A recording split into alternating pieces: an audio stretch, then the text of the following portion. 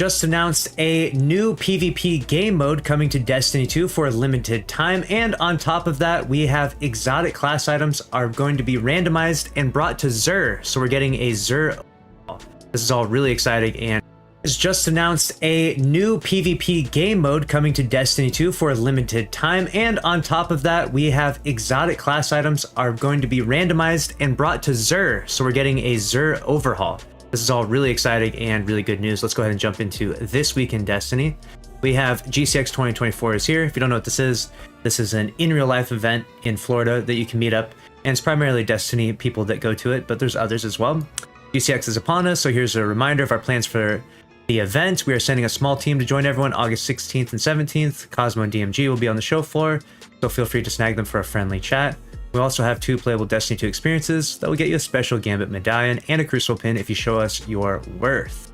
So keep that in mind. And I think that this PvP experience is this right here. So if you win a match of 8v8 Sparrow control, that's right. We have That's Not All in honor of GCX going live. We wanted to give everyone attending something new to play. Tomorrow, we are turning on a new experimental Crucible Labs version of Sparrow control. It's 8 Guardians facing off against 8 Guardians for maximum chaos.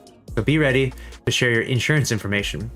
Those of you at home that won't be making the trip to GCX in person will also get to test this new mode, and who knows, maybe you'll match your favorite creator on the event floor.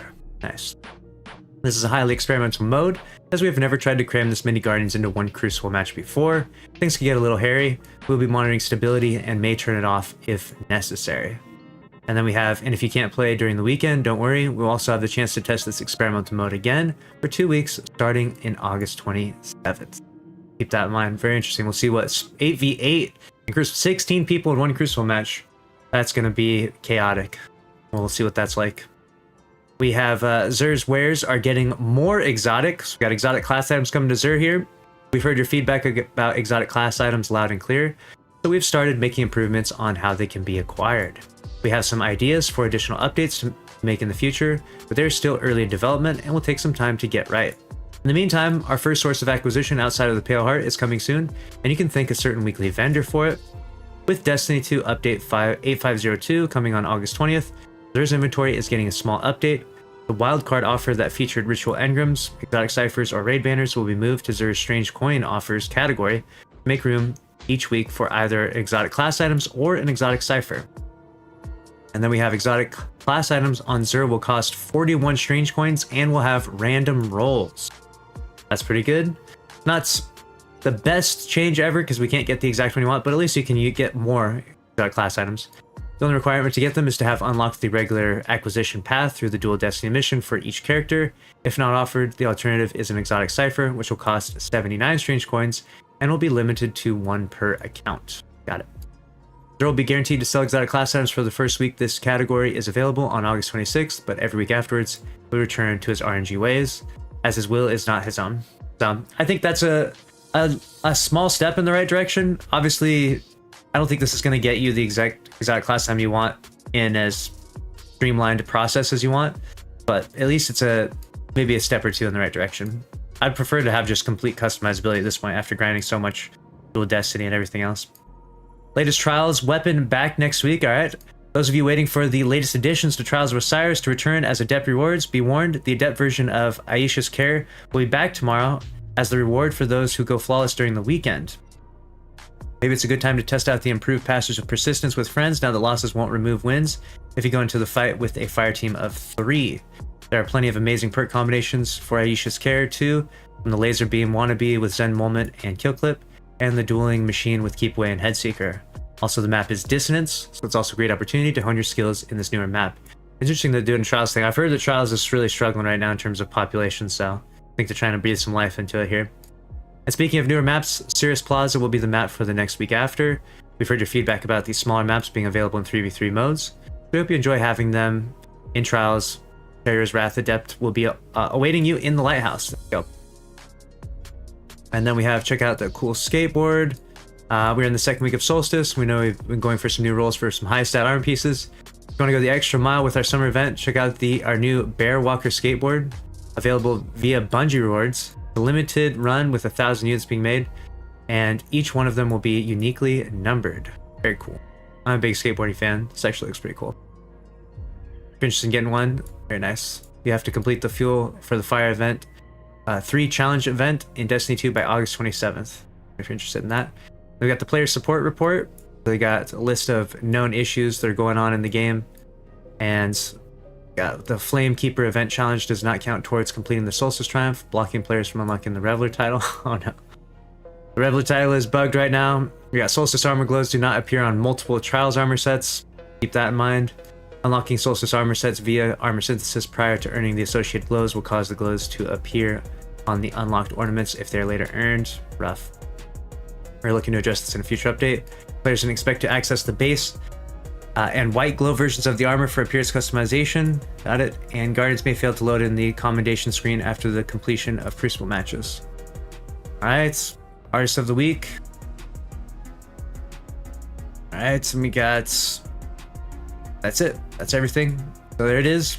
I'll be seeing you all at GCX, and I'll be live streaming it. If you want to see what the event looks like, make sure you're following me on twitch.tv/lucky10p. And then we'll be covering the new PvP mode there and be giving away some cool stuff. And that's a wrap on the SWID. I'll see you in the next one. Thanks for watching. Later. Exotic weapon tier list. As I was saying before I started hitting recording, I don't really do exotic weapon tier lists nearly as much as I used to. I used to do them a lot early, or most of D1 and I'd say early D2. I tried to do like a yearly kind of tier list thing, but then I just didn't really feel like it was super needed. But I feel like if there is a time to do an exotic weapon tier list, it's probably right now. So my question is, do we want to judge these weapons at their absolute peaks? Or do we want to judge them as they are right now in the game? I kind of want to lean towards as they are right now in the game, and then maybe make some mentions of them where they might have had a moment of power. Like, I can give both rankings, is the thing. I can do both. I think I'm going to structure the list for as how weapons are right now, but if they ever had some sort of like a huge power moment, I will mention them. This one, I'm going to be flying through things pretty quickly here because there's like a lot of these weapons. There's a lot of them.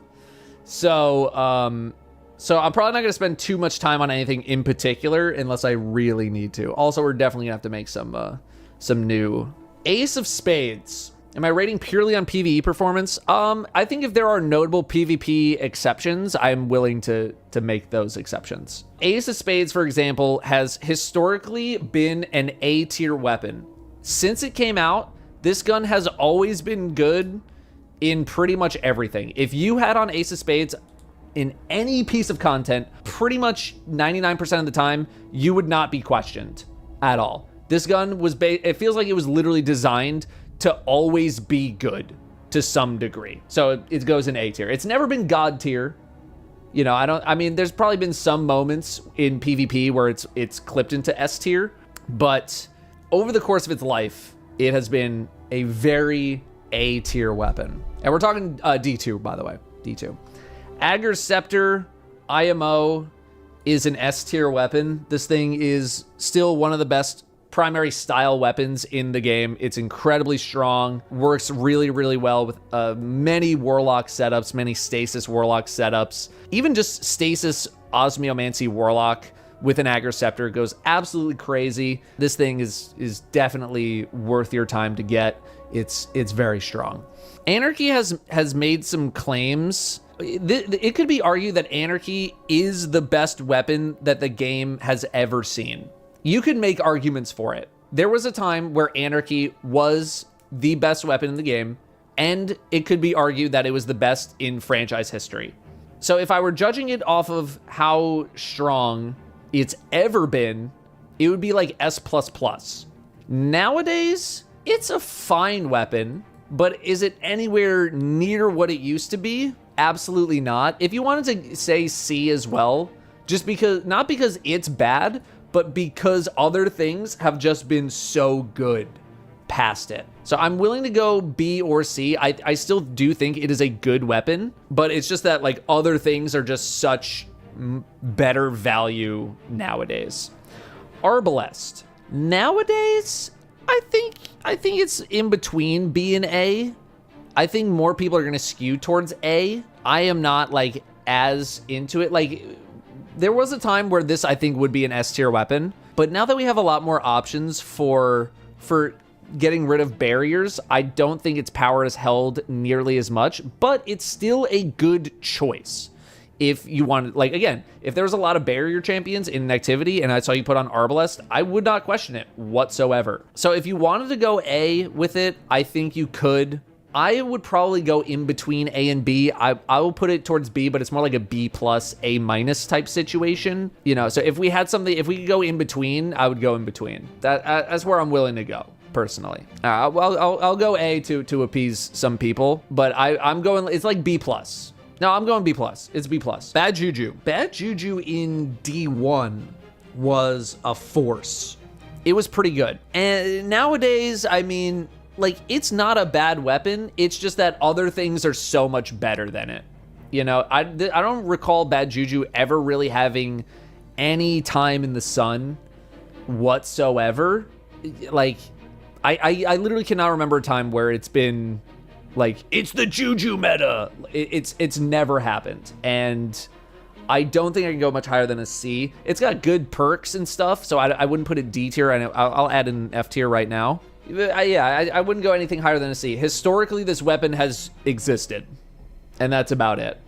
Bastion has had, like, I feel like it's had, like, at least a moment, but that's really about it. It did get a pretty nice buff recently, so I think I would click it up to a B, but historically it's also been mostly a non-factor. Historically it's been a C. Nowadays I would at least bump it up to like a B minus because of the buffs that it's gotten, but do I think any of those are really going to make a huge difference on the weapon? Not necessarily. This is Black Talon. PvP wise, I'm willing to like put it towards a C because like it has some range that some people don't expect, but like PvE wise, I can't recall the last time Black Talon has had any kind of an impact at all. So the only reason I put it in C is because of like some unexpected PvP stuff. Realistically, I think it belongs in D. Realistically, I think it's a D. This weapon's so bad that I like forgot the name of it for a few seconds. Borealis. Borealis was born of a different era of the game. There have been like some moments here and there where I feel like it's gotten some amount of attention, but realistically, do I think you're gonna be using it too much? No. Historically, has it gotten a lot of use? No. I don't even know what it does now. I'm gonna just double check what it even does anymore, just to make sure I have my description right. Change between types, grants different stats based on the type. Breaking a shield with the match damage type refills the magazine reserves and grants bonus damage rounds. Breaking combatant shield with a match damage type refreshes the perk. Okay. I mean, like, it's never been like truly awful, horrible. You know, with like Solar Sniper right now getting some juice, okay. Am I really willing to put it anywhere higher than like a D? No. It's just like that. It's an element changing weapon when we don't really need that feature anymore. It's just from a different era of the game. But even in the era that it was in, you didn't ever really need it pretty much at all. It goes hard on barrier shields, trust. So does everything else. So does literally everything else. I'm gonna go garbage. I'll go D to appease some people. If you're talking PvP usage, Borealis is decent, but purely PvE it sucks. I mean, but there's like a bazillion different good PvP snipers out there. I'm going garbage. Centrifuge. I'm going C. It didn't really make too many waves. I don't think it's like a D tier weapon. I think it's like a purely average weapon as far as primaries go. Like, it's fine. I don't know if I'm clicking it up to B. It's fine. That's it. It's kind of neat, but it is otherwise just fine. That's all I got. Cerberus. Nowadays with the Catalyst, I'm also kind of willing to go C. It'd probably be like a C minus. I wasn't as impressed with the Catalyst as I wanted to be, like the Catalyst buff. I wasn't as impressed with that buff. I wanted it to feel harder hitting, and it just wasn't really. So yeah, I just wasn't as impressed, so I'm willing to put it at like a C minus kind of situation. I wish it felt like it was doing a bit more. In higher tier content. In lower tier stuff, I'm sure this thing is popping off, right? But historically, over the course of the game, and then like where it is right now, it's a non-factor. It's basically a non-factor. Cloud Strike. Cloud Strike's kind of tough to rate because like at times it's been like an S tier weapon, and then other times it's like who even cares? Right now, I feel like it's kind of floating in like a B territory. Are people using this thing for Witness during like Arc Week or something? It's great right now because of the season. Yeah, because we have so many sniper related things. Outside of the season, I'm putting this much more in B than A territory. So like, yes, episode 1, sure, I would put it up here for like specific uses, very specific uses. Outside of those hyper specific uses and outside of episode 1, I think it's mainly a B, maybe even a C. That's it. B, okay, I'm willing to keep it in B because of PvP stuff, because people are just getting insta-gibbed. Although I don't know, is it happening as much anymore? Because like I know they didn't really put the full kibosh on it, but I know they did something to nerf it. Still strong in PvP, still does work in PvP. Okay, yeah, the radius of the lightning strike I know was nerfed. I'm saying B. I'd go B plus. This season in particular, sure, we can go A. I think I'm going B or high B. I'm going high B, like generally speaking. Cold Heart. For most of its life, nothing too special. At the very beginning of its life, this thing was like literally the meta. Nowadays, I remember taking a Cold Heart build, a Warlock Cold Heart build into Onslaught. And once you start to hit like wave 30, 40, 50, those higher tiers, I was getting a little let down by it. I think I am going B as of now, because outside of like that really specific Warlock setup, I don't even know if I'm using it. I'm going B, but you gotta use a specific setup. Can't remember the last time I used it. I mean, you would only use it with like a very specific Warlock setup. But in that setup, it's like pretty good. Collective Obligation. I'm actually willing to put this in the A tier. It's just that you gotta work for it. And a lot of people are not they don't wanna work for it. But if you get this thing like revved up, this thing goes crazy. It's just that people don't wanna do that. And also you have to play on Void, and Void is not exactly the most popular of setups. I mean, definitely not for Titans. Hunters, sure. Warlock's okay. In my personal list, if you're willing to work for it, and if we ever enter some kind of a Void meta, this thing goes crazy, especially with the buffs that it got way back when. I think many more people are gonna put it in here. But if you can get this thing up and running, it goes crazy. Conditional Finality, this thing's an S, but bare minimum A. I haven't been using it as much recently, but the thing is crazy. The thing is so much fun. It's so good in like most pieces of content. It's one of the most fun weapons Bungie's ever made. It's one of the best shotguns they've ever made. It's one of the, if not the most fun and best raid exotic, potentially, outside of like bugged Vex Mythoclast in Destiny 1. This thing's, it's outstanding. Crimson. I know it has like some PvP moments. You know, I know some people use it in PvP and, you know, okay, fine, they can pop off. PvE, this thing's basically been irrelevant. Like PvP, I'm going garbage tier. I will put it in D explicitly because I've been killed by it in PvP. That's it. That's all I'm doing. Yeah, this was like Bungie wanting to be like, we have Red Death at home. And then they finally just like, all right, just give them Red Death. Me personally, I'm going D. I never touch this thing. Cryosthesia.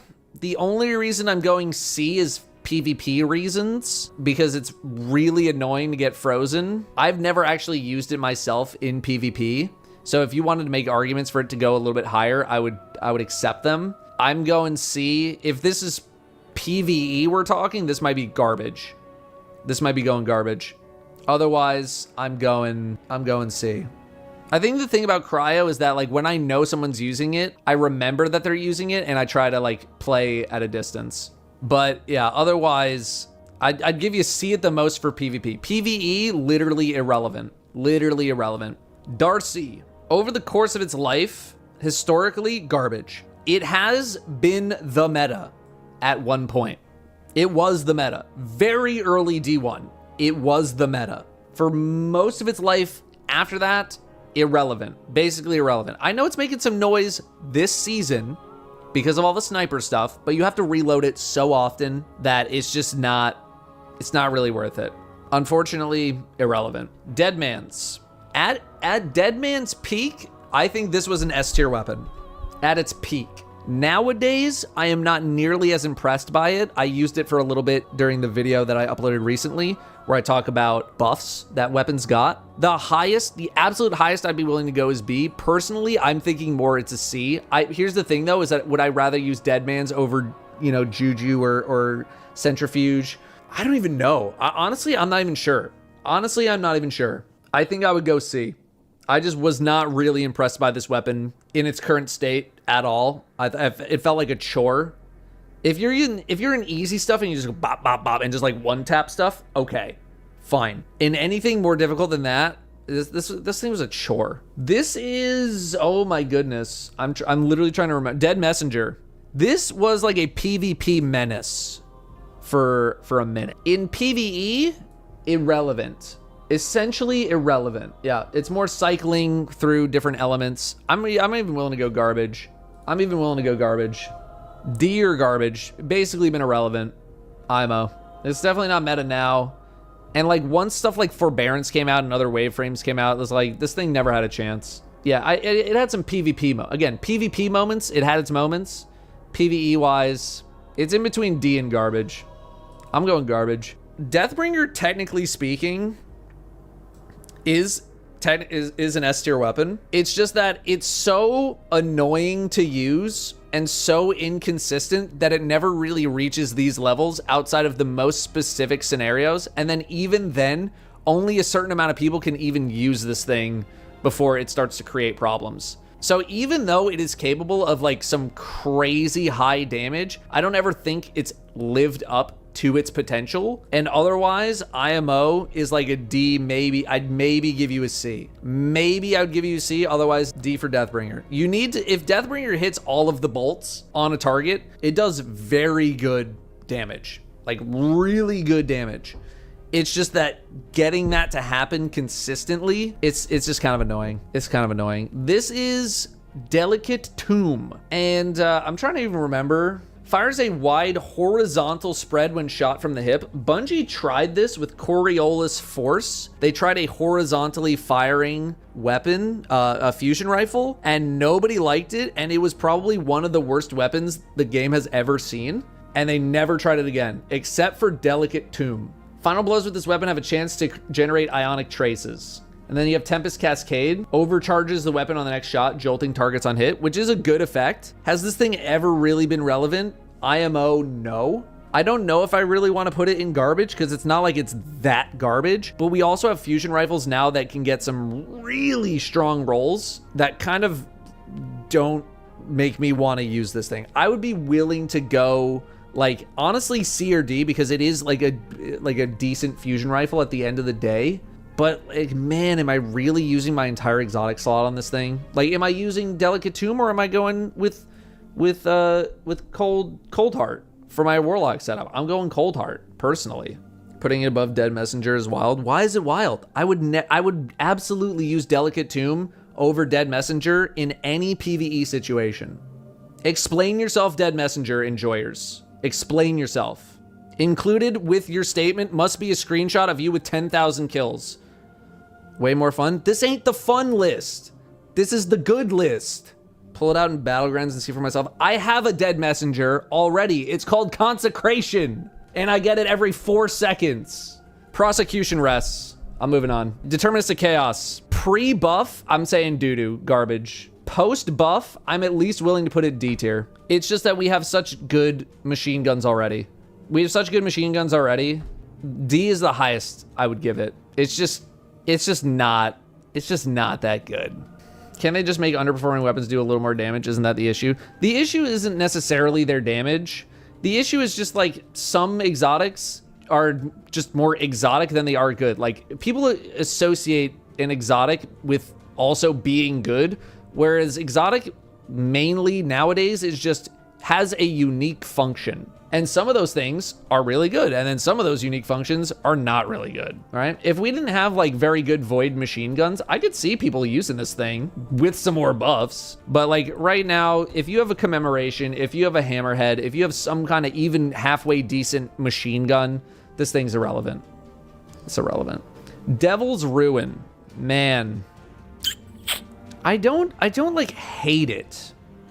Like, I don't think it's garbage, but I mean, for most people, I think it's garbage. For most people, it's garbage.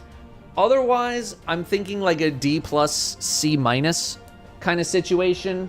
PvP Menace. It's like, I don't know. I'd even be willing to go C. Like, what? I feel like I used it actually somewhat recently. Okay, never mind. I have 92 kills on it. I don't know. It's like a fun novelty thing, but like realistically, am I taking this into any kind of serious content? No. No, I'm not. Crucible, sure. I think it's maybe had a couple of moments. And like, it can definitely take people by surprise if you have like a really good shot. So sure, I'd be willing to bump it up a little bit for PvP. PvE though, I mean, if you never even knew this weapon existed, your life would not change. Divinity, historically an S tier weapon. Historically, could be argued the best weapon in the franchise. Nowadays I'm clicking down to A. Nowadays, not as vital. You're looking at stuff like the Witness. It's already got a giant crit spot, right? You just use it for the debuff. But even then, like mathematically, I don't even think it really works out in your favor that much. It is still very useful across a very wide range of activities. It's just not as crazy as it used to be. I'm going A. I'd give you A+. If you wanted to make arguments for S, I would be willing to hear them. Right now, me personally, I'm going A. If you wanted to argue S, I would understand. Duality.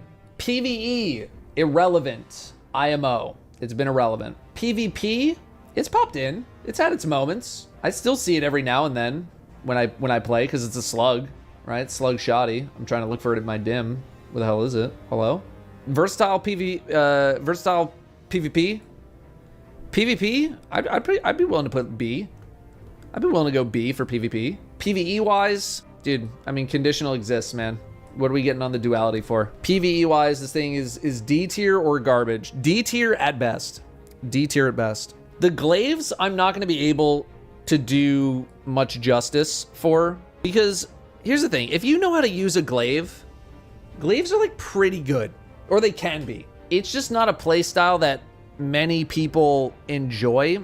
I don't want to call them garbage. Can you live without them though? Absolutely. But to the average player, I mean, I think you need to be a glaive enjoyer. You gotta be a true glaive enjoyer. Sorry, I think I got booted to orbit. You gotta be a glaive enjoyer in order to pick up a glaive. I don't think there's ever been really a situation where it's just like, yep, glaives are the meta now. Put on a glaive.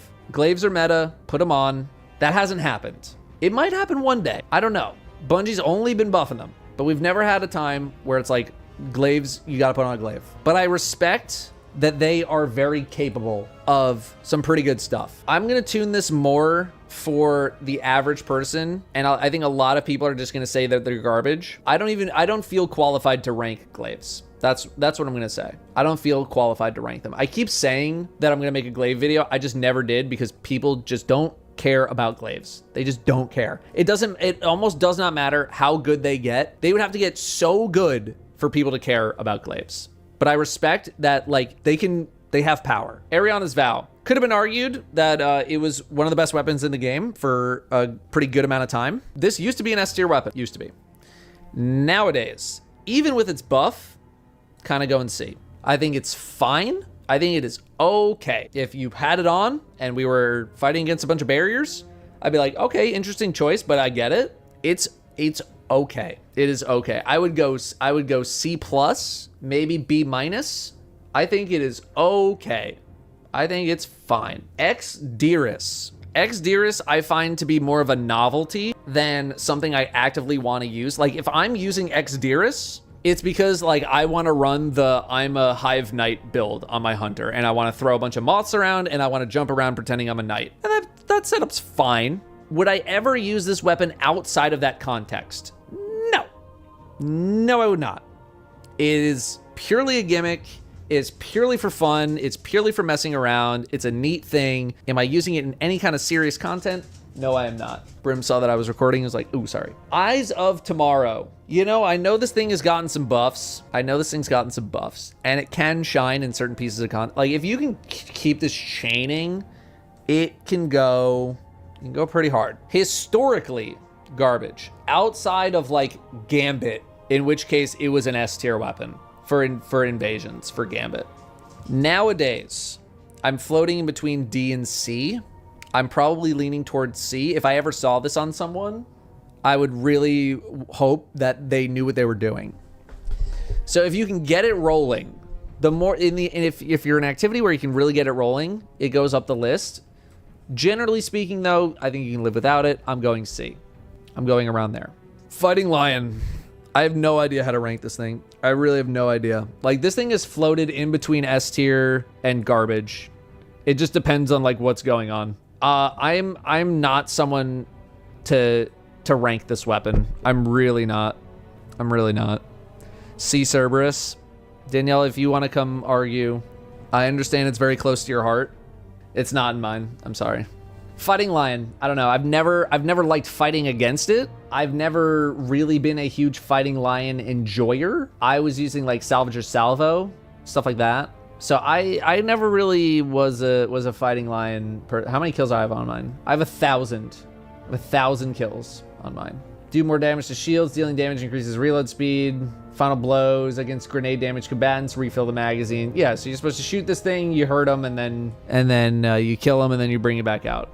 It's fine. It's fine. PvP, I'd go higher because it's annoying. It's fine. That's it. And I'm not counting when times were bugged. I'm never including like, oh, well, when it was bugged. I'm talking about how it normally functions. And it's fine. Final warning. I'm willing to maybe go B minus, C plus area. This thing can cook, and it did just get a pretty nice buff. That being said, I don't enjoy the experience of using it that much. I think it takes a very specific kind of player to want to use it. It's not something that I really enjoy. So I'm willing to go like B minus, C plus. That's kind of where I'm at. Because it can be really strong. It can deal a lot of damage. But you got to get used to this thing, and you got to get the catalyst. The B is the highest I'm willing to go. I mean, I'd much rather use collect. So I'll go like C plus, B minus. So in between. If we had an in between tier. I'm trying to remember the name of this. Forerunner. For PvP alone, this like needs to be somewhere in the B plus A minus range. I feel like PvE wise, I don't think it's been super relevant. I know it's had its moments here and there. For precision type needs, it can do a lot of work. I think of it more as a PvP weapon than I do a PvE one. But that's not to say that it, is awful in PvE. I think it can do pretty decent in PvE. So I'm willing to go B plus, A minus, like in between. If we had an in between tier, that's where I'd put it. That's what I'd do. Cook's Tormentors. Tormentors do be needing some precision damage. I'm going B plus, A minus. I'm going in between. Gjallarhorn could be argued one of the best weapons in the history of the franchise. Anytime that rockets have been relevant, Gjallarhorn is relevant. Basically never run rockets without a Gjallarhorn if you're running some kind of a rocket setup. I think it would be a disservice to the history of this weapon to put it anywhere else. Maybe you could say right now it's kind of like A tier because we're not really using rocket strategies in the game at this particular moment. But really, if you're using rockets, it's an S tier. It's an S tier weapon. That's it. Is what it is. Grand Overture. Historically, IMO, not super relevant. Historically, not relevant. I know it is capable of doing some work. I think Grand Overture with like the casuals, that's more of an irrelevant. Grand Overture is like a if you know type situation, right? It's a if you know. And if you don't know it's here. And if you do know, it's like kind of floating here, right? Good. It has burst moments. General usability, I'm not really into it, personally. I think it takes specific strategies. Like, are you using this thing outside of, like, we need to set up for a damage strat or something? Because I'm not. I'm really not. You know, if we have a specific damage strategy in mind where it's like, okay, we need arc damage and we need burst damage and blah, blah, blah, blah, sure, fine, I'm using it. Otherwise, am I using it in just like my day-to-day? No, I really don't like to use it. So it's good in really specific scenarios, but it's not for me.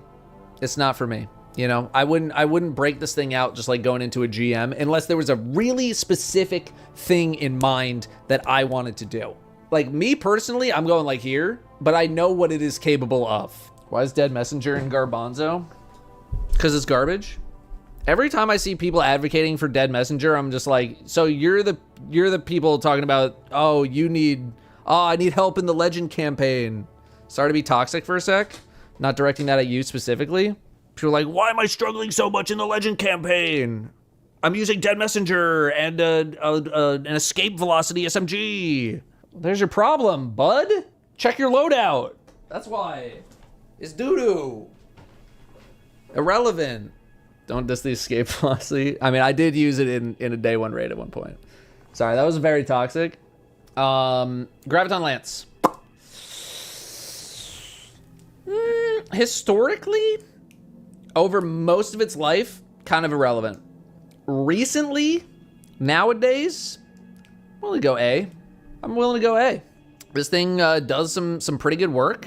I mean, I literally used it in a GM not a day ago. I don't think I'm really willing to click it up to S tier personally, but I think at the moment it is a pretty good primary weapon. Like, it's pretty darn good, and I'm willing to go A.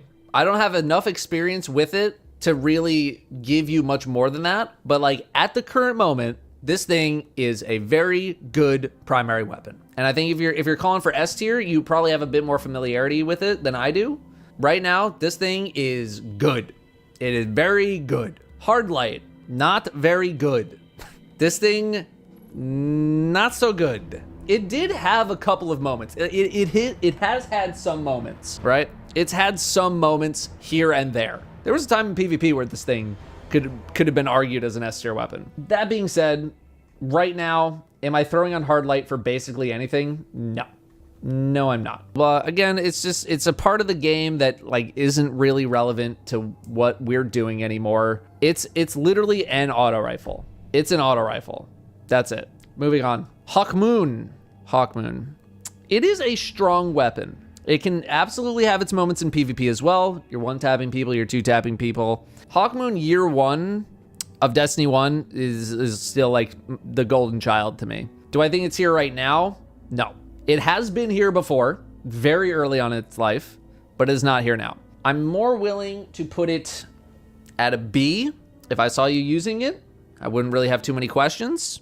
It's a nice blend of like taking out some regular dudes and then bop someone for a big chunk of damage. It can do some work. It can do some work. Am I taking it over a Graviton Lance? No. Am I taking it in this kind of same tier as here? Yeah. Like, would I throw on an Anarchy or would I throw on a Hawkmoon? I don't know. Kind of depends on where I am. I think B, kind of where it is right now. I think it's in that kind of spot. It's solid, but am I really bringing it anywhere? If I'm like trying to maximize myself, am I bringing it? Probably not. Heart Shadow. Irrelevant for most people. Had a breath of life for Herald of Finality. A very small breath of life. But then people were just like, LOL, we're just going to use axes instead, Twilight Arsenal, for our weekend. And there went Heart Shadow.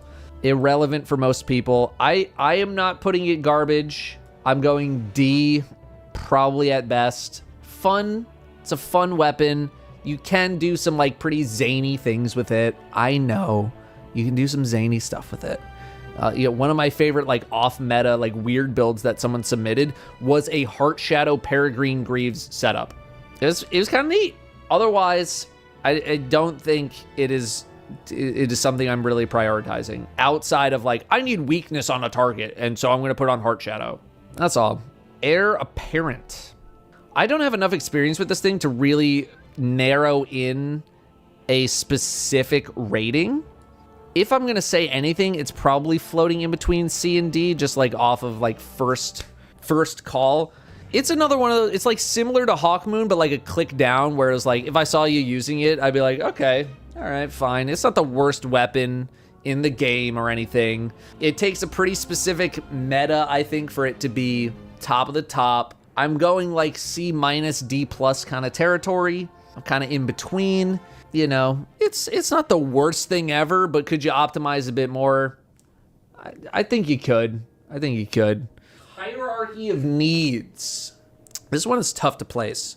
You know, in certain activities, this thing is an S tier weapon in Onslaught. IMO. In Onslaught, specifically, it's a S tier weapon. You do need the catalyst. I would not use this thing without the catalyst. You need the catalyst. In the situations where you can really make this thing cook, I think it is an A tier weapon.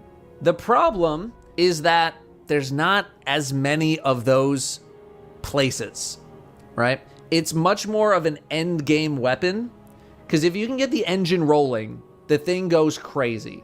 I would not be using this in lower tier content. I really wouldn't. It's an end game weapon. It's a higher tier weapon, and it's also a weapon that demands you hunker down and you take command of the battlefield. So it can reach A. It can absolutely reach S, Onslaught. Generally speaking, though, I think I'm going to B, maybe even a C. It's just so activity dependent. It's so activity dependent that I almost don't know where to put it, right? Because in some places, it's a literal S tier weapon. In other places, it's dog doo-doo. So I'm going to go B. But you need to use it in the spots where it pops off, it pops. Tiku clears hierarchy easily. I think here's the bandwidth, okay? Here's Tiku's has this bandwidth. This is Tiku's bandwidth. Hierarchy of needs is this bandwidth, right? Tiku's has lower highs and higher lows. It's serviceable in many more places. But if I'm in a spot where I know that hierarchy is going to be able to pop off, it goes crazy. It goes absolutely crazy. Nagi is a Nagi. Bare minimum, I think you need to put some respect on this thing at an A tier. Bare minimum. It's so annoying in like PvP aspects of the game. And then PvE wise, it is always something that you need to consider as a weapon. I'm willing to go A+, but for the average person, do I think you need to be doing like crazy Nagi swaps?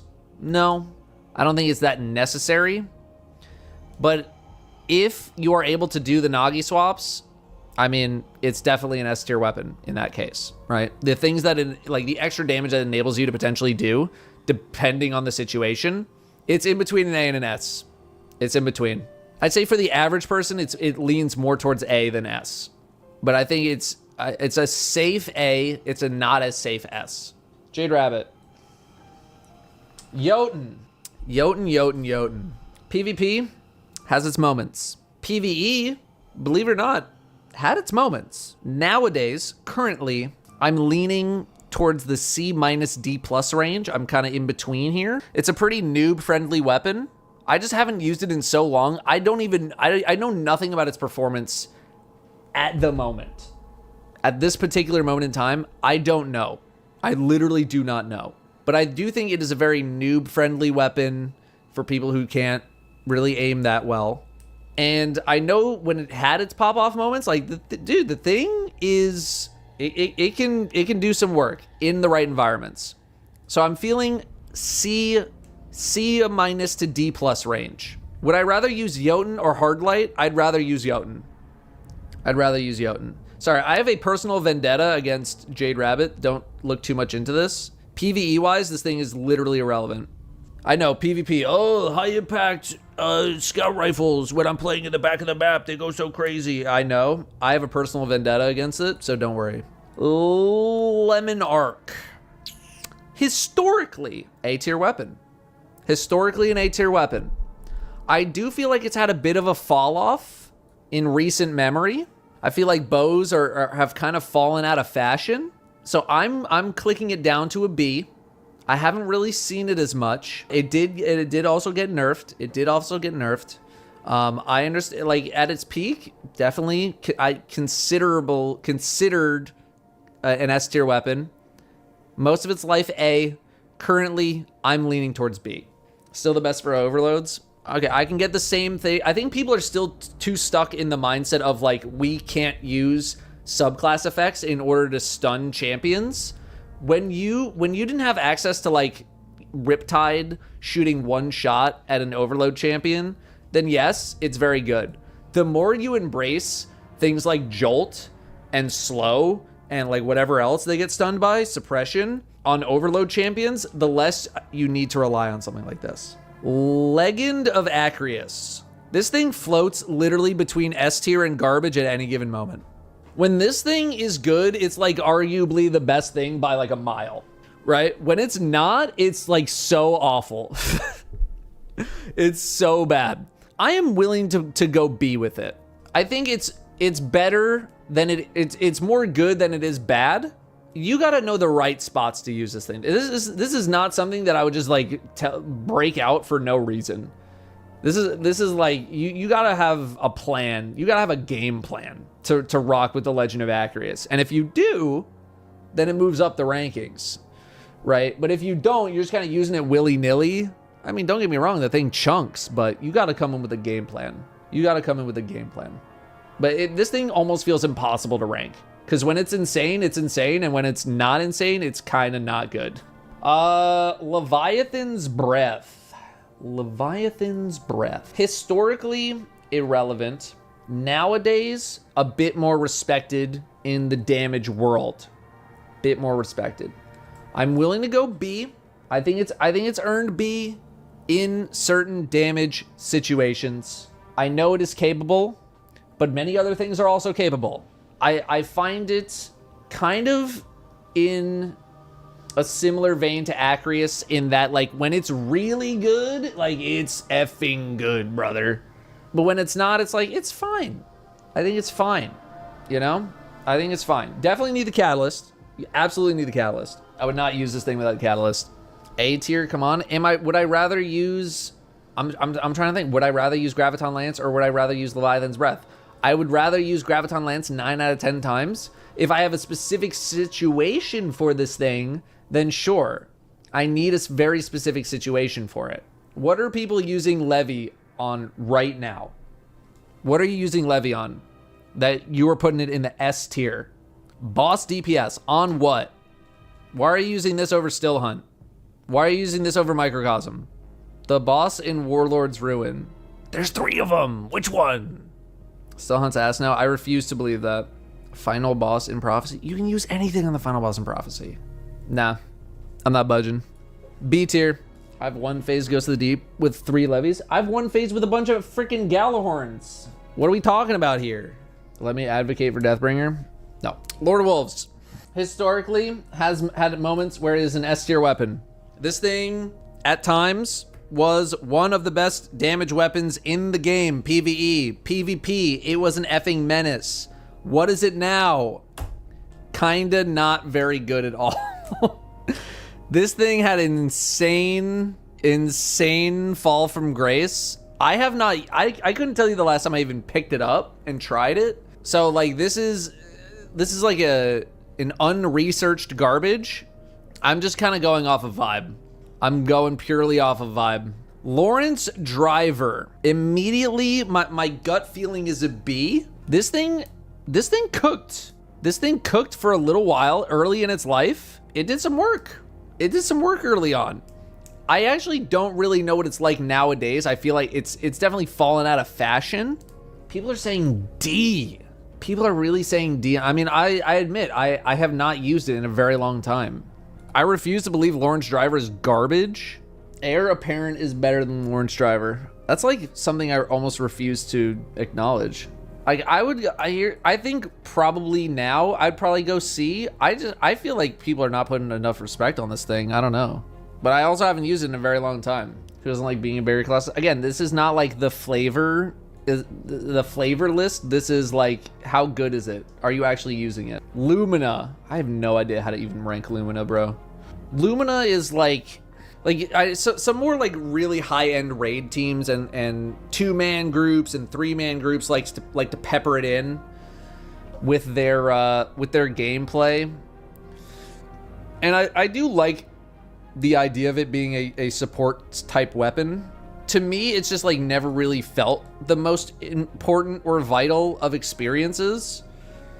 Like, would I rather run, like, I think maybe more towards like the middle of its life is probably when I feel like it got more attention.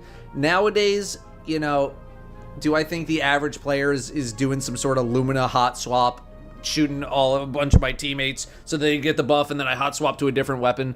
No, I don't think they're doing that.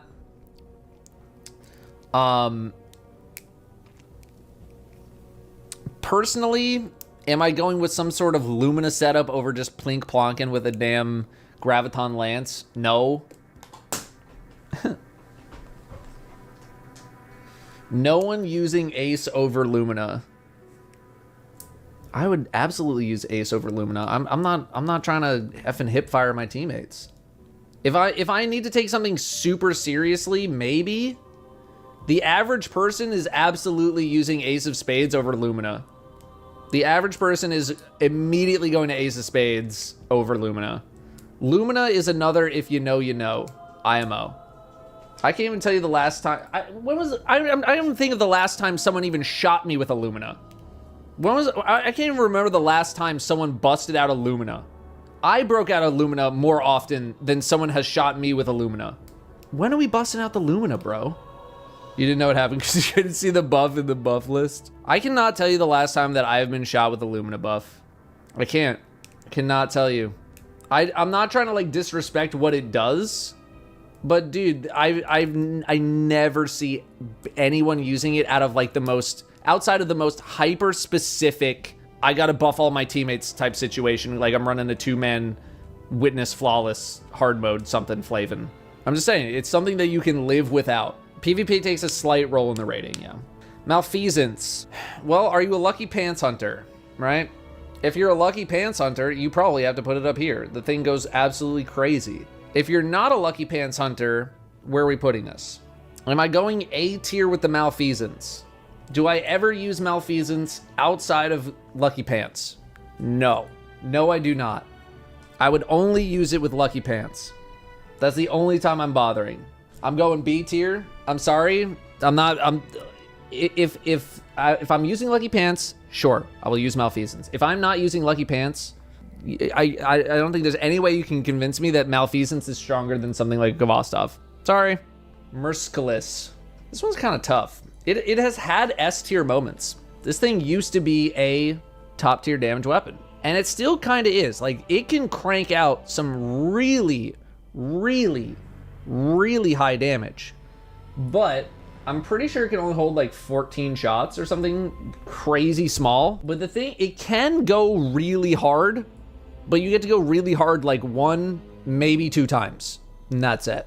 So it can do some work. Me personally, I would click it down, because am I realistically gonna bring it with me in like the average situation? No, I'm not. I'm really not. Right? I need to have a really specific thing where I'm like, I want to use Merciless for this thing. And if I'm not, I'm just bringing a regular fusion rifle. I'm bringing an Eremite. I'm bringing my Deliverance.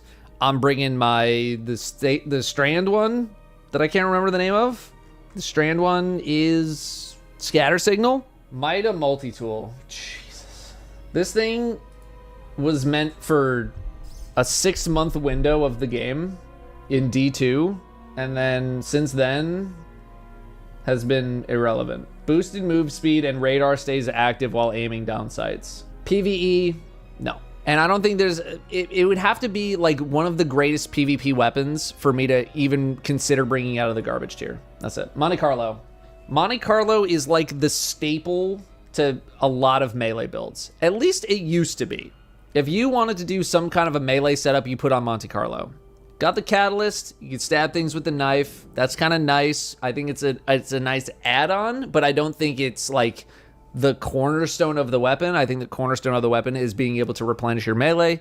Outside of that, as a weapon, It's fine. Like if we take just like the melee part of the perk out, just purely as an auto rifle, I'd probably put it C.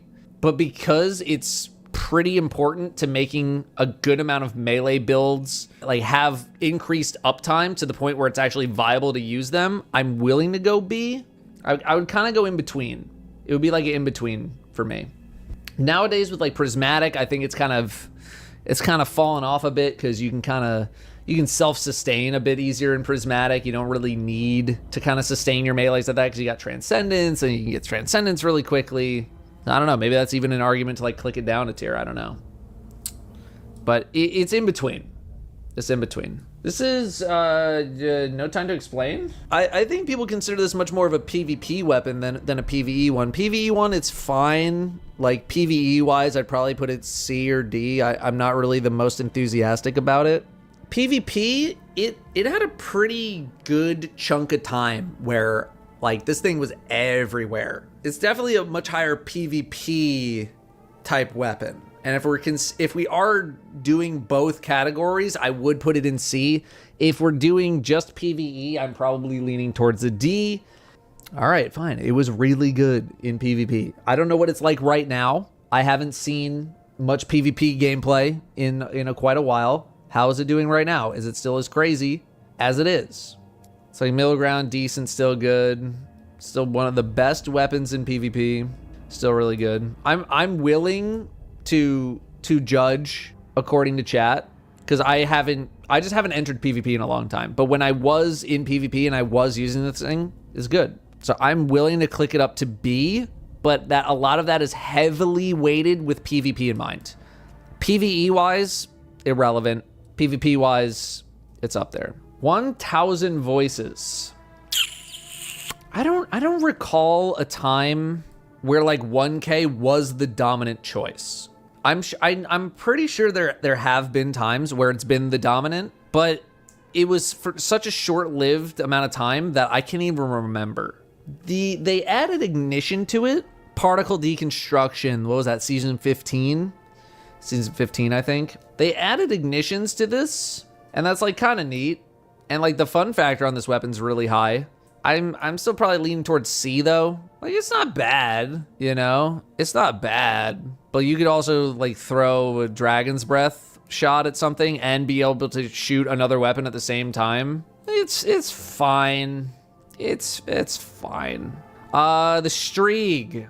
Gotta go A tier minimum. I just have not really kept up to date with Striega because this weapon was so good at a time where I was like, this weapon is boring. This weapon's actually so boring that I don't want to use it because you just hip fired everything with Necro and it was boring. So it used to be here.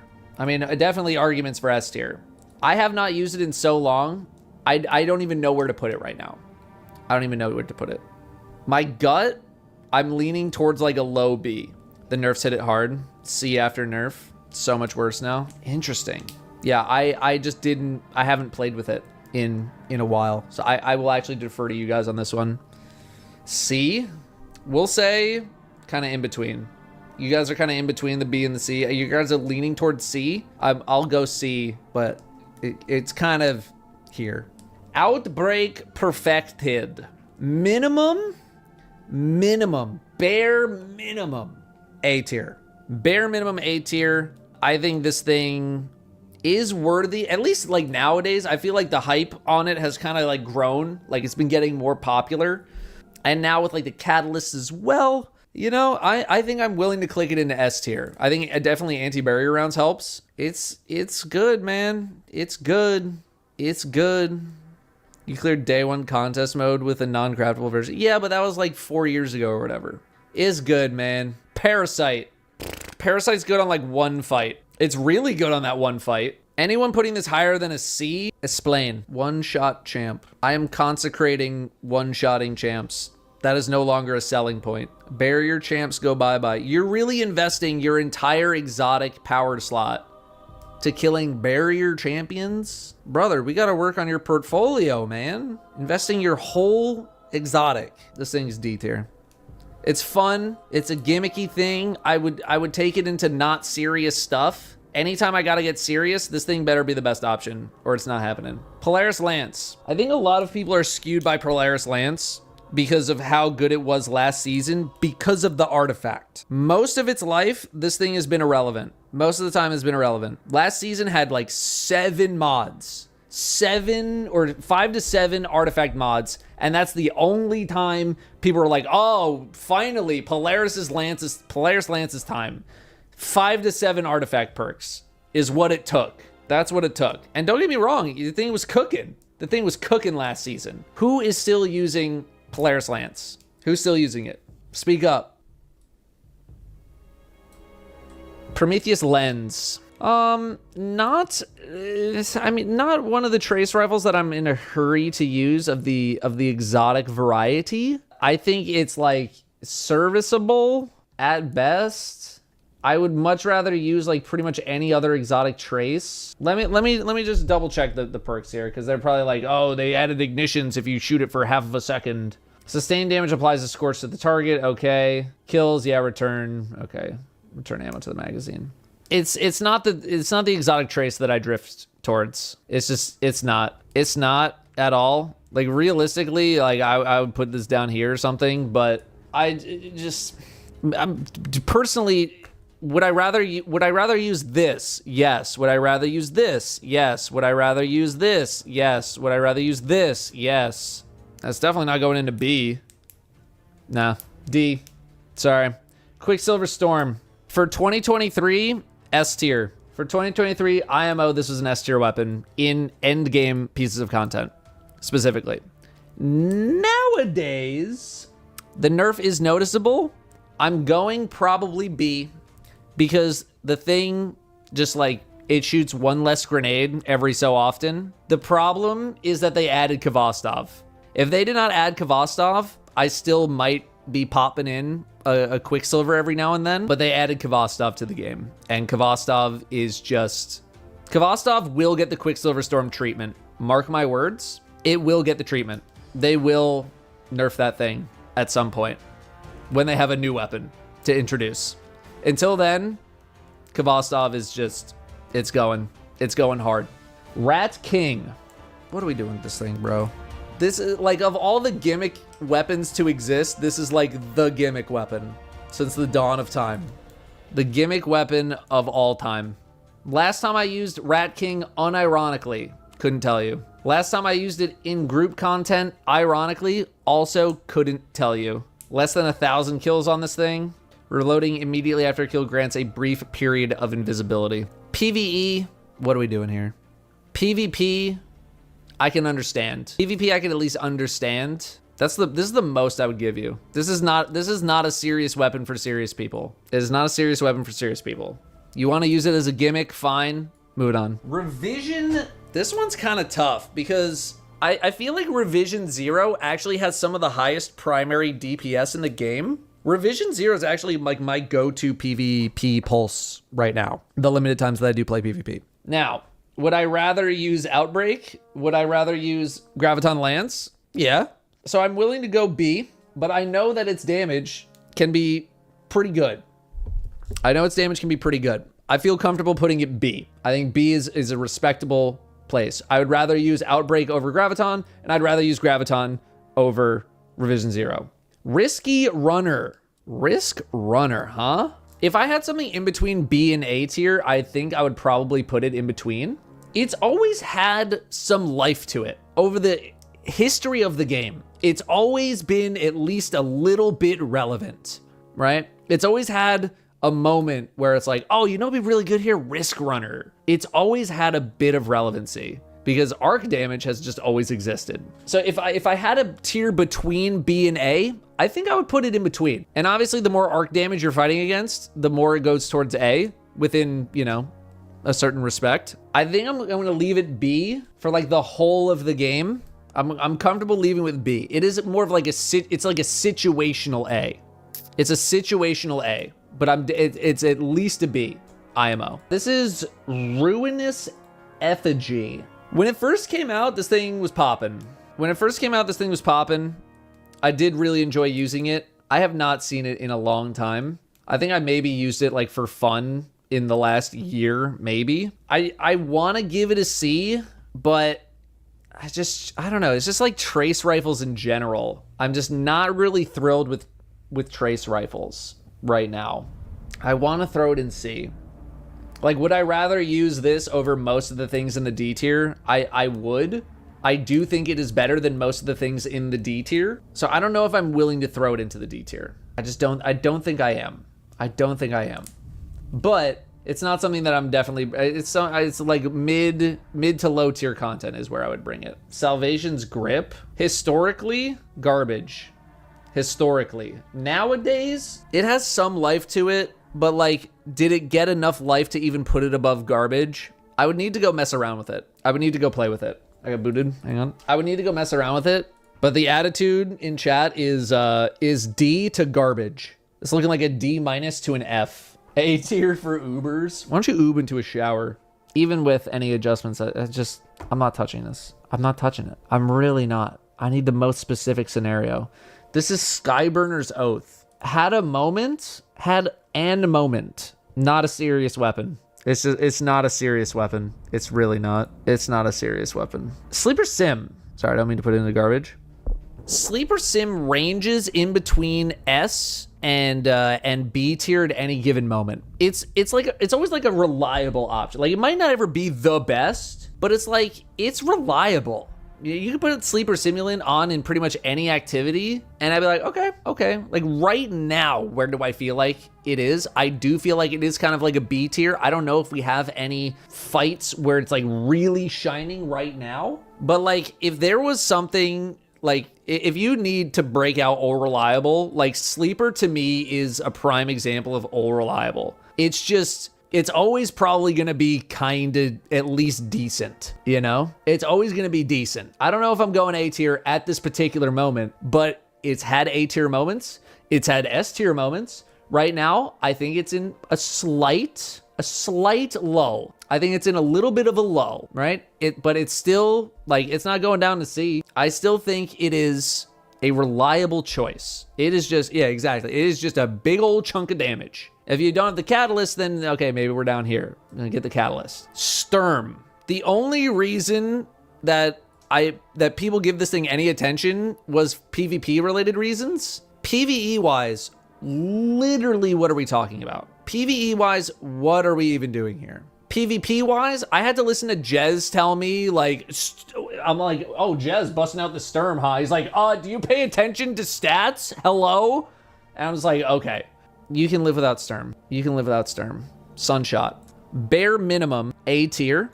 Bare minimum. Over the course of its life, I would say it floated in between here. It's been popping. It's been popping in this range. It was during Into the Light, you're up here. I might have to turn off tech chat. Oh my God. During Into the Light, this thing is nuts. Absolutely nuts. I don't really use it that much. I just stick on Zally's because it's like 90%, and I'll leave it at S tier because otherwise we're gonna have another 5-minute conversation that I don't want to have. Suros Regame.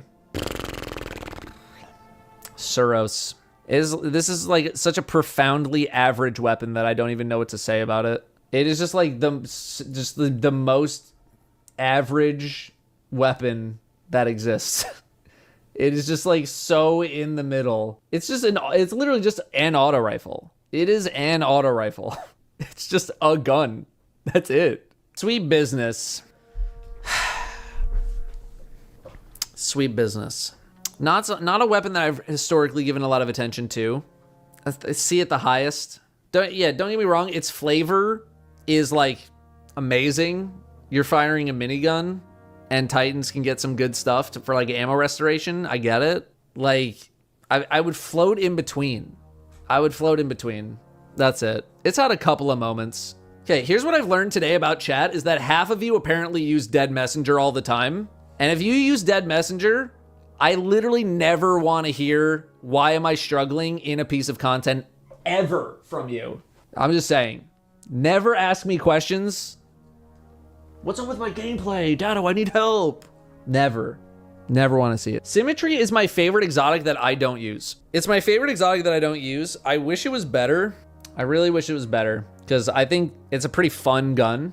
It's fun to use it. I personally would rather use it over many things in the D tier, but like it's a low C. It's a pretty low C or a high D. Isn't it just a scout? I mean, half of its function is just a scout rifle. The other half is the revolution rounds, which you deal some pretty good damage.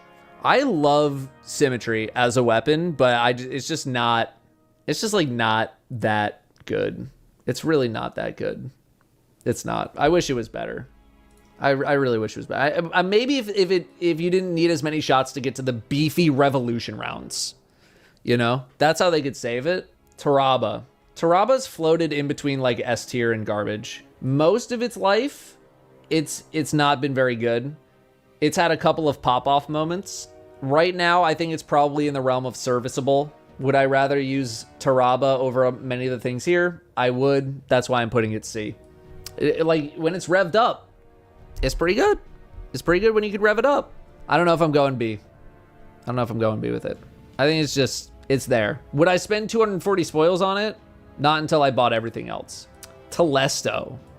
Telesto's just kind of like a weird one, because it's more known for being broken than like an actual good gun. You know what I mean? Like, when we just think about the weapon itself, I'm kind of leaning towards C.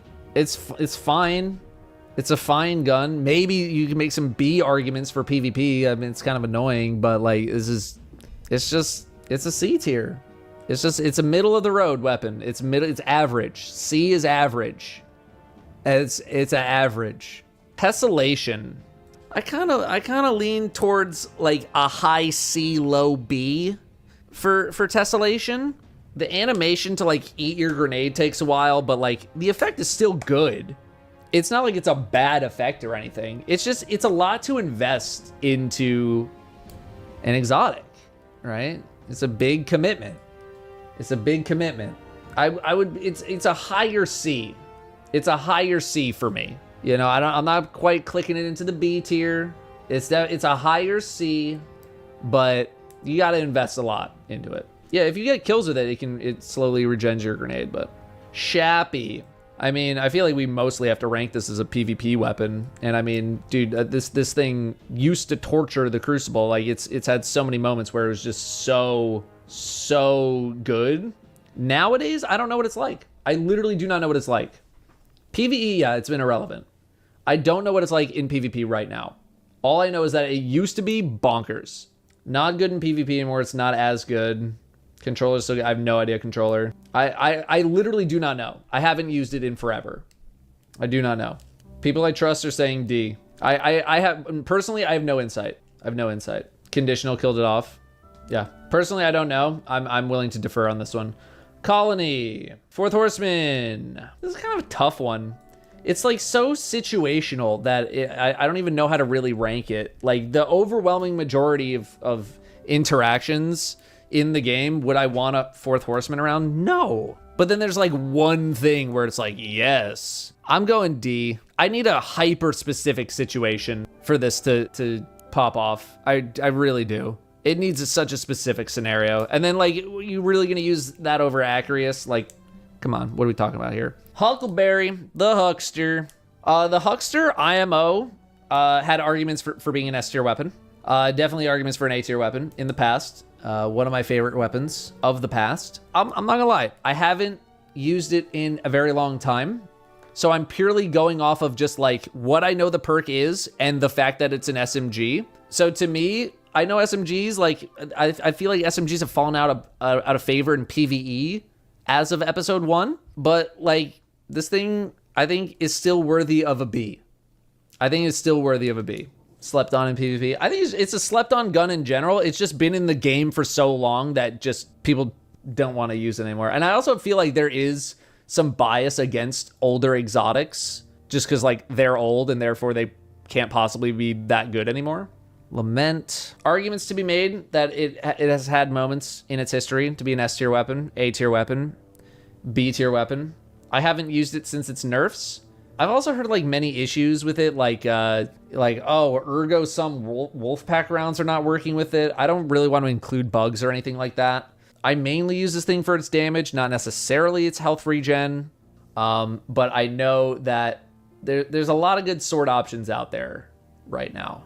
trash now. I'm trying to think of it as like, you know, across a wide range of activities. If you use it now, it's only for healing. Yeah. Again, I will admit, I haven't used Lament since its nerf, really. Yeah, no, I absolutely would not put it in the S or A tier right now. B, I'm kind of like, I'm not even really confident in B, you know? I feel like I could probably put it in like C relatively comfortably. You know, it has some solo utility that I'm willing to give it, but it's not like, you know, I'm using like average thing. I don't know. Am I using Jotun over a sword? I don't know. It just kind of depends. Swords are also like, you gotta have the right piece of content for it. You have the right setup for it. It's not something I feel like you really throw on willy-nilly unless you're in lower tier content. All I know is like people are not really too happy with the Lament right now, but I'm willing to go in the middle. I'm willing to go middle. FU, what the hell is this? Oh, this is the Manticore. The Manticore. I know it got buffed. Pre-buff, no interest. Quite literally zero interest in this thing pre-buff. Post-buff, I've heard some better things. Dealing damage while airborne, yep. Dealing damage while airborne, yep. I mean, I heard like better news post-buff, but like, dude, I still don't want to put myself in the air, man, to shoot. I don't want to. Like, I've zero interest after the buff. Did it maybe go from garbage to a D tier? Like, I don't want to use it. It's not that I don't think it's interesting. Like, I think conceptually it's neat. I'll just throw on the funnel web and I'm fine. You know, I'm fine with the funnel web. Navigator is like tough to place. This thing's kind of weird. It's like, I know Toes likes to use it to give out woven mail and stuff, and then like to use it for, oh my God, what's the airplane helmet? Cenotaph. I was like, purely as a weapon though. I'm like, is this thing really even doing that much? Like purely as a weapon. It's such like, it's so support driven. It's purely support. Just as a weapon, it just, meh. As a weapon, it's just so not. And I also think it's more of a, like the average player's not using Navigator. They're really not. This is more for if you know type people. If you know, I'm going C, maybe I'm going B for the if you know people. If you don't know, it's going down to D. Like, you gotta be playing a support setup. C if you know, you gotta be on a support setup. It's good in those kinds of setups, but generally speaking, Prospector. It had a couple of moments where he was an A tier, potentially S tier weapon. Nowadays, it's a grenade launcher. It is a grenade launcher that Angel used to fling his body super far to mess up rally flags. That is its use, is a funny thing you do for the rally flag, and that's it. So it's a grenade launcher. That's what it is. It's a funny grenade launcher, and that's about it. I'd probably put it D, honestly. I don't know. I guess it can pump out some like respectable damage because the thing can shoot pretty fast. Dude, one of its perks is full auto trigger system. No, it's D. It's D. I'm sorry, it's D. Queenbreaker. I'm maybe willing to put it D because it's gotten some buffs recently, but I haven't tried it, and honestly, I'm not really in a big hurry to try it. I think I gotta stick with garbage. I think I have to stick with garbage. Wardcliff Coil. Wardcliff Coil's either like the best thing in the game or the worst thing in the game. Right now is no good. I would bump it up to a D for like PvP, because like, can't you still like spray someone with a Wardcliff in PvP? Can you do that still? Or did they nerf that too? Because that shit always pissed me off. Yeah, like, you will know when Wardcliff Coil is the thing to use. Like, people will let you know that Wardcliff Coil goes crazy on this particular thing. Until you hear the call. When you hear the call, okay, grab it. Until you hear the call, you leave it alone. That's kind of what it is. Thorn. Minimum. Gotta be bare minimum B. I'm thinking more PvE stuff. I don't know, like, I hesitate to go A, but it's more of a PvP. It's more of a PvP type thing. But I understand it does have some synergies with Necrotics. I understand that. I don't have enough experience on Thorn, but I do like it, you know? And I know it's been getting a lot of attention recently. I'm willing to go I'm willing to go like at the very least in between. Like it's not my personal A, but for me it is definitely at the very least an in between. We don't have a ton of I don't want to just put it here just because we don't have a ton of things in A, but like it's definitely in between. It's a high B, low A for me personally. I'll go here. Because if you add in necrotics, then like it goes up. Thunderlord. People have such a vendetta against Thunderlord. I think Thunderlord is at bare minimum, serviceable weapon. It's a respectable machine gun. Does pretty decent damage overall. Am I using it above a bunch of other things? No, not necessarily. But again, if I see someone bringing in a Thunderlord to the average activity, okay, you're bringing in a Thunderlord. I'll give you the Thunderlord. It's fine. I would say I wouldn't call it an average weapon. I would call it slightly above average, right? It can have A moments for sure. I'm okay with B. I'm okay with B. I would throw on the Thunderlord over many of these other things. I would throw on the Thunderlord over some of these things. So I'd put it in B. It's a solid gun. Tikus. I don't know if I'm willing to go A for Tikus. I don't know if I'm willing to go A for it. For me, it's been losing some appeal. I think it's better than average. It's above average, but I don't think I'm going higher than B. It's a little slow. It's reliable, but it's just a little slow. And again, we talked about the bandwidth, right? Here's your bandwidth for Tikus. Here's your bandwidth for Hierarchy of Needs. Hierarchy of Needs can go off. Tommy's Matchbook. Dude, if people keep trying to sell me on Tommy's Matchbook, I'm sorry, man. I have yet to have this thing click for me. I really have. I've really yet to have this thing click. When it got its buffs, I also tried it, and I was so underwhelmed by it, and I don't think any other news has come along to get me invested. I know there's a small group of people that do really like Tommy's Matchbook. I'm sorry, I just don't. It's not as serious as I feel like some people have relayed to you. Touch of Malice. I have been rocking with a Touch of Malice build on my Warlock for a little while, and I do really like it. I think the average person is probably putting it C. Me personally, I'm going B. I have a bit more experience with it, and I really quite like it. Medium tier. I don't know, super endgame, so I don't know if I'm bringing it necessarily into a GM, unless I knew I was really cooking. It's kind of activity dependent. But I think most people are going to put it C, and the buffs did some nice stuff. Yeah, I'm talking about my Briarbind's Touch of Malice build. It's nice to just like sit back and just plink away with some huge damage. So I'm going B with it. I'm personally going B. I think most people are going to go C. Tractor Cannon. I think Tractor Cannon got a big bump when Divinity got nerfed. And I did use it quite a lot in Season 23. Nowadays, I'm thinking nowadays. Last season, I'm giving you in between here. I do think it's fallen off a little bit, but that's because I think a lot of people are on Prismatic. Me personally, I'm on Prismatic Titan. I get my Weaken from my Twilight Arsenal, which I know is not as strong as this. I know it's not as strong. I'm willing to keep it A. Because it's not like Strand Titan fell off a cliff, right? It's not like it completely fell off a cliff. It's just fallen out of fashion a little bit because it's not really the best like thing for Salvation's Edge on the bosses anyway, right? So I'm willing to go A. I kind of lean more towards like in between, but I'm willing to go A. Traveler's Chosen. Oh my goodness. No, thank you. I'm sorry. No, thank you. I think the only reason I keep it D is because it's actually capable of some decent damage as a sidearm, because sidearms, they actually do pretty good damage up close. Trespasser, I'm actually kind of willing to go a little bit higher. I would put it in like a C kind of average. I haven't used it in a bit. I don't know if I'm going B. Personally, I don't think I'm going B, but it is a serviceable weapon.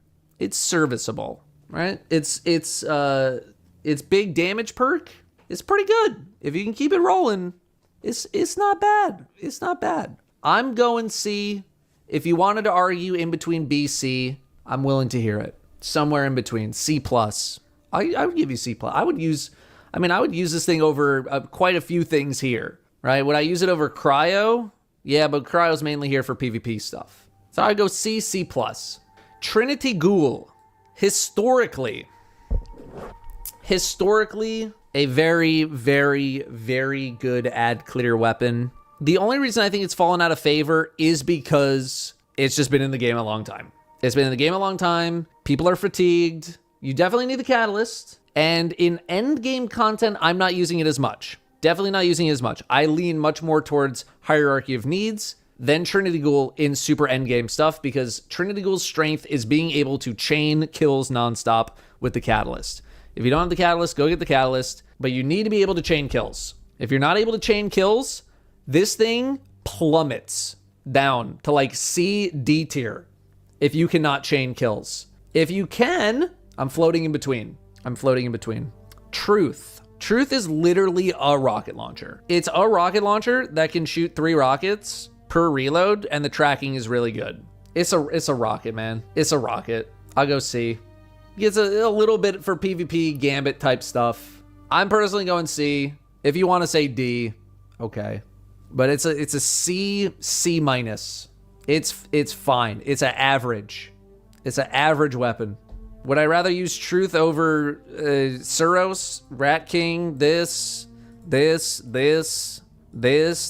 Yes, all those things. Two-Tailed, basically completely obscure for most of its life. Got a catalyst, got a little more attention, had a couple of situations where it was like, okay, we're taking a look. I have not been a Two-Tailed Fox user. I would also probably put it in the C. I would put it higher than Truth, just for like the utility aspect. That is Truth. Hang on. Yeah, for the utility aspect, and then Arc also jolts. So at least it's a bit more interesting. It's a little more stuff going on. So I am using it over Truth. Am I going B though? Am I going into B? No. If this is like a C minus, this is like a C, C plus. It's not going B. That's for sure. This is Verglaw Curve. I actually really like this weapon. I don't know if I'm willing to go higher than a B just yet, but I think this weapon's actually pretty fun. And I do think it is a bit slept on.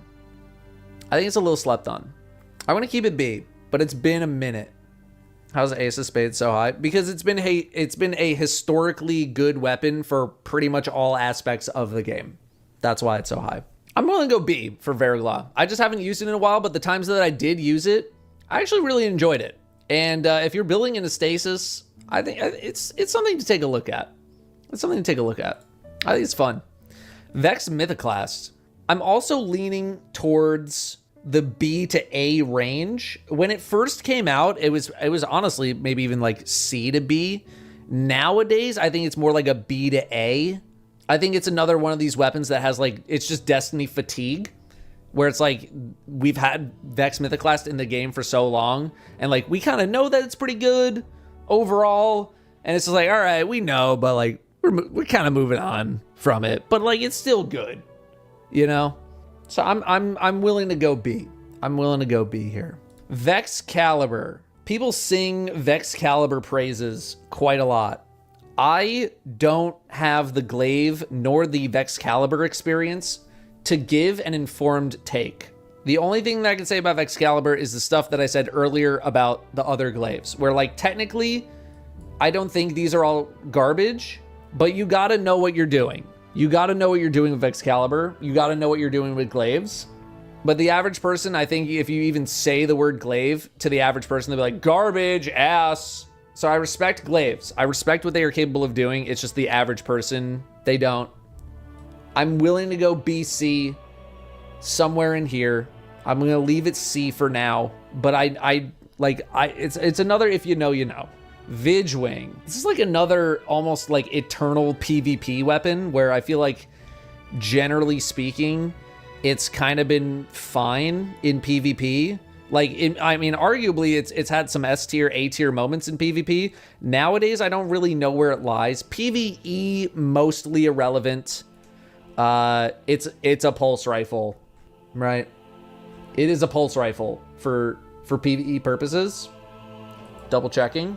Gain health regeneration, increased movement speed when a nearby ally is killed. Improved weapon performance and greatly increased recovery when its wielder is the last living member of a fire team.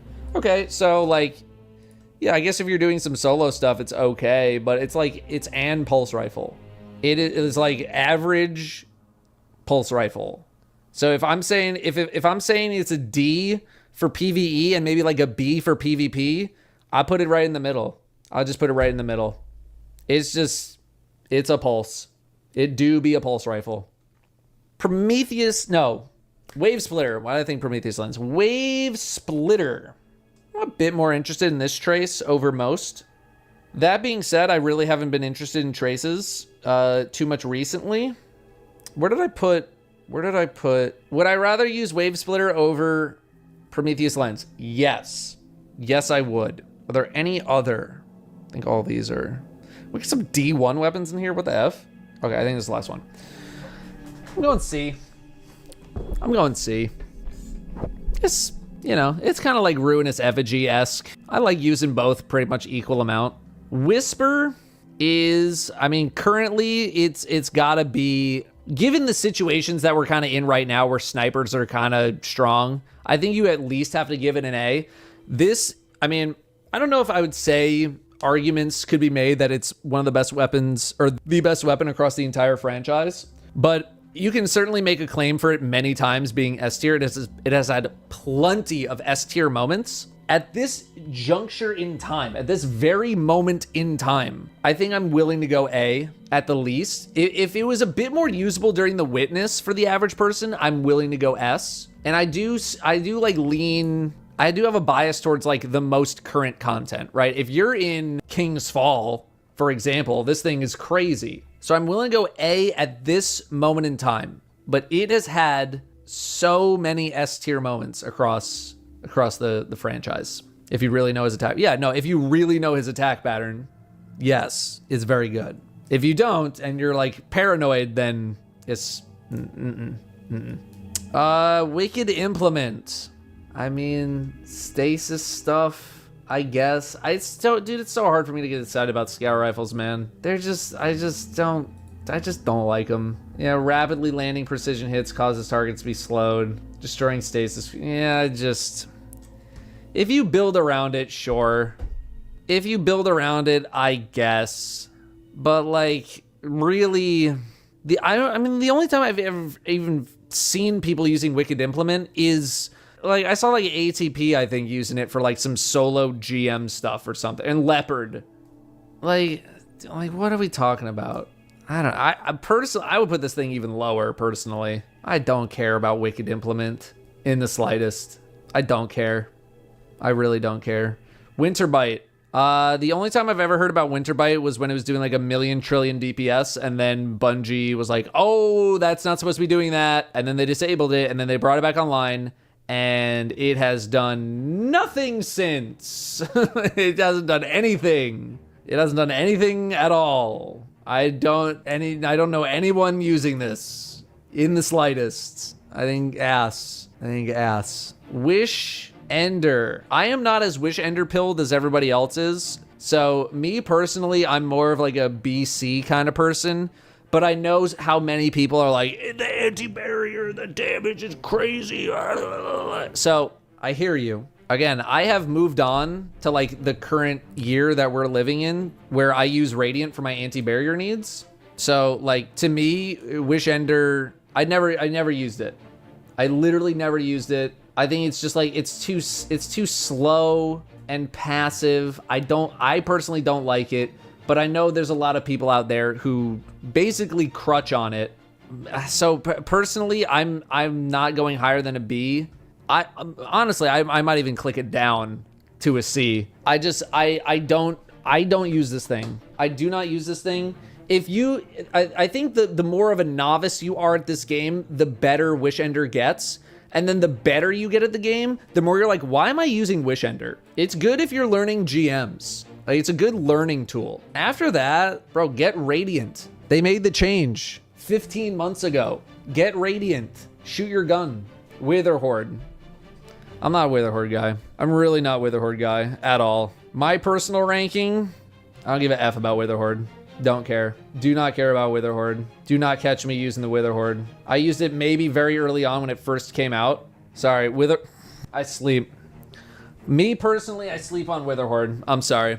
I know a lot of other people are gonna put it up higher, A tier, B tier. Some people are saying S tier. Sorry, I snooze. I snooze on Wither Horde. I've never been a Wither Horde enjoyer. I've never been a Wither Horde enjoyer. I'm just not. I don't know many situations where I'd be using it. What are you guys still using Wither Horde on, man? Have you not moved on? Bait and switch for people that can't do Izzy. You guys really missing that extra 50 DPS? It's that desperate. My 50 DPS from Wither Horde, no! Nobody else can use Wither Horde, I'm the Wither Horde guy! I sleep on Wither Horde, and I'll take no more questions. Me personally. I don't know. Just generally speaking, like, dude, I would so rather use, like, basically anything up here. And again, no time is here mainly for PvP reasons. Dude, I'm using I'm using basically most of these. Dude, this shouldn't. I'm mad that this is here. I'm sorry. I'm not using. I personally, I don't like Wither Horde. I don't. Move on. It's not season 11 anymore. Next. What is this? Worldline 0. Is anyone using this with any seriousness? Ass. Move on. Xenophage. I'm kind of like a B. I'm kind of like a B on the Xeno. It's kind of like another sort of reliable. It's good for like cranking out a lot of DPS. I don't know how good its total damage really is, but I feel like its DPS is like not bad. I don't know. It's probably had some A and S moments, but like right now, I don't know. I'm kind of feeling like a B-ish. I'm kind of there, you know. I know some people are using it in Onslaught, but dude, the amount of times I just like ran out of ammo, it was like, put on Xeno, shoot all Xeno shots, look at the boss's health, it's still like 80%. I'm like, what are we doing with the Xeno, bro? I don't know. B is the highest I'd go with Xeno. Nowadays, anyway. Nowadays. Okay, I was not expecting the D1 exotics to be here. I'm gonna finish doing the D2 exotics, and then we'll do the D1s. Buried Bloodline. Why is this like, this is the only one with a different shade of yellow in the background? That makes me annoyed. I think Buried Bloodline is at minimum an A tier weapon. I think at bare minimum it's an A tier weapon. If you're on a hunter, it's potentially an S tier weapon. Like this thing is it's so good, man. Like if you're a rocket sidearm enjoyer, which you probably should be because they're really good. I mean, dude, this thing goes so hard, man. This thing goes so hard. Everyone who's asking why is Aggers in S tier, go use Aggers for a little bit and then come back to me. I almost want to say this is like an S tier weapon. Like it floats in between. I think there's plenty of situations where it could be an S tier. I'll say it. I'll do it. I did it. Dragon's Breath. Dragon's Breath. I kind of want to lean towards A. It does make me annoyed sometimes because you won't get the reload when you think you should have gotten the reload. I think this thing's really good. I think it's really good. Generally speaking, pretty darn good. Yeah, great for solo. Good for just like some like whenever you just kind of need some amount of boss damage. Good for AoE. Dragon's Breath is what Wither Horde wishes it was. Yeah, I really like Dragon's Breath. I think it's real good. It's real good. Wish Keeper. I don't think I'm going higher than a C. I really don't. It's just kind of neat. It's kind of where I'm at. I don't know. It's kind of neat, but I think you can live without it. Ergo, I feel like Ergo. I don't even want to rank Ergo Sum. There's like trillion different combinations of Ergo Sum. Oh yeah, Necrochasm's not on this list. I'll like fake a Necrochasm or something. I don't even want to rank this. Like, it depends on what you have. Do you have some of the best ones? Okay, you put them in A tier. Do you have dog ones and you put them in D tier? I'm not even ranking it. Euphony. I do like using it on the Witness. And I know Warlocks can get a pretty fun setup with it. The question is, are you using it outside of that situation? And I'm not sure how often you are, unless you are specifically set up for it. Now, it is a special linear fusion that is doing some pretty nice damage. I haven't really found a place for it where I would want to bring it into somewhere just yet. But I do think the potential is there. I'm going to be a bit conservative and say B, acknowledging that I might be underestimating it. Kvastov, S tier. This thing will remain in S tier until Bungie nerfs it 9 months from now. This thing is crazy. Kvastov's crazy. It's so good. It's insane. Kvastov is insane. How many kills do I have on mine? 12,000 already. Kvastov's insane. Microcosm. I'm going A. Bunny Jam, just because you said it 14 times in 3 seconds doesn't make it true. I'm going A, Microcosm. I actually really enjoy using it. I've been trying to get it into my loadout as many times as I possibly can. Obviously, against subjugators, the thing shreds. It's good for witness DPS. I'm putting it A. I like it. I think it's really good. Red Death. I don't know if I'm willing to click it A, but I think with the catalyst, some people are going to be like A, potentially S tier. I am just not someone who values having my entire kit built around healing. That to me doesn't it doesn't do anything for me, but I know for a lot of other people, it's really important. So I'm willing to go like B+. I don't have enough experience with the catalyst just yet to really like confirm this, but I know that there are a lot of players out there who really, really like the safety of just like constant healing. And I get it. I don't value that as much. I know how to keep myself alive for the most part, but I know some people really, really like the healing. So I'll leave it at A. Still Hunt. I mean, up until like 4 days ago, I mean, it was like this. It was like this. It was like this. It was like this. Nowadays, all I know is that we were able to still do pretty solid damage in Master Witness with no Solar Surge or anything like that. Yeah, anti-barrier, overcharged, whatever. Honestly, like, it's still probably insane. It's still probably crazy. It's still like, yeah. It's a special weapon. It's a special weapon. Necrochasm. Yeah, I know Necrochasm's on the list, so just like pretend this is a Necrochasm, because this thing is not going to go very high at all. I think Fabian strategy. Pretend this is Necrochasm. I think Necrochasm is kind of slept on. That being said, I was using it in the Master Raid recently, and I just could not get any headshots for the life of me. If you're not triggering the perks on this thing, it is an auto rifle. It is literally the most auto rifle that an auto rifle has ever been. You better be getting those headshots. You gotta get those headshots.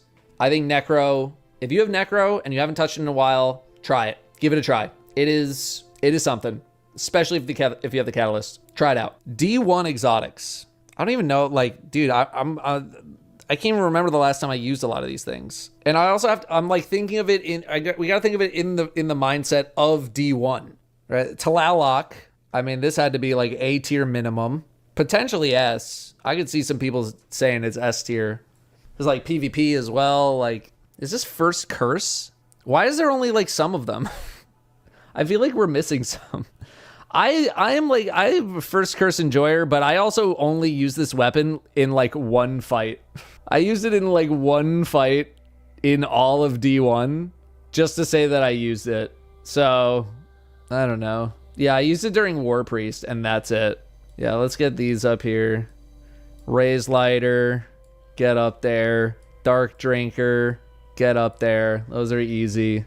Boolean Gemini, shut the hell up. Hereafter? No. Hereafter? Here is Hereafter. I actually really like this thing for PvP. I had one of my best games ever with using this thing. PvE wise, complete non-factor though. I think because this thing had like really high aim assist. PvE, irrelevant. Dreg's Promise. I think this thing was good. I think it was good in PvP.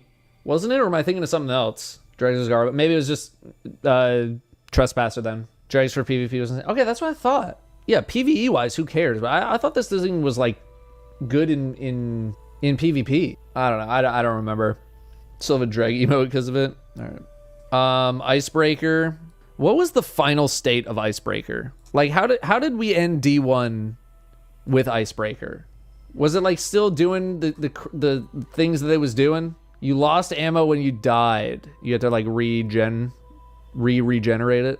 Because I don't remember it being as bonkers, but like for a long time it was busted. Yeah, I'll honestly leave it at S. This is Invective. Is this Invective? This kind of looks like Invective. In which case, it is like it's a shotgun that regenerated ammo. All right. I used it a little bit. I just got booted again. It's fine. No, Fourth Horseman didn't regenerate. Invective was year 1. That's the Taken King icon. That's what I thought, but like almost all of them do. I don't know. It looks like if it's not Invective, then what is it? Because I do not remember. Because I'm pretty sure you got Invective from the bounties, didn't you? Oh, it got brought back. Fair. Yeah. C. I mean, these are just like Thunderlords, but a different color. This is Abaddon, and no, this was Abaddon, and this was one of these is Abaddon. Which one? And what is the other one? Nova Mortis. That's what I thought. Nova Mortis. Oh, I had it. I was like, is it Nova Mortis? I think that was something else. Yeah, I mean, dude. If I put Thunderlord here, like I mean this is more current day Thunderlord. I don't know if Thunderlord was like that cracked in D1. I honestly don't remember. Just remembering what they are, they're machine guns that are orange and purple. No Land Beyond, I mean, this is just like a meme. PvE, just what are we talking about? PvP, dude, it had some moments in PvP. So if we're saying like garbage PvE and like pretty good PvP, sometimes, not I want to say pretty good, but like usable, it got more popular, right? It definitely like ramped up. So purely as a PV, like if we have to weight both of the rankings together, then I'm putting it in the middle.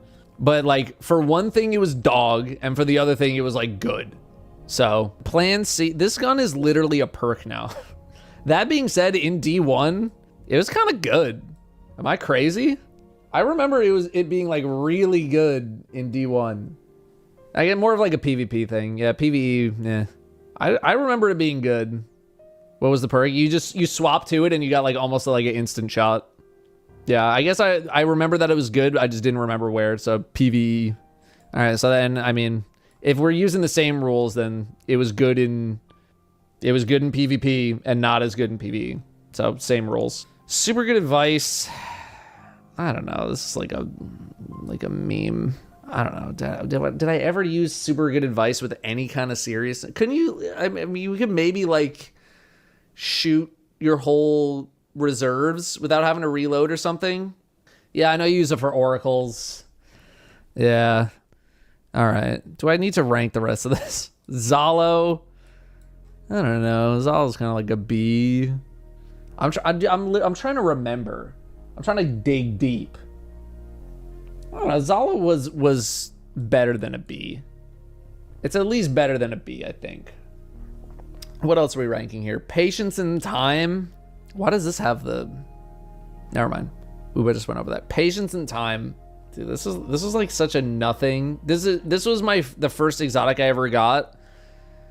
It's such a nothing gun in PvE. It was so nothing. It's more of like a PvP thing. It's a cool flavor. I don't even feel like ranking the rest of these.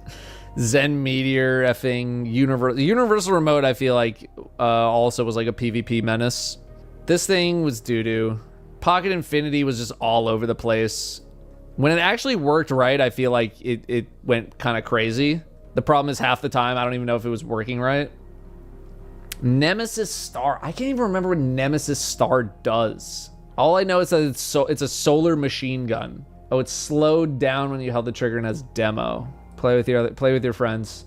The bolt caster. I don't remember this getting much attention. I'd go like C or B. Universal Remote again is another kind of like this situation. Zen Meteor. Did anyone use Zen Meteor, bro? I don't remember using Zen Meteor like at all. I don't remember this thing being good in the slightest. Like it's a cool like concept, I guess, but just knows PS4 only. I don't remember using it at all. I do not remember. Okay. This was supposed to be like a sort of mix of PvP and PvE, but obviously we're going to lean more towards PvE. And it is also current day. This exact moment in time. This moment in time. Okay? It's not a history. It's not like a history of weapons. It's not like the weapon when they were at their absolute peak. We talked about those moments, right? Anarchy, for example, we talked about it. How it was one of the best weapons the game has literally ever seen. In its heyday, S tier, S++, S+++, current day, current one. Sorry, and our Fabian strategy, this is Necrochasm. We're pretending this is Necrochasm because Necrochasm wasn't in this list. And I wasn't going to rate Fabian strategy very high. So just pretend this is Necrochasm in D2. If I were to actually rank it, it's like an auto rifle.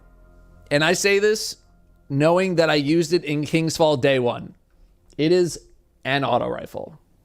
How long was that? Almost 3 hours.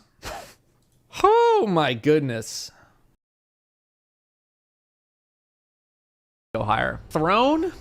My first instinct is A. I don't know. I like the randomness. I like the urgency. You know, some of the team is at least doing something. The other half of the team is, you know, somewhat holding it down. I like the plate movement.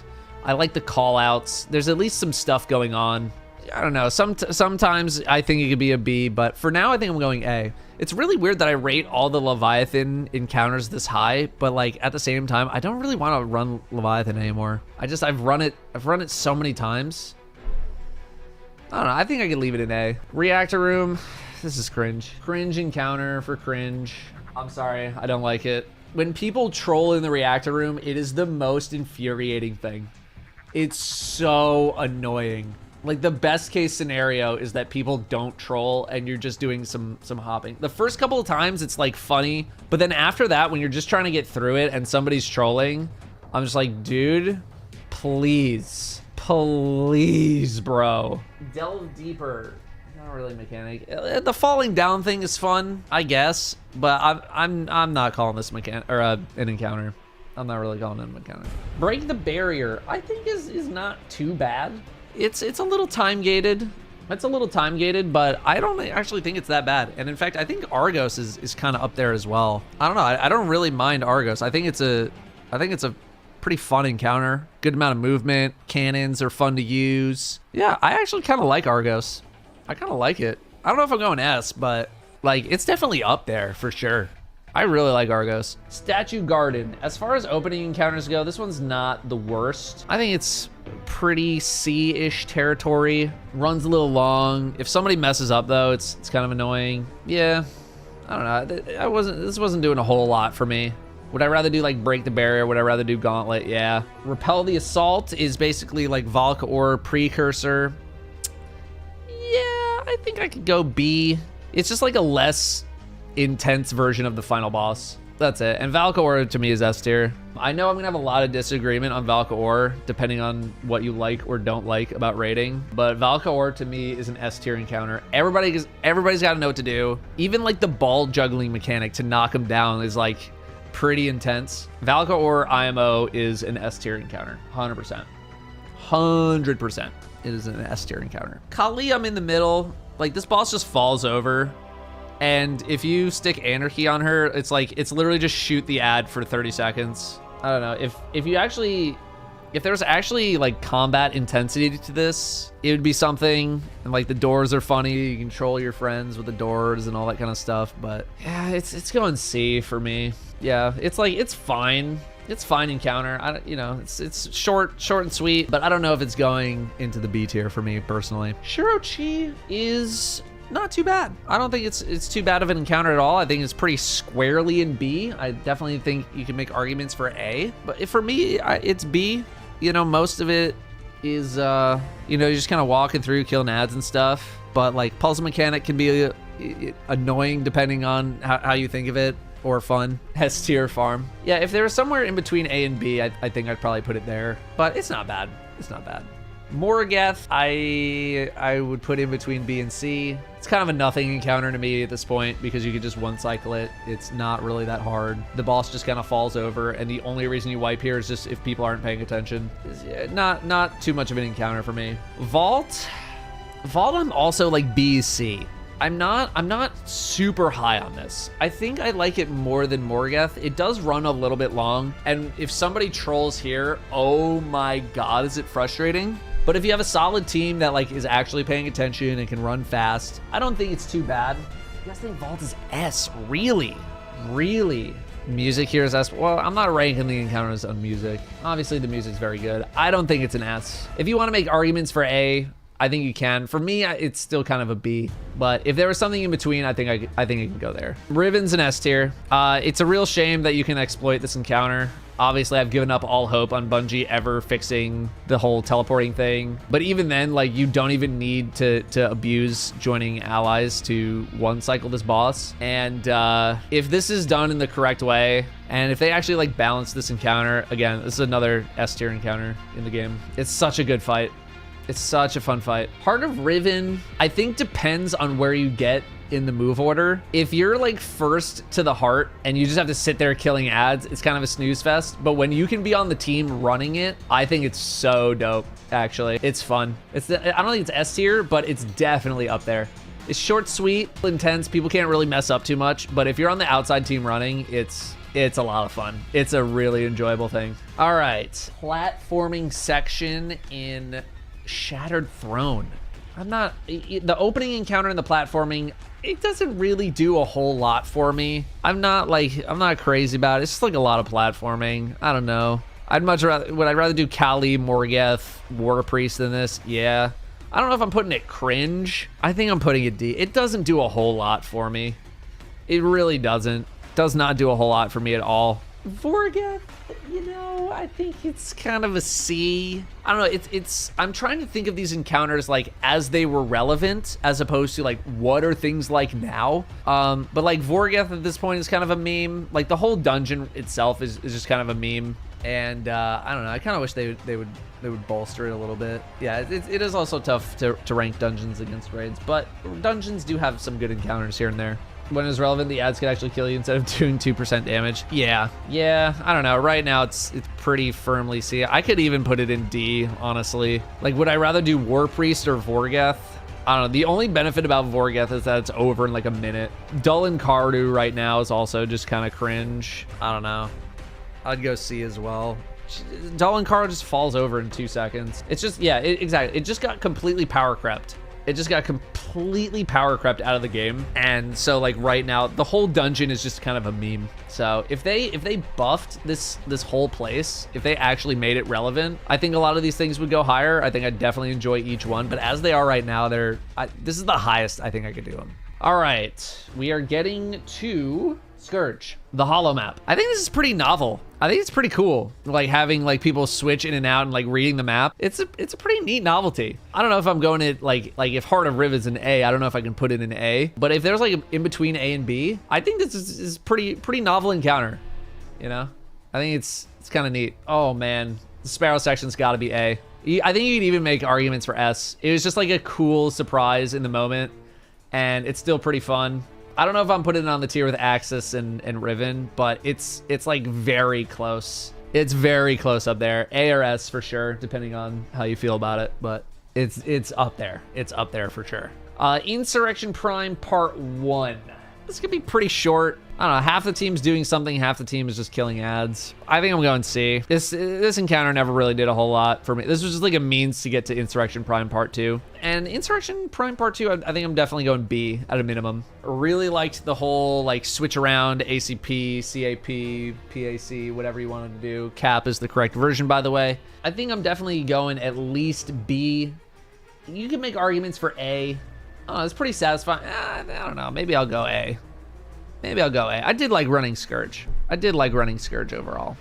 I think we can go A. It's S. I don't know if I'm putting it on par with Riven. I don't think so.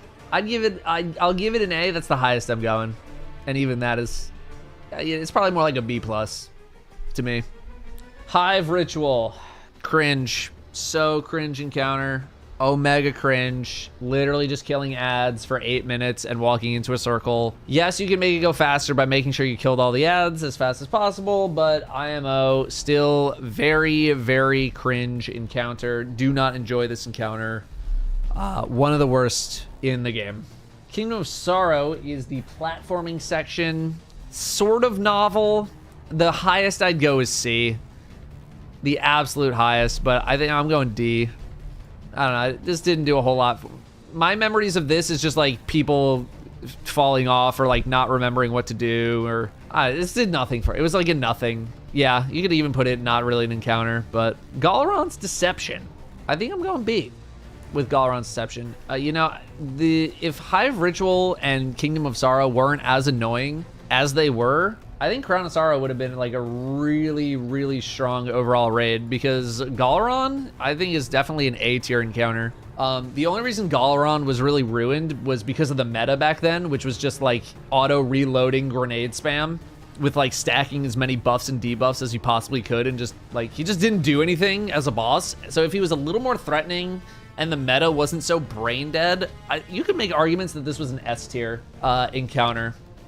But otherwise, I think it's a really, really strong contender encounter. I actually really liked this encounter a lot. Again, I don't know if I'm going S tier.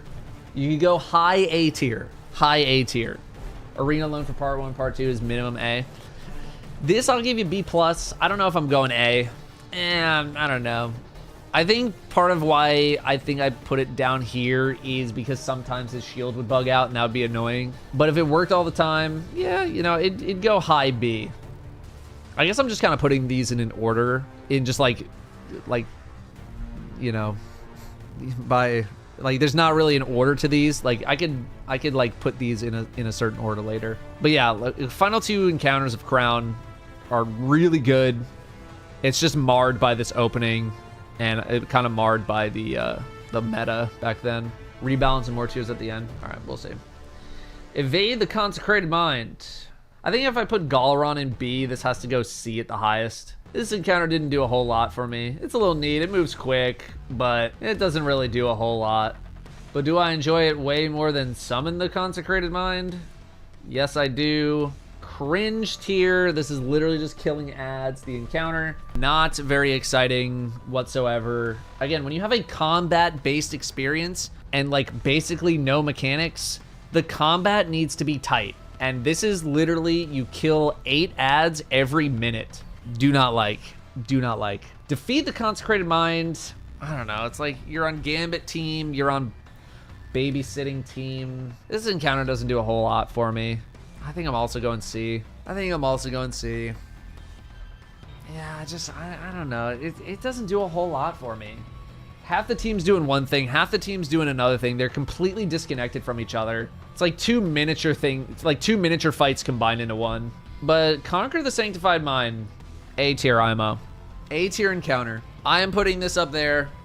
I actually quite enjoy Conquer the Sanctified Mind, but that is because I feel like I have a pretty good understanding of the tether mechanic, and a lot of people who I believe complain about the tether mechanic try to rush it way too much, and as a result think it's buggy or broken, when in reality it's really not. Does it have some issues here and there? Yes. Is it 100% broken like a bunch of people say? No. Bunch of different ways to do this encounter, different strategies. I actually quite like this encounter. I actually quite like it. Pretty enjoyable. Pretty enjoyable. One of the shortest damage phases makes it feel weak. I don't feel like the damage phase is that short. If you're doing a 2 break, it's not that short, which is what most people are doing now because nobody saved Garden Armor.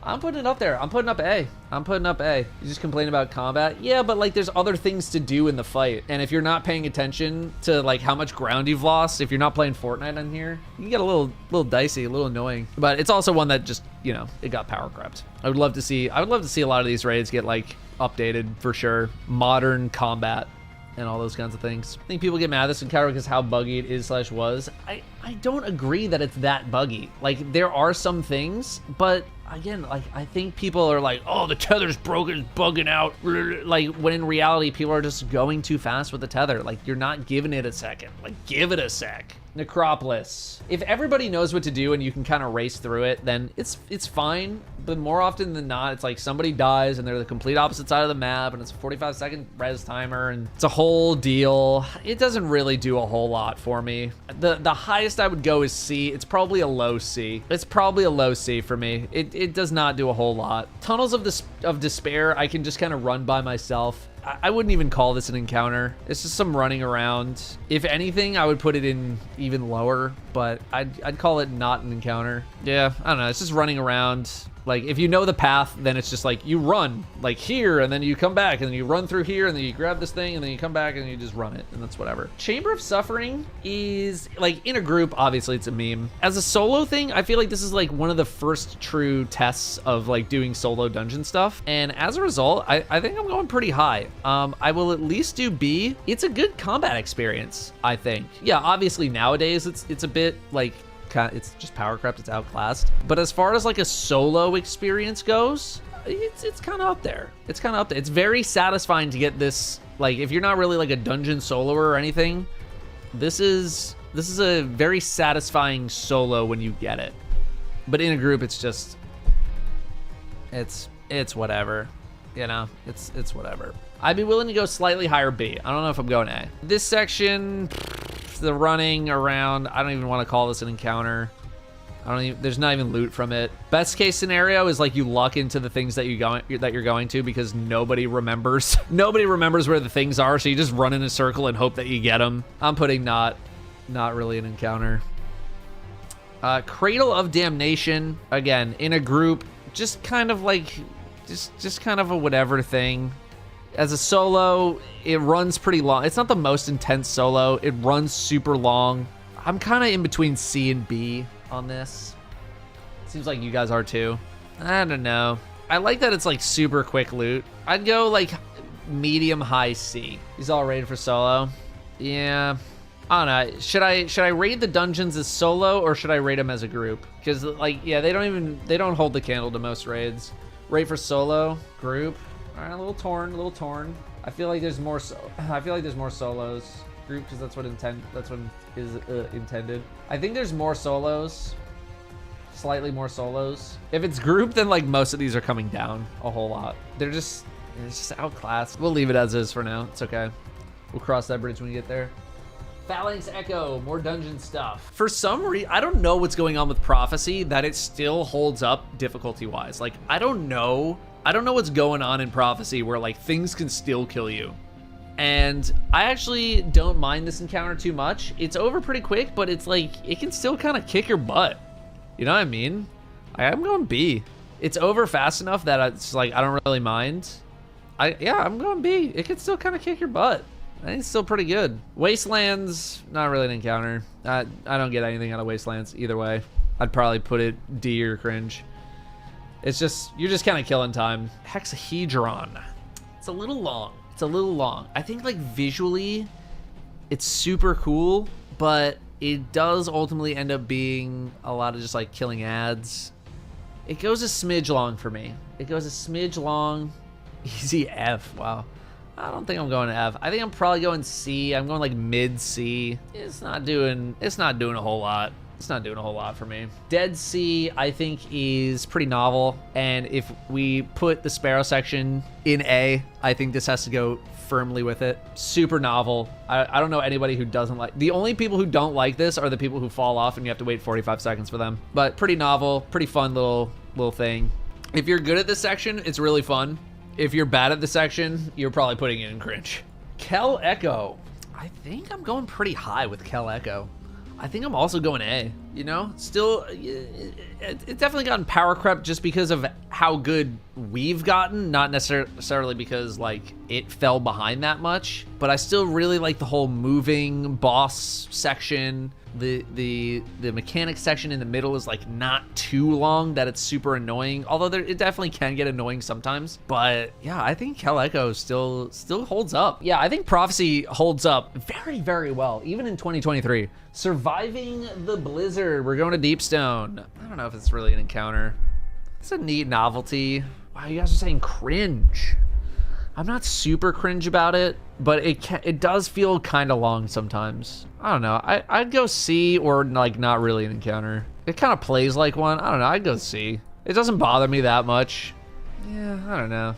It's just kind of in the middle. It doesn't, like, it's just a means to getting to here. It doesn't really do a whole lot for me, you know? It's just kind of whatever. Security is also kind of whatever to me.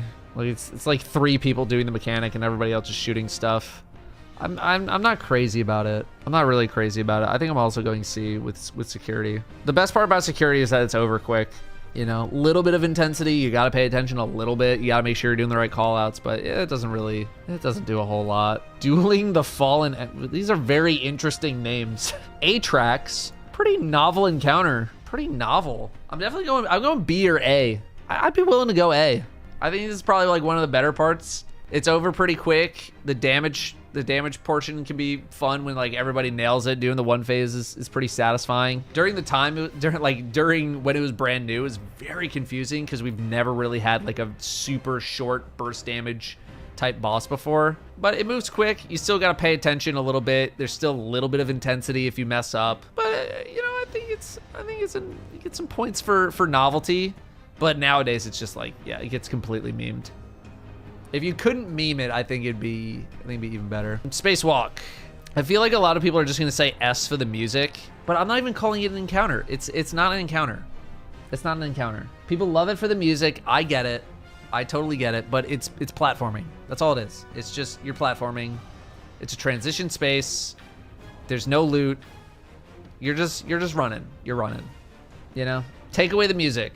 What happens? It's not an encounter. It's not an encounter. If we had a transition space tier list, sure, I'll put it towards the top.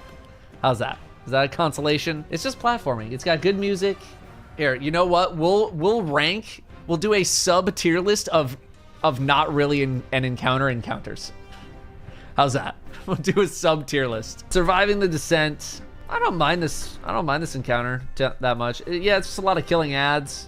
If you get a roll, it's kind of fun. Maybe it runs like a smidge long, but like just as it's outstaying its welcome, that's pretty much when it's ending. I don't mind it. I know it's just like a lot of brainless killing ads, but it's done in a way where I don't really mind. Abomination, this is, this dude just kind of falls over. Like even on the day one, this dude just fell over. It's just like no threats in here. I mean, the geometry that the boss puts up is more threatening than the boss, you know? Like this is, I'd C at the most. I'd even be willing to go D, but C is like the high. The only benefit is that it's over quick. It's over quick and it has like one of the easiest challenges for free loot. Crane tier, D tier. Yeah, I don't know. This is just I'd go D. I'd go D. This is just, it's kind of a whatever. It's whatever fight. That like when the challenge becomes the like normal way to do it, I don't know. I feel like there's something a little off there. Rusted Gangplank. It's not an encounter. This is not. There's fighting. There's a thing to do. I don't know if you're calling it an encounter. The opening. You're opening the door to the dungeon. There's no loot. There's no loot. Not an encounter. Not an encounter. Ogre boss. I think it's fine. I think it's okay. A little bit of urgency running back and forth. I don't know, it's either very low B or like mid to high C. No, I'm gonna go B. I'm gonna go B. I like the running back and forth. It doesn't run too long if you know what you're doing. I like the going back and forth. It's active. It's active. I like fights that keep you active. Bomb racing. I mean, this has gotta be A. Really satisfying. This is fun. I like it. Just more Sparrow stuff. Like people like Sparrow stuff. You know, if this is here, this has to go here. It is technically not an encounter. I understand. This is no, I think don't you get loot from a Blaze Glory? I forget. I mean, you definitely know from Dead Sea. And I know there's a secret chest here. There's not really anything here. I mean, there's like the secret chest at the end as well. And there is a secret chest in here too. But they're technically not encounters, but people are willing to make an exception. And I like it, so. Shield Shutdown. The thing about Shield Shutdown is that the first time through, it was so neat and novel. And it's like such a fun idea, but having like after you run it that many times, it's just such a slow thing and the novelty wears off. And running it now, like Yeah, I feel like it's like D to cringe. I don't enjoy running this now. First time, no, I don't think first time was cring. I think first time was very novel. First time was very novel, and then every time after that, it's just slow. It's just slow, man. First time was very cringe. I disagree. First time was neat. Every other time, it's just a bit too slow. Just a bit too slow. And final boss, I don't know. I think I'd be willing to go low B, high C. I'd go B. I don't know. It doesn't really take too long. It doesn't take too long to do. It's definitely not an A tier. It's not an A. I don't think it goes down. I'd go B. I'd go B. Music's awesome, right? Love the music. We're not rating it on music. I know. It has no placement in the tier list rankings, but music's awesome.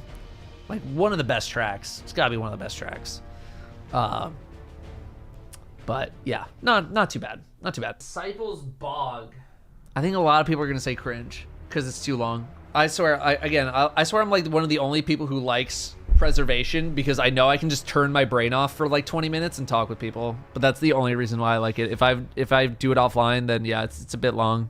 I don't know if I'm going full cringe. I'd probably go D, but it's also not an encounter. Acquisition. It's okay. It's a okay thing. For now, I'm doing C. A lot of it's just like killing ads and then you kill a champion. There's a little bit of running around, a little bit of urgency. I could go B. I could go low B. Is that okay? I go low. That's the highest I'll give you is low B. This is a lot of killing ads. Collection. Collection is a collection of mechanics. It's just like 2 people do this, and then 2 people do that, and then 2 people do this. Not a lot of cohesion. At least everyone's doing something. I'd also go B, because like I don't really mind it as an encounter. The DPS phase is kind of fun with like moving back and forth. And it's also funny when like people try to use their super as you're transitioning plates and they mess up and their damage is immune. That's funny. But yeah, I don't know. I wouldn't go too much higher. I usually get stuck on like on stunning the boss, which is like not very exciting at all. But I don't mind the damage portion. And it's a long enough fight that like, again, right as it starts to outstay its welcome, it's over. Exhibition, A tier. IMO. This is one of very few purely combat-based experiences that is like actually really good. I would give you very high A or low S. Very high A or low S. But this does not go lower than A. IMO. One of the best like purely combat experiences in the game, for sure. The very best ad clearing character. Yeah, because there's like trading and like there's still call outs to make and good amount of slaying. There's still danger. There's still threats, you know? It's still threatening. You can still mess it up. And then we have domination, which is Rolk. The first part of Rolk is IMO quite boring. Like actually getting to Rolk is like not great. The combat's weak. The call outs are like not that complex. And it's annoying when like people mess up that part of the encounter. Rolk himself, like when you actually get to damage, like that part is really fun. But oh my god, getting to the damage phase, even when you're up on the plate, takes a long time. So like when you actually get to the damage part, that is like top tier. Like it's fun. But getting to that part in the fight is just... It takes too long. I think I would go B. I think that's the highest I'm going. Like, if I could split this into, like, you know, if I could cut it, like, right here. And, like, all this part is in, like, C, and then this part is in S, that's what I would do. Because the pure damage part is super fun. Getting to the damage part, not that fun. That's it. That's what I gotta say. If I could split it, like, right here, I'd take this chunk, it would go up here. And then this chunk would probably go down here. Not even base because people still use wells. Yeah. If he could kick a Well of Radiance sword out of the ground and yeet it off the platform, that'd be pog. But you can literally just still stand there and just eat kicks, which kind of sucks. Low B. These aren't organized right now. None of these are organized. So don't like the placement in here. Like is not anything yet. Navigate the Mindscape. It's not an encounter. It's slow either way. Nightmare of Galaron. I'm so torn on duality because the combat experience is neat, but that's kind of all I enjoy about duality. So combat-wise, it's pretty satisfying. This fight runs a smidge long. I think I have to go C. I think I'm going C. I don't know. I'm not so torn about duality. That means the dungeon serves its purpose. Cringe. Yeah, I really like the combat difficulty, but like, it's just like unlock the vault.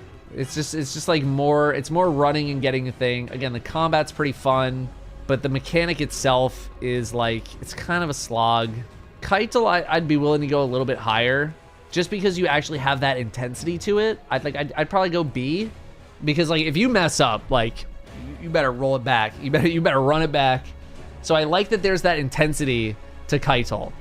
But if you don't mess it up, you're paying attention, you can do the one cycle, it's over before you know it. So I'm gonna go B. But yeah, these two, I don't know. If the combat wasn't that fun, then these would be probably a bit lower.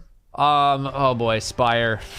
Arctrician, it doesn't give you loot, but I do want to classify it as an encounter, but I don't know, we'll go there for now. It's like, it teaches you mechanics, so I kind of want to put it in the list, even though it doesn't give you loot. And I'll go C, because you can do it really fast. Fun combat in here, like a lot of enemies everywhere, so if you want to slay out, you totally can. Kind of fun running around, but it's so quick that it's over before you know it. Spire Ascent. Kind of going D. I don't know. The only benefit to this fight is that it's short. It's short. You go around, you know, tapping. You don't have to like fight any of the enemies. You just go around, you know, shooting the panels, and that's really about it. It's not that exciting. I don't really want to rate it that high. I'm not crazy about this fight either. I don't feel like there's that much going on. I've already fought this boss. You know what I mean? I've already fought the boss. It goes by quick, so like that's okay. Decent amount of stuff to kill, but it's just kind of there. It's just kind of there, dude. I don't know. This is low C, high D. I don't know. I put it there. But Persis, is it Persis or I thought it was Perseus? I don't know. This I'm putting a bit higher. It's a high B, potentially low A. It can be over quick. Like you can do the mechanics so fast, but there's still intensity, like there's stuff chasing you, the boss is chasing you, Harpy's exploding on you. But if you can execute the mechanics in this encounter super fast, it's pretty, I'm going A. I'll go low A. I'm going low A. I actually really enjoy this fight. I really enjoy it. I think it's a lot of fun. Better than Rolk. I would do this boss encounter, like if you ask me like, hey, do you want to do Rolk right now, or do you want to do this dungeon boss right now? I would probably say this dungeon boss. Do something about it. You can't. Lol, it's my list. I'm not saying Rolk is not a good fight. I'm not saying that. I'm saying I'd rather do the dungeon boss. I'd much rather do the dungeon boss. Okay, this whole thing is like, you're killing ads the whole time. One person does the mechanic here. Everybody else is killing ads. I'm not going full cringe because like killing ads is like, you know, slaying out in here can be enjoyable, but like I might as well be in like an easier seasonal battleground thing. This is kind of the same. If you're doing the mechanic, it's fun. If you're not doing the mechanic, this is like, it's borderline cringe. If you're doing the mechanic, I'd even give you a low C if you're doing the mechanic. But on ad clear, it's cringe. I'll go right in the middle, D. Ad clear is just it's so boring here. Macrocosm, I'll give you B. I'll definitely give you B. I think some people might even argue A. Set pieces are really cool. You know, a little bit of moving around, still a little bit threatening. I'd give you B. I'm not going up here. I'm not going up in A. I give you mid B. Even mid B. Nezarec. I don't even know, man. It's nice that it can be over like really, like you can one cycle this dude. This is a 2-minute round trip. 2-minute round trip encounter. Slaying ads is fun in this encounter. Running is kind of fun in the encounter. There's at least like something going on for people to do, even if it is like a lot of ad killing. I don't know. I think I'd probably go like C or B. But if this fight was like long, I don't know, probably go lower. But running is somewhat enjoyable. And like one cycling it is like satisfying because you can just kind of get it over with. I like it. Do I like it better than Scission and Cataclysm? Probably, yeah. Do I like it that much more? I think this is the highest I could do. Not an encounter. I think that's the highest I could do. And even if you don't 2-cycle it, like, it's not that long of an encounter. You're just kind of in and out. It doesn't drag. One of the main things that I don't mind about it. Am I gonna try soloing Nezarec? Probably not. I have other things that I'd like to do with my time. But yeah, I think this is the most I could do. I'm reorganizing each tier by A+, A-, or sorry, A+, A minus, and then here is going to be B+ at the top, B in the middle, B- at the bottom, etc., etc. All right, B. Let me do some quick stuff. Let me just do some really quick takes, and I'm kind of okay here. We can nitpick, but like towards the top is B+, in the middle is kind of B, bottom is B-. I think we're around. This is okay. This is okay. C. I'm kind of here. I'm kind of here-ish for now. I'm pretty locked in on the bottom. This one should also be down here, but I just don't have enough to like squeeze it in there. Like this should be down here too, and this, and the like. There should be a bunch more. There should be a bunch more in like the C- tier, but I'm okay with this for now. I don't want to dwell too long on it. D tier. What's like the best D tier encounter? I do that. I'm okay with this. Cringe. What is the most hate? What is my most hated? It's like such a tough call between all of these. Def hates Summon the most. I do not like Summon. God, like they're all like so equal to me. They might as well be all equal. But I do not like Summon. This at least goes fast as everyone knows what they're doing, but yeah, I do not like. Okay, and then we have opening or not really an encounter. Do we have anything from up here? I know these are not really, but I'm sure there's a couple more things that are like not really an encounter. Like Hollow Map's not really an encounter. No, well, you get loot at the end of it. All right, whatever. We'll just judge from these. What's the worst not really an encounter? The worst not really an encounter. I think most people are gonna say this is one of the best. The worst not really an encounter. I think most people are gonna say Bog because it just takes so long. This is just over so quick. Like, but it's also like not very good because you can just skip most. Server farm. This is literally just running. If you're not doing the thing, you're just running. Delve deeper. It's fun to hit like the rings, I guess. There's at least like a little bit there. This is lower. Lower. This is just running. I mean, dropping through the tunnel thing, that's fun. But everything else is just kind of like whatever. Yeah, none of the rest of these are really that. I don't know. Rusted Gangplank, at least you're killing stuff. Delve deeper is from Eater of Worlds. Like, yeah, basically from Server Farm to Disciples Bog, like almost no particular order. Jumping puzzle, like, I don't know, it's short. Sure, put it towards the top. Wasteland's kind of boring. This is at least short. This is long. Waking Ruins is like fine. I actually don't mind Bog that much. I think that's where I'd. Yeah, if Root of Nightmares had a running section, again, like first couple times it's very novel just because the environment is really cool and stuff. But after you've done it like 20, 30 times, it's just like, dude, there's so much walking. Yeah, I think this is where we'll end it. April 7th, 2023 is when we recorded this first list.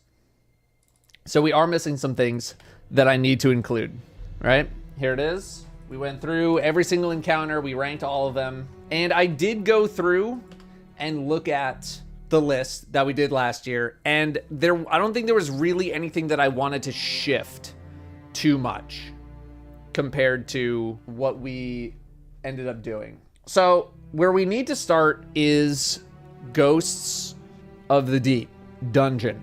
And then we have Crota Revamp. Then we have Warlord's Ruin. Then we have Salvation's Edge. Technically, we also have Pantheon in there. I might try and do some finagling for Pantheon, but I kind of already gave my Pantheon list, and I don't know necessarily that I want to re-rank them. And I know you guys can't read this. This is the old video. Like, don't worry about it. So, Ghosts of the Deep. Also, you see there's a couple holes in the list here. This is where Crota used to be. We'll talk about Crota in a moment. Also, I wanted to use this tier list, but the person who made this original one hasn't updated it at all. So I went into Photoshop and I made a bunch of my own because I wanted it to still look nice. I wanted it to be consistent. So I'm actually gonna add some space on this side. We'll go like 1400. Slide that over in case we run out of space. We're gonna start with Ghost of the Deep. Ghost of the Deep dungeon. The opening, I kind of want to put it in cringe. I don't really enjoy this opening. It's going either D or cringe tier. The fact that it's 4 cycles when I feel like most other things generally are 3. I know it's not 3 every time. Like the intro to Crown is 4, but that's, yeah, guess what? That's also cringe. It's a little monotonous. If it was 3, I might put it in D. But then also, like, would I rather fight against Akelos? Or would I rather do Royal Pools? Yeah, I would. I think there's a lot of things I'd rather do other than Ghost of the Deep opening. So I'm putting it in cringe. That's just me. I don't enjoy it that much. Ekthar, I do actually enjoy a good amount, which I feel like is controversial. In a group, I think people are maybe too like solo dungeon pilled on Ekthar, because everyone's like, oh, it's so terrible, it's got so much HP, I gotta do so many cycles. This is not like solo. This is not the solo dungeon tier list. This is, you're just doing it normally. So I actually really like this encounter. Even if like 2 people, all they're doing is just slaying the F out, I think it's pretty fun. I think it's pretty fun. I don't know if it's A level fun. I'm definitely putting it at least in B. I'm going at least B tier. I think I would do like a B plus A minus type situation. For now, I'll go B. Because like, yes, you do just end up like slaying out a lot, which is not inherently the most interesting, but I still like it. I still like the encounter, so I'm putting it at B. Samuma. What do I like better? Do I like Samuma? I don't think I like Samuma more than Ekthar, but I still think it is worthy of like a B tier. It gets a little long in the tooth, but again, with 3 people, it's not that bad. And at least when I was doing this dungeon, you could 1 cycle Samuma. I don't know if I'm going C, right? Like, would I rather? I mean, I'd rather fight Samuma than go to the cube. I think Samuma's kind of like a low B. I think Samuma's a low B. I don't think I want to put it in the C category. I still enjoy this fight to some degree. I understand the solo implications of it. Again, this is not solo based. This is team based. So I actually rather like it. I don't like it as much as Ekthar, and it can run a little long in the tooth, but I still think it's in B. It's in the B category. It's in the B category, to me, anyway. I think it's at least in B. I don't know if I'm going A, but I'm definitely not going C. Next, we have the Crota rework. So Eerie Ute used to be in cringe, and I forget what was here. I think like Cross the Bridge was here. Cross the Bridge was in D, and then Crota and Enter the Abyss were higher. Looks like they were in B. Something was in B. So now we have it reworked. It's the reworked version. Enter the Abyss. It's not that much better, but it is like a little bit better compared to its counterpart. I'm still like not really the most thrilled with it, but I don't necessarily mind as much. I'm kind of going like a low C. I think I'm going to low C. It's definitely not going up into B. I don't think it's going into D tier either. I don't know. Arguments could be made for D tier. I'm gonna go low C because they did bump it up a little bit, but it's still like the appeal of the situation that you're in definitely does wear out. So I don't know. It doesn't really do a whole hell of a lot for me. It doesn't do a lot for me personally. Also, my friends tend to like mess around quite a lot in Enter the Abyss, and that annoys me. Any encounter where people can just like mess around and make the encounter take longer, IMO, it gets annoying. Crossing the bridge. Did they even really do anything that significant for crossing the bridge? I mean, they tightened up some of the rules for cross the bridge, but that's really about it. The way that people do cross the bridge now is just like very reminiscent of the D1 style, which is just like everyone gets the buff, and then you hope somebody doesn't die before they get to cross, and then everybody crosses over, and that's really about it. This encounter also really doesn't do anything for me.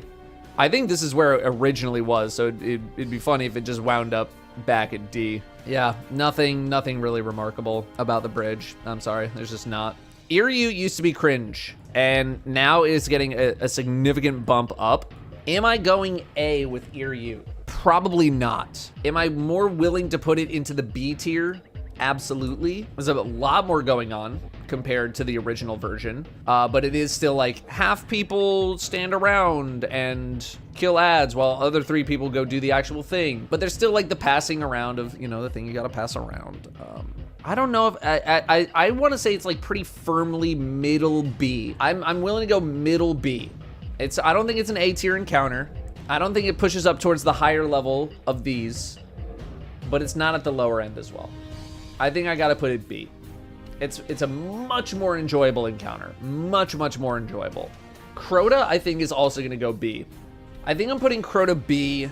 I mean, I ran out of space. The placement is not necessarily, you know, B+, B minus. I think I'm going B because there's still just like a lot of setup that you gotta do. It takes a little while before you get to the action, but it feels like it takes a lot longer than some other things, even if it's not. And there is urgency to it, and I do like that you're kind of fighting Crota more head on, but I still don't think it's an A tier encounter. I really don't. I do not think it's an A tier encounter. Crota, like, I like Iryu more than I like Crota, but I don't think it's C. Like, I don't think Crota deserves to be with the cube room. I think a cube room I should be moving lower, bro. How much I despise that place now. Yeah, I'm not really willing to put Crota any higher than B. Next, we have Warlord's Ruin. Wrathel, I mean, it's gotta be cringe. Cringe or D? I mean, I don't even know what the point of this boss is. I really don't know what the point of it is. Like, the dude just falls over. I guess it teaches you about the totem mechanic, but like, it's quick and fun. You're barely even doing anything. I would go D at like the highest. Maybe I would go C. This fight does nothing for me personally. It really doesn't. Like, it's such a nothing encounter. Like, it's irrelevant. Like, cool, there's a boss there, I guess, but just the dude just falls over. The jail mechanic's kind of funny, like throwing you in jail and you got to shoot the eyes before you die or whatever. That's kind of neat, but like the rest, this is like such a nothing fight to me. It's such a nothing fight. The ogre boss, a lot of setup to this one. It's not my favorite encounter. I respect it. It's kind of like a I don't like you, but I respect you type category. There's a lot of setup to it, I think, is what can drive me a little mad, but I appreciate how much is going on. I would go like a high C. I would go a high C or a low B. That's kind of my range. I think I'm gonna go high C. I don't know. It's relatively fun. I mean, it is kind of reminiscent, like a little bit of the Grasp of Avarice ogre boss, like familiar vibes. I'm gonna go B.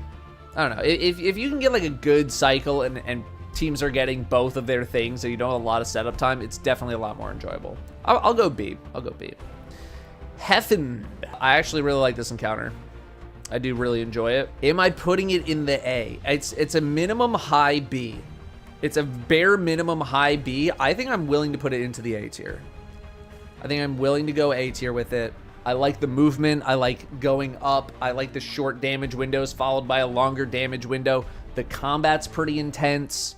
You know, it can be very rewarding if you know how to really maximize how to get the maximum amount of time, right? Like, the better you are at this fight, the more you can be rewarded for being good at it. I actually really like it. I like the fight. I think I'm going A. Somewhere in the A. You know, it's definitely not like A+ or anything. Now we have Salvation's Edge. And this is tough. This is tough. Also, there wasn't really a good first encounter picture, so I'm sorry about that. This one's tough. Enjoy the first encounter, but that's because it feels very fast paced. It always feels like there's a lot of stuff going on. There's a lot of enemies to kill.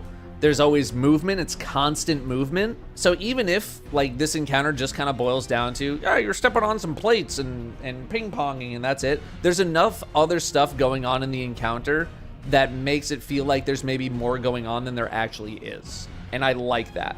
It's not A tier, but of like the opening encounters for raids, I think it's probably one of the better ones in the game. So I think I'm going with B. Herald of Finality. This one is tough. I don't think it's an A tier. I feel like I'm gonna end up putting this entire raid in the B tier. I don't know. Like overall grade would be somewhere in the B plus tier. Herald of Finality. I do like that there is a lot of player responsibility in this encounter because you have to split yourselves up, right? 1 death, fine, whatever. 2 deaths, you got some problems. 2 deaths, you got some problems, right? So there is a lot of personal responsibility in this encounter, and I like that. You can't really be bailed out too much. Fighting the boss after like seeing the pit and the call to reckoning stuff. After seeing all that stuff, I had much higher hopes for how a boss damage phase was gonna go for this boss. Like I was a little disappointed that it just kind of came down to like you whack them with swords or whatever. I thought there was gonna be a little more to it, right? Because it's like you set up this whole arena and you gotta get in with the boss, and you know the boss is chasing you down. And when you do finally get to damage, it's like, okay, well, he hurts like a little bit, but you can still use well. And he's not really that much of a threat, pretty much at all. So the damage phase kind of let me down there, which is why I want to keep it maybe high B. I'm okay with like a high B situation. I don't know if I'm going A. I mean, A would be like, because you can make it go kind of fast. I don't know if I'm really using that as criteria. And I know there's a lot of people saying like, oh, you should use A for S for music, whatever. I'm not really using that as criteria. So I don't think I'm willing to put it into the A tier. I really don't think I am. But I do enjoy it for the most part because of that responsibility. Third encounter, it's kind of a gimme. I'll go C. Not super remarkable, but not like offensive enough to really put into anything lower than a C. It's fine. There's still a good amount of responsibility. There's still ways to mess this up, so people gotta be paying attention at least a little bit, right? So, I mean, yeah, it's just kind of nothing. It's kind of like a nothing in between type thing. Good amount of enemies to kill. There's some movement, but that's really about it. There's not that much else going on. Verity. Verity. What do we do with Verity?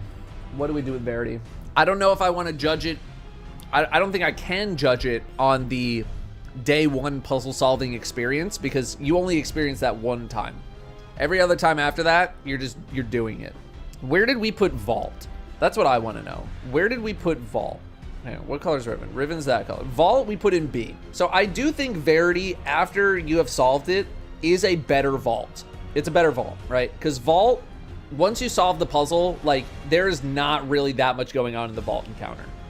It's a lot of killing ads, it's killing knights, and it's like 2 or 3 people running around doing whatever. Verity, everyone's got to know how to do the puzzle to some degree. You have to know the mechanics. You at least have to know the Shadow Realm mechanics. You have to know that, right? So everyone's got to know what to do there. And then you got to have at least one person who knows how to do dissections. At minimum, one. Calculator or no calculator, right? Do I think it's one of the best encounters ever? Do I like it in the realm of Golgoroth, Axis, Riven, Valkaor? I think the answer to that is no, for me personally. For me personally, I'm not willing to put it up with the big dogs. I don't think I am. I'm much more willing to put it into the A tier for me personally. But this is a puzzle solving encounter. The combat is negligible, right? And we don't really have that many pure puzzle encounters. I do think, I do think that the mechanics are very clever, right? Fashion, ghost, having to spectate while dead. These are all very clever things. I'll give it that. But just for me personally, I don't think, like, would I rather do any one of these bosses or would I rather do Verity? And I'd rather do one of these bosses. That's kind of where I'm at. And again, my A rankings right now, I don't think I might have done like A+, A minus, or something like that. For anything that I'm adding right now, unless I explicitly say like, oh, it's an A minus or something like that, don't look into that too much. I'm willing to go A. I'm willing to go A for Verity, because there's a lot more. It is Vault 2.0 in that there is just a lot more going on, and a lot more people need to know how to do things, but it's not so simple that you can just like walk in and you know, oh, I'm on ad clear, right? Unless you get really lucky, because 2 people can technically do that, and you can finagle like the deaths of like, oh, you don't know how to do the mechanic, okay, jump in the hole and then hopefully somebody else gets teleported in, whatever. I think I'm going A. I will go A. And then we have the Witness. I think I'm putting Witness B. I do enjoy the encounter, but most of the time I'm actually doing a mechanic. And when you're doing the mechanic, it's a lot more engaging, right? There's a lot more stuff to pay attention to. And I understand that there are ways to like make it so everyone gets involved in doing said mechanic. In fact, you kind of have to do that for the challenge. But the fact that this fight can be a sort of like I'm on ad clear situation, I don't feel like does the Witness justice. Like, I wish there was even more stuff going on in the Witness encounter so that there weren't people just standing around doing ad clear. And even like if you are on ad clear, like it's not that exciting. Like the fact that some people struggle with ad clear on the Witness to me is mind boggling. There is not that much going on in the Witness, and I still feel like I see like constant enemies everywhere. Like if Screeves are coming up the stairs on the Witness, someone messed up. Somebody messed up. I don't think I'm willing to go higher than B for the Witness. I don't think I am. It's A if you actually get to do something. And I will say, like, I'll go like more towards the middle. The DPS part of the Witness is super, super engaging and fun. So I'd give it a few points for the DPS phase. But the setup, I don't know. When the fact that like 3 people can just be on ad clear, even 4 people really could just be on ad clear, kind of takes some of the weight out of the experience to me. That's just me. I do like Salvation's Edge as a whole. I mean, look, with 4 of the 5 encounters are B or higher, right? It's a sign of like a pretty good raid. Plus, like the raid itself, the scale, the platforming, all that kind of stuff. You know, it's pretty enjoyable, right? It's like the one place where I actually don't mind all the platforming because it feels like more of a part of the raid as opposed to just like a way to get from point A to point B. Like it's part of the experience versus some other things where it's like, this doesn't really feel part of the experience. This just feels like we're trying to get to the next place. So yeah, I think this is going to be my list. So to recap, because I want to go back and watch some more of my original tier list. Top 4, Golgoroth, Axis, Riven, Valka'or. These are my top 4 raid encounters of all time in the Light and Darkness era of the game, going back to D1. Those are my top 4. These are my favorite encounters. Axis with the challenge mode, one of the best challenge modes we've ever gotten, because it actually adds in a mechanic that you need to interact with, and you need to be, you know, pretty good at it in order to get it done. Riven was just like a really fun encounter. I thought Golgoroth was one of the closest times, or one of the few times we got really close to an MMO style boss fight. And then Valka'or just had a lot of mechanics going on. Everyone needs to really know what to do, and was also very lethal. And you couldn't really cheese Valka'or, which a lot of people hated. And I tend to use as an example of like, you know, when people ask for more mechanics in things, I was like, okay, well, everyone, guess what? We did the mechanics thing and everybody hated it because you couldn't cheat. What's number 1 all time? Number 1 all time. That's tough. I kind of want to lean towards Golgi. I want to lean towards Axis. I think I got to go Golgi. I think Golgi's number 1. It's such a satisfying fight to execute on any difficulty. It's so satisfying. I gotta go Golgi. And we'll scroll through the rest.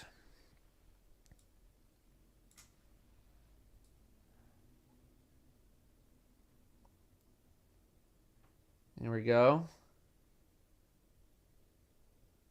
I know some of them are cut off. There we go. That is my entire Light and Darkness tier list for raid and dungeon encounters. That's all of them. Thanks for watching. See you next time. That we have here, you should too. I'm protecting what's important. So yeah, there's a ton of weird stuff going on in the entirety of the architecture of this first pyramid section. And imagine what would happen if we'd actually been able to explore a full pyramid. We probably would have found even more crazy nonsense. But yeah, that's just where it is for the moment.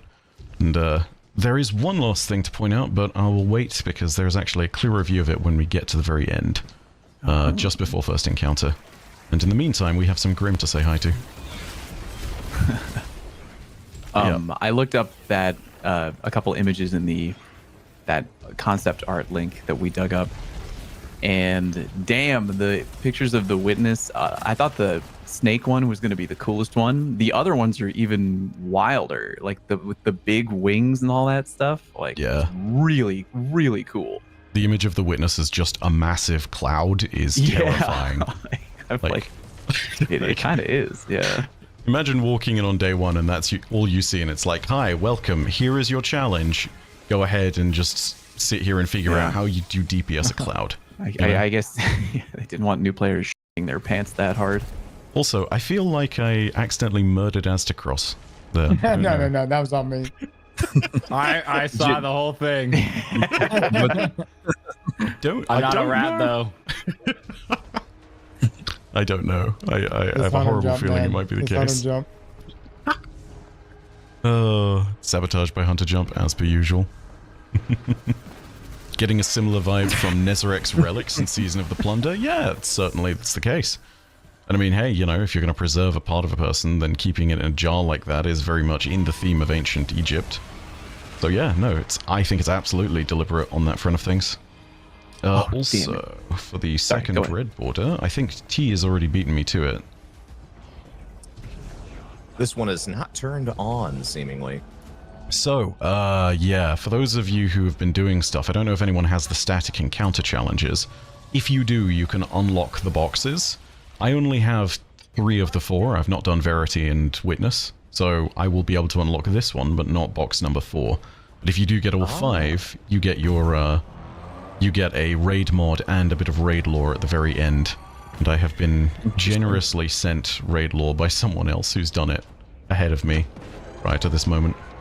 Wait, how do you get a raid mod? I want a raid mod. Need to do all 5 boxes.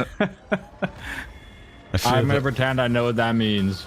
Yeah, it's fine. We'll work. I've done this raid like 4 times. I do not remember any of this. Where are you? Area. Where are you all right now? I don't know where you all went to. We're like in a lower level area. Where did you go? Where were you? Just like below here. Below here. Yeah, if you jump to where Cross was and then jump to where he is now, and the stairs underneath. I'm hanging out with some omens. I don't even know. I've never even seen this area. Yeah, come in here full out, and you'll see this area. Okay. That is conductor number 2. Yeah, I've never seen quite. But yeah, Giggs, if you work your way over towards there and then jump your way over to me, you'll probably be able to get it. Ugh, just missed. And then we go over here. Oh. And then the crazy thing is turn right back around and there are stairs under the stairs. Okay. Where Fallout and Cross are, and that's where you get the other red, the start of the red border thing at very least. But yeah. The resonance that we picked up at the very beginning, which I've put in the fireteam chat of square, square, circle, circle, triangle. Assuming you do the 3 of those that are always unlocked correctly, you get a red border. Assuming you do all 5 of them, you get a red border, a mod, and a lore page, which you wouldn't normally be able to get from everything else. Wait, I pick up the symbol and do what? Lived, you shifty man. The plates don't work. Yeah, we've already done it in that room. The conductor's locked. So yeah, we're all good. Okay, I got you. Yeah, that's okay. I thought I need to do something individually. Nah, thank God. Oh God, it was required individual nonsense. Nah, dude. Okay. It'd be bad times. someone in my chat asking what are the conductors. We'll get to the best theory I have on the conductors, resonance, and the great box of donkeys when it comes to the next room, because sound is about to become relatively important. Sound, and actually also, for that matter, music. But again, we'll talk about that when we actually get there. No big deal for now. Maybe the conductors are just because the witness loves trains. I don't know. Or maybe because the witness loves music. That he does. I like Twains. I like turtles. All right, one last thing. Did we get both conductors in the area? Yes, I grabbed them both. Beautiful, beautiful. One last thing, if we look over to the edge, like, you can see the statues again, but also over in that corner, in the very distance, assuming that you've got decent enough definition of color, you can see some very, very faded roots. Those are going to become very important later on, and it's another hint as to why the witness has built things here. There's a lore tab I'll refer to at the end of Encounter 3, but basically the short version is, this used to probably be the site of either a Tree of Silver Wings or a greater construct that is similar to a Tree of Silver Wings. And the terrifying thing about that is that the witness has quite clearly not just corrupted it, but completely desiccated it. And I mean, not just it's completely dried up everything to do with it and destroyed all the moisture and evaporated that. I mean, it's also literally carved it up. And you'll see that especially in the transition from Encounters 4 to 5. Like, the evidence of how deep the corruption goes is starting to get displayed here, but it gets worse the further into the raid you go. There is also a point where the witness, I think, directly tries to hide the truth from you, but we'll get to that when we get there, because, yeah, I imagine some of you will have noticed this. Anyway, let's do Encounter 1. Or at very least, let's jump in and explain some things. Because, yeah... Alright, so... rooms on the periphery of Encounter 1 have all of those same symbols and whatnot that you can see from Precursor Civilization. I mean, they are everywhere, right? But the objective within your ghost as it shows up is to operate the inscrutable machinery to enter the monolith's core. So if you're tracking the actual position of us through the monolith, we have barely penetrated even the center of it. We go upwards and we go further in when we get to Encounter 2, and then we are at probably the proper core by Encounter 3. But here and now we're just on the periphery still. The other thing to think about here, of course, is exactly what I mentioned before. The circuits, the plates, the conductors, and the altar, which I have come to refer to as the Great Box of Donkeys, because that's what it is. When it comes to this, I think we start to get our first indication of what the final shape really is to the witness. And it gives us another image of it, right? Because the final shape is that perfect stillness, but Euphony's lore gives us another perspective of it, from the witness's own description by the looks of things, right? And it talks about the final shape as music. I'm not going to read the whole thing, because I'm not guiding a lecture here, but this is what it says for the flavor text. It says, the final shape is not silence, or sorry, perhaps the final shape is not silence, it's a symphony. And then an abbreviated version of the lore tab reads, we speak so often of knives and violence, but perhaps you would come to understand something softer. Perhaps beingness is instead a golden harp. We will compose such sweet music. We will control the ebb and flow. The final shape is the golden harp, and we are the hand that plucks. So we get this idea that the final shape to the witness is a symphony. It is music. It is something that is well ordered and precise, where every note is going where it is meant to, right? Now this is what my interpretation of this leads me to, because we have other musical things in this raid. Chiefly, we have the conductors, right? And we also have the things that we get from pumping the switches and whatnot, which, if you think about it, you know, energy flowing down a line from one point to another kind of feels like a bit of a string, almost like a string on a harp, right? Not at all guaranteed to be the case. Yeah, not at all guaranteed to be the case, but, you know, that's a common interpretation you could potentially draw. The other thing as well, think of the energy you pick up in these rooms and throughout the rest of the raid. Resonance, right? To resonate is literally to make a sound. So, if you're looking at it all from this perspective, you can tie everything here together, and it maybe helps to explain what the mechanic is as you're dunking stuff within the Great Box in the middle.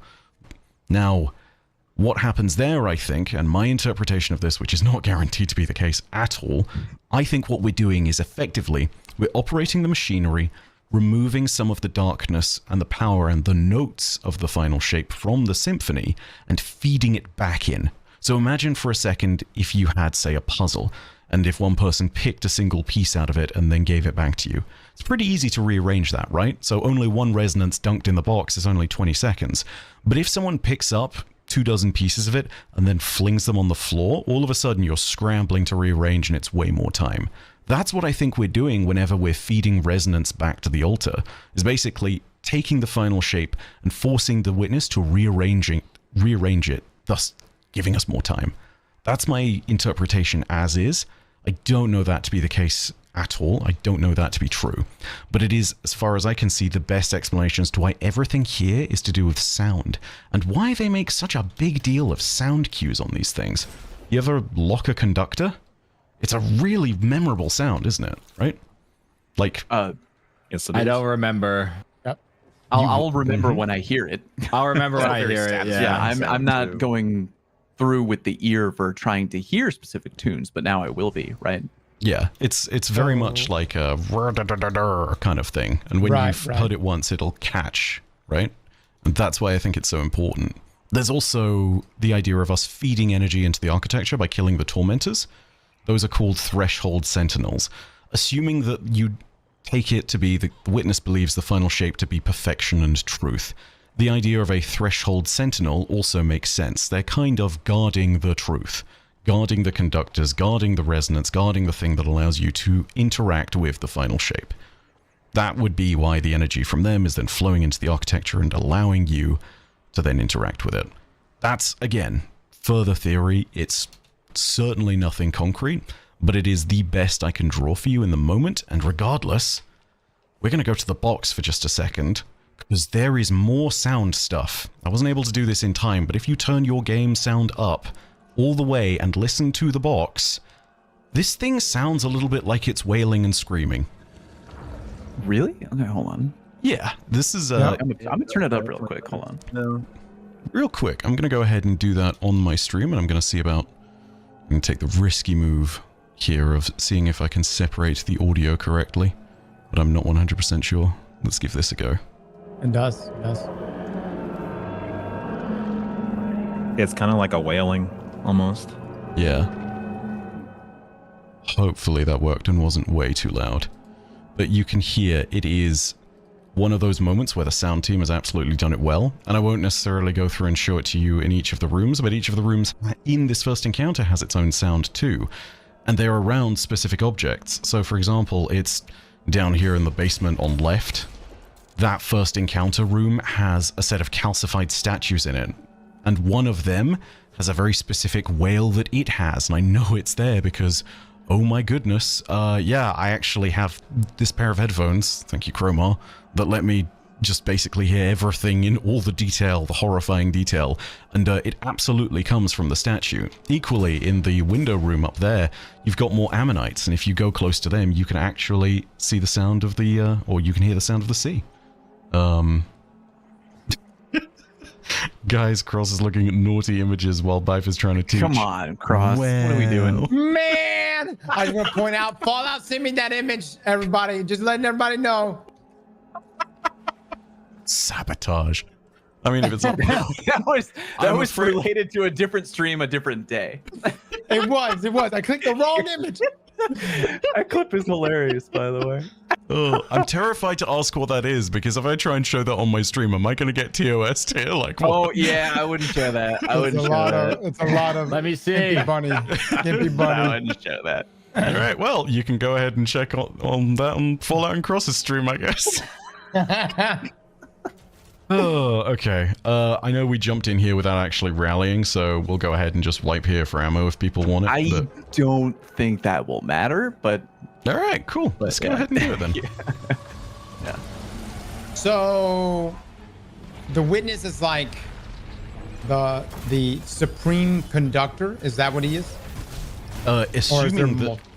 Assuming that it's the case that the machinery is all part of the witness, then yes. This is basically just another part of the mechanism within itself that it's using to construct, or in this case, I guess, arrange is the right word, the final shape. So yeah, that would make sense. That being said... Psychologically, that makes so much sense too. Yeah. Have you seen the movie Whiplash? I've not seen the movie Whiplash. Never get a chance, to watch it. It's about a college of music and a conductor, and It's a good movie. it's a good movie. Yeah. It's kind of an asshole. Kinda. He's the biggest asshole. And so when you brought that up, I was like, okay, so the witness is Fletcher, who's arguably the worst person ever to ever do music for. He demands perfection. So it's honestly a pretty good comparison. Yeah, I mean, you know, demands perfection, no caring for if something Demands goes wrong. perfection. Sounds like Right, the right kind of Yeah. Yep. guy. Speaking of which, I know I've been wittering on the whole time, but if you do have any questions, or if anyone in your chat has a question you think is good, like, go ahead and just throw it out there, because I'll happily give an answer Sure. if you guys want it. I mean, I'm being quiet. I'm like enthralled right now, you know? Like, Same. I'm having a good time. I am glad, because I have no, you know, there's no way of knowing how these things are going to roll out, and I hope that it's never one of those things of me just No, this has constantly been really wittering. cool. That's Yeah. cool. Yes. I'm glad. Wish been I a few had, times I forgot wish I about had the raid. Pure Chill here with me right now. Oh, no. It's just the it's just so deep, you know. Like I'm enjoying. Now that it's been said, I might as well explain the horrifying meme. There was a point at GCX, someone walked up to me at the Advanced GG booth, and me being tired, not knowing what the hell's going on, all I hear is that their name is Pierre. Long story short, it's not Pierre, it's goddamn Pure Chill. Pure you know? Chill. Yeah. And I show myself to I be have the heard that biggest story. moron. I've told that story a lot on that's stream, by the way. amazing. After you told me that story, Paul, I think you're the one who told me that story. I Where's this told that going? story a lot. Yeah, it's a great story. Just it going? literally the worst. I'm gonna Where's that going next? Is the right? plate down there, Bife? Yes, Oh, locking jeez. place down here. I'm Sending it. I Figure sent it out. it. Gotcha. Oh T, shoot! sending it I back. think I effed it up. Oops. We may have a Omen. dude down here. It's fine. I'm coming pinging. full up. It's coming back. Thanks, buddy. All right, gotcha. When you send it back next time, by the way, I'm getting returning. yanked I will around lock here. it. See that. All right. word. Send in my direction whenever. Okay, yeah, I got you. It has been ponged. Send. And there we go. Sent back. We're locked over here. Ooh, I can pick up that And- resonance. CB Gray, you can go grab. I'm gonna go stuff in the mid and middle grab there. from the- Yeah. Yeah, I just wanted to make There's sure you're a- clear. Send back. There's one over Just there. send back One's one more still time, in, and yeah. I Oh, will lock it up There's there. one over Gigs. there where I'm shooting. Uh, CB. Yep, see it now. I'm going now. I can have it. Then- Unless E, you got that. I ate Right, it. It's perfect. fine. Nice, huge. Ah, damn it. The Dorito is mine. It is closed for me. Actually, I have a very important question, Bife. Yes. Regarding the raid. It's Yes. very lore intensive. What do you think resonance tastes like? There are answers to some of those questions. Here, I let don't me- have one.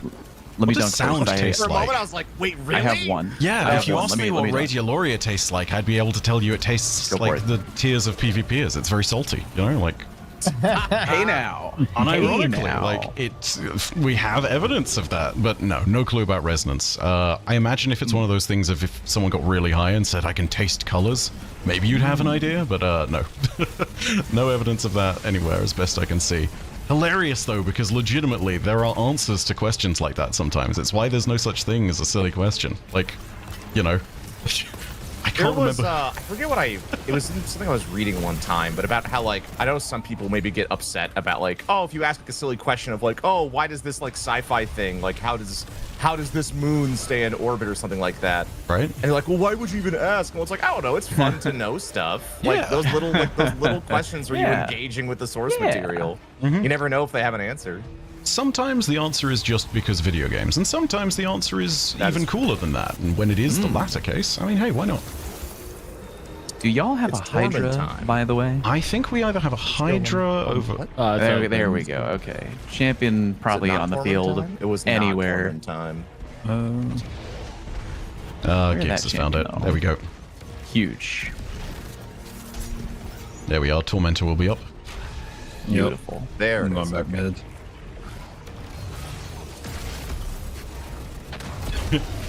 Message from Steven saying, within the lore, what is the significance of the lore to the lore? What? You'd have to ask the law firm about that. That's too deep. Oh yeah. This guy. Unbelievable. T, I'm heading your way as well. Okie dokie. I don't know where we're going yet. I Going think it's this way. Yeah. Okay, Yep. we are going over here probably.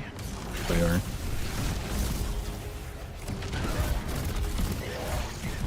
Don't see a Minotaur over here, so I think we're good. There should be a Hydra on the other side yeah. somewhere. Oh, yep, and Hydra just came to Yes, us. there is. It's dead. Yep, and then your door should be open now. Cool. Overloads with Big us. There'll be a new Tormentor.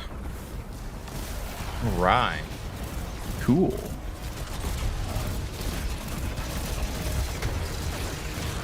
I can take it. Nice. Okay. I'm gonna jump Are back. we sending it here or no? We're sending it back that way. Went to the right, I believe. There's a I think it, start- Wait, goes let's see where this over goes. here. So I assume Yeah. it probably goes this way. Yeah, T is going in your direction. that Yeah, way. try that again. I didn't get there in time. Wait, That's it's okay, don't going. worry. Oh yeah, it's here. Yeah. I can send it. Send, sure. All right, it's sending now, T. Send back. It has been pinged. And returning. Yeah, go let you want to grab this one that's down here to me grab it. You can grab this one. Okay. I can just close it up. Yeah. Next send, I will lock T. Oh, no, Well, it's actually, you. It's on lock you. now. It's on you, isn't on it? mine. Yeah. Close. My bad. All right, there we go. And I only have one, so I can dunk first. Excuse me. I got it. I got it. I got I it. also only had one, so I dunked mine. You know what? I That's stole it from real and big and true. Competitive Thank you. for the box of the donkeys. It was very brave of me while I was being bad. I'm applauding you right now. Oh, thank you. Which way? Oh, it's there. So we have no indication of what the original name of the society was, where they, where the traveler first hung out and the witness came to be. Because you mentioned earlier that, what was the word you used? I used the word precursor, which is also a word Yeah. that is used by Ida when she describes the stuff. The only other place where it's really talked about is the Final Shape Collector's Edition and the lore that's contained there.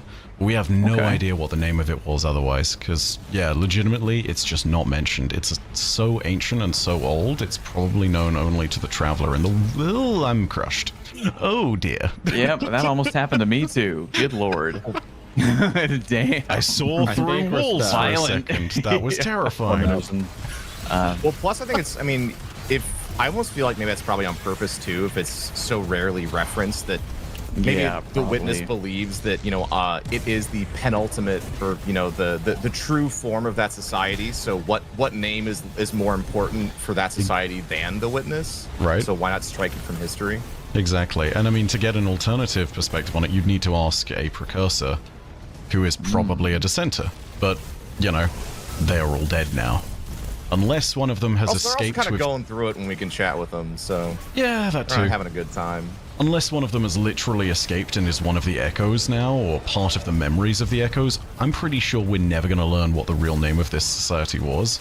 So at Maybe this not, point, it's yeah. just the precursors. But, I mean, hey, you know, Alright. they were the first ones ever to get the blessings of the Traveler and all that, so it is probably an appropriate name, if anything. What is it? The Oxta machine? You think that may have it? yeah. Say it, what about Oxter? Would that contain that information? I don't think it would contain that information, but purely because the Oxer is much more about the future beyond and predicting that than it is about the past. Oh, gotcha. Also, This one was if- like a black box can, of the universe. I thought there was something about. Where did this go? Hey, I'm sending this back. I don't know if they'll see Yo, that past. someone needs to send me over here. one sec, I think I found the way it's meant to be. Yeah, I think I found your plate. Hey, I'm just gonna close it up on this one, okay? Just so we finish. That's okay. I need It doesn't somebody really here matter. to, Yeah, to full ping out. pong with me. Yeah, I am go here, ahead I'm and here, send Yeah, it. by fall. Oh yeah, yeah. Gigs, Nice. Gigs, you Nice. you pong it there, bro. I locked I'm the other doing one. it. The other one's done with High five. TNA. You or me. I'll do. You got it. Okay, you got it. Gray and I were gaming Gigs while is you there. all were Yes. studying Yes, the I we will board. help you add clear. Then Grab one of these to slam. But you can grab all that stuff. Yeah, we're good on the other side. Do you want me to head to center Fallout? Are you good here? or- You do that. I will close that Alright, here. cool, cool, you cool. do that, my friend. Gotcha. then Let's see if I can really quickly grab some trongles. Better hurry. I mean, I think we're gonna be fine either way. But My trongles. Ooh. Right. Now we just wait for the box. here's a question: has anyone looked into the one thing I keep thinking about from the Bungie video was that they made the language of the Dread based on like real language. Didn't they say that the language of the Dread was translatable? Yeah, Yes, they did say they that. did. They did. Has anyone looked into that at all? I am really curious, but I am not a language expert. I Good have question. I have a theory, but it's Ooh, stupid, okay, and I'm alright. not able to corroborate it because I've looked around for this thing and not found anything. So, Euphony has a lore tab, and in that lore tab, before it says anything, it also gives you this preamble saying the following text was found on a recessed stone within the wall of the Pale Heart somewhere. The translation protocol has done its best to equate the text to modern language transcription with nominal confidence, which tells us that somewhere out there is a wall that says everything in the Euphony lore tab except in the language of the Dread, or at least the language of the Witness. Oh. So that then becomes our next task. Can we find that thing? Now, Oh God. yeah, in the strike in Liminality, there is actually a bunch of different tablets that have what look like Latin on them, but like, no, that's not how that works. I don't think. Also, for it to work out like this, you'd need to be able to coherently translate back and forth. But that's my best theory on that particular one. I think there is actually somewhere meant to be a Rosetta Stone type thing out there. It's just a case of can we actually find it? I don't know. Maybe that's something Bungie will throw out there. That would be a case for me of like sliding into DMG's DMs and like begging him to give a confirmation before we waste like 100 man hours looking through every, corner of every raid and whatever. That's another basketball Court of Oryx kind of moment. I right would there. never spend hours in the basketball court of Oryx. Who would do that? Who would have done that back in the day? Certainly not me and my raid team. Nope. Nope. The worst. How But about yeah. just like shooting trees? I think that would probably solve the basketball court. Just shoot tree. Gotta bring it back to Golgoroth's room. That's how you do it. Assemble all the Dragon Balls, and then you will be able to, make a wish. I don't watch Dragon Ball. I can't remember. I'm not up to date on my Dragon Ball lore. Terribly sorry. Something you were else. cool. I know, right? But alas, it's me, the nerd that does Destiny lore stuff on his Destiny lore channel with all his nerds. Something else, by the way. These things are lifts, but if you look through them and you just look up, I'm just going to say this. If this entire monolith is the Witness's body, I'm pretty sure these are meant to be reminding us of blood vessels and things like that, right? Oh, wow. Like- yeah. Oh, I thought we were going somewhere else. Oh, with we're that. going in like a vein right Where now. it veins, yeah. I A think- vein or an artery feeding us Can- up and down the body. Considering Yeah. that like the bottom part of the Oh elevator my too God. has what looks to be like dissenters holding it up. I also think that's maybe Damn. more credence to that too. At least of like the Yeah. motif. So Yes. if the entire area that we're in, still part of the Witness's body right now, right? We're kind of at the early part of the raid, meaning we're probably at the lower end of the Witness's body right now. We just went straight up. I think I see where this is going.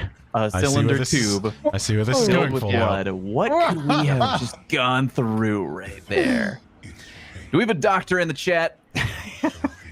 By the way, gents, while you're here, make Expecting sure more you with get your prostate checked while you're at it. We might as well make this a PSA if we're going there. God, yeah. So we're just performing Real a and colonoscopy the whole true. raid. That's Yeah, what we're we are doing. we are the Just tiny one camera. big Apparently. We're colonoscopy. learning biology, right? We are the tiny camera. I didn't know we were raiding with Miss Frizzle.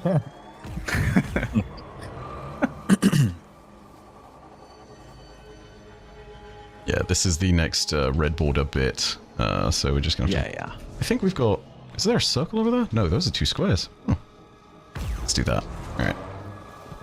I think we just need to send this back and forth to make this go properly if we're going to spawn the rest of the red borders. There we There's go. a triangle. There's the circle.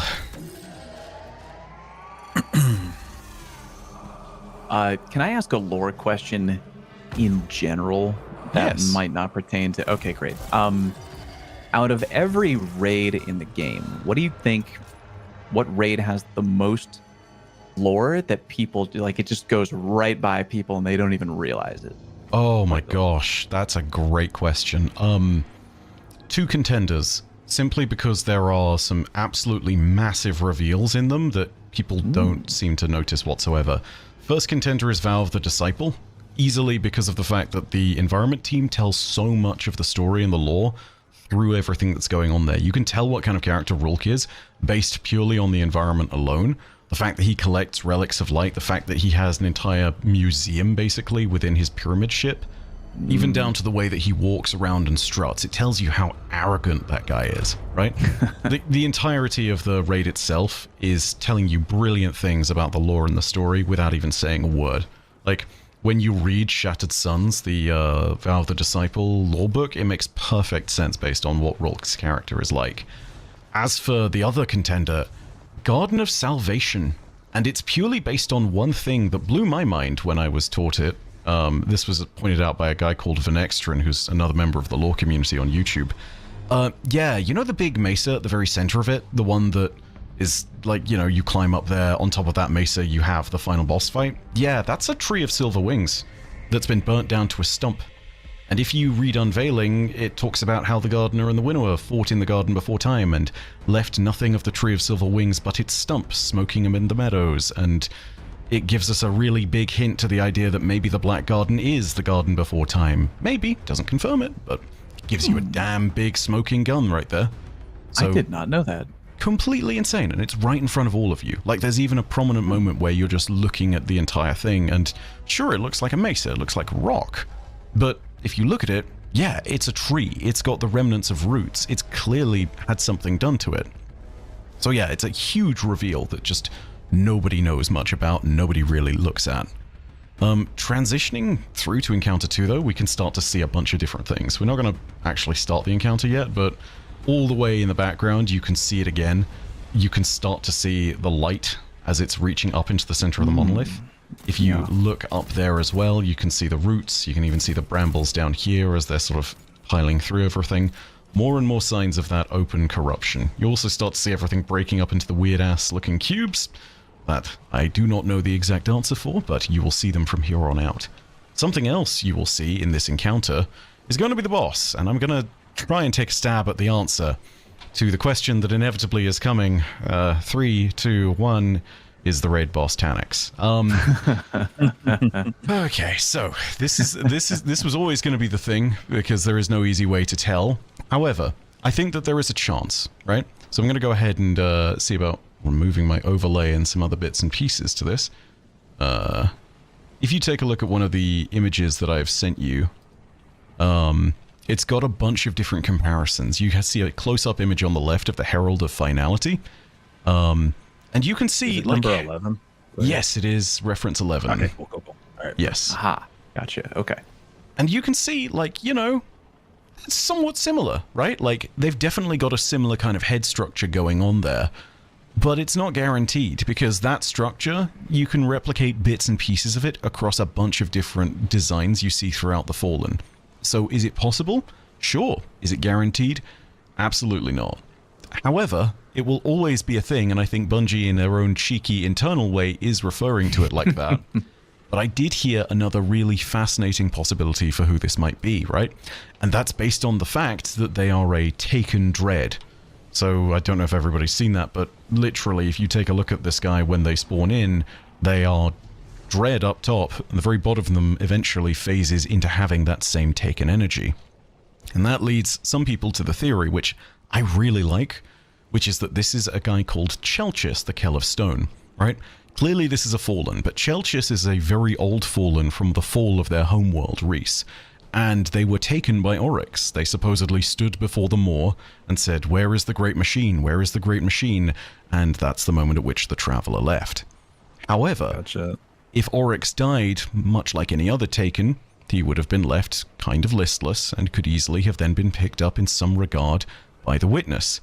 And assuming that the Witness was able to see what was going on with them, see that they were an Elixni, they might have potentially decided to make them into a disciple. That's a big stretch of that theory, not at all necessary for it to be the case, but it is something which would explain why they were then elevated to have a title like the Herald of Finality, and why they were then turned into a part Taken, part Dread.